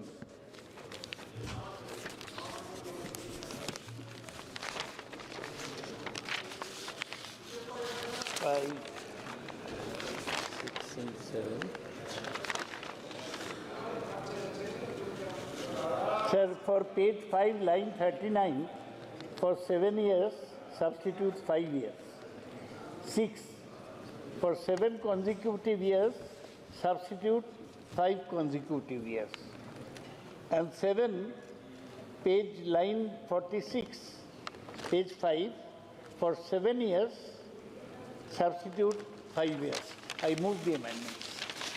प्रश्न है कि श्री सौगत राय द्वारा प्रस्तुत संशोधन संख्या 5, 6, 7 को स्वीकृत किया जाए। जो सदस्य इसके पक्ष में हाँ कहें, जो सदस्य विरोध में ना कहें। मेरे विचार में निर्णय ना वालों के पक्ष में, ना वालों के पक्ष में संशोधन अस्वीकृत हुआ। श्री N.K. प्रेमचंदन जी, संशोधन संख्या 8। Not moving, sir. Shri Saugata Roy जी, संशोधन संख्या 24। Sir, in page 6, line 3, for shall be entitled, you write, substitute shall not be entitled. Sir, in this context, I want to say that I am not very happy at the Investor Promotion and Education Fund. I don't think that it is performing any function, and it makes somebody whose own hard-earned money is there to recover the money. प्रश्न ये कि सौगत राय द्वारा प्रस्तुत संख्या 24 को स्वीकृत किया जाए। जो सदस्य इसके पक्ष में कहे हाँ कहें, जो सदस्य विरोध में ना कहें। मेरे विचार में निर्णय ना वालों के पक्ष में, ना वालों के पक्ष में संशोधन अस्वीकृत हुआ। प्रश्न है कि खंड 15 और 16 विधेयक का अंग बने। जो सदस्य इसके पक्ष में हाँ कहें, जो सदस्य विरोध में ना कहें। मेरे विचार में निर्णय हाँ वालों के पक्ष में, हाँ वालों के पक्ष में खंड 15 और 16 विधेयक का अंग बना। श्री N.K. प्रेमचंद जी, संशोधन संख्या 9। Sir, I am moving that amendment. It is also very important that corresponding new bank may fix. I would like to substitute Reserve Bank may fix in consultation with the central government, or any higher remuneration the corresponding new bank may fix. This is also good for the legislation. Kindly accept, or in future kindly give an assurance so that I can withdraw. प्रश्न ये कि Shri N.K. Premchand द्वारा प्रस्तुत संशोधन 9 को स्वीकृत किया जाए। जो सदस्य के पक्ष में हाँ कहें, जो सदस्य विरोध में ना कहें। मेरे विचार में निर्णय ना वालों के पक्ष में, ना वालों के पक्ष में संशोधन अस्वीकृत हुआ। प्रश्न ये खंड 17 विधेयक का अंग बने। जो सदस्य इसके पक्ष में हाँ कहें, जो सदस्य विरोध में ना कहें। मेरे विचार में निर्णय हाँ वालों के पक्ष में, हाँ वालों के पक्ष में खंड 17 विधेयक का अंग बना। श्री N.K. प्रेमचंद जी, संशोधन संख्या 10। Sir, I am not moving 10, 11 and 12 because already it is negative. So I am not moving all these amendments. 10, 11 and 12. Shri Vishal Patil, संशोधन संख्या 19, 20। सर, मेरे शंका का समाधान हो गया, तो not moving sir. Saugata Roy जी, आपकी भी कोई समस्या का समाधान हुआ? श्री सोगत राय जी संशोधन संख्या 26 और 27 want to keep the minister on their toes, which is why I give the amendment, so that they are aware of the parliamentary procedure and give due importance to the voice of the opposition. I am concerned about the banks helping certain Sougat Rai ji industrial संशोधन संख्या houses. 26-27 संशोधन संख्या 26 and 27. प्रश्न है कि श्री सोगत राय द्वारा प्रस्तुत संशोधन संख्या 26 और 27 को स्वीकृत किया जाए। जो सदस्य इसके पक्ष में हाँ कहें, जो सदस्य विरोध में ना कहें। मेरे विचार में निर्णय ना वालों के पक्ष में संशोधन अस्वीकृत हुआ। प्रश्न है कि खंड 18 विधेयक का अंग बने। जो सदस्य इसके पक्ष में हाँ कहें, जो सदस्य विरोध में ना कहें। मेरे विचार में निर्णय हाँ वालों के पक्ष में खंड 18 विधेयक का अंग बना। श्री N.K. प्रेमचंदन जी संशोधन संख्या 11 नॉट मूविंग। प्रश्न ये कि खंड 19 विधेयक का अंग बने। जो सदस्य इसके पक्ष में है वो हाँ कहें, जो सदस्य विरोध में ना कहें। मेरे विचार में निर्णय हाँ वालों के पक्ष में खंड 9 विधेयक का अंग बना। Shri N.K. Premachandran ji not moving. प्रश्न है कि खंड 20 विधेयक का अंग बने। जो सदस्य इसके पक्ष में हाँ कहें, जो सदस्य विरोध में ना कहें। मेरे विचार में निर्णय हाँ वालों के पक्ष में खंड 20 विधेयक का अंग बना। प्रश्न ये कि खंड 1 अधिनियम सूत्र विधेयक का पूरा नाम विधेयक का अंग बने। जो सदस्य इसके पक्ष में हाँ कहें, जो सदस्य विरोध में ना कहें। मेरे विचार में निर्णय हाँ वालों के पक्ष में खंड 1 अधिनियम सूत्र विधेयक का पूरा नाम विधेयक का अंग बने। मंत्री जी अब प्रस्ताव करें कि विधेयक को पारित किया जाए। Sir, I rise to move that the bill be passed. प्रश्न है कि विधेयक को पारित किया जाए। जो सदस्य इसके पक्ष में हाँ कहें, जो सदस्य विरोध में ना कहें। मेरे विचार में निर्णय हाँ वालों के पक्ष में प्रस्ताव स्वीकृत हुआ, विधेयक पारित हुआ। सभा की कार्रवाई बुधवार दिनांक 4 दिसंबर 2024 को प्राप्त 11 बजे तक के लिए स्थगित की जाती है।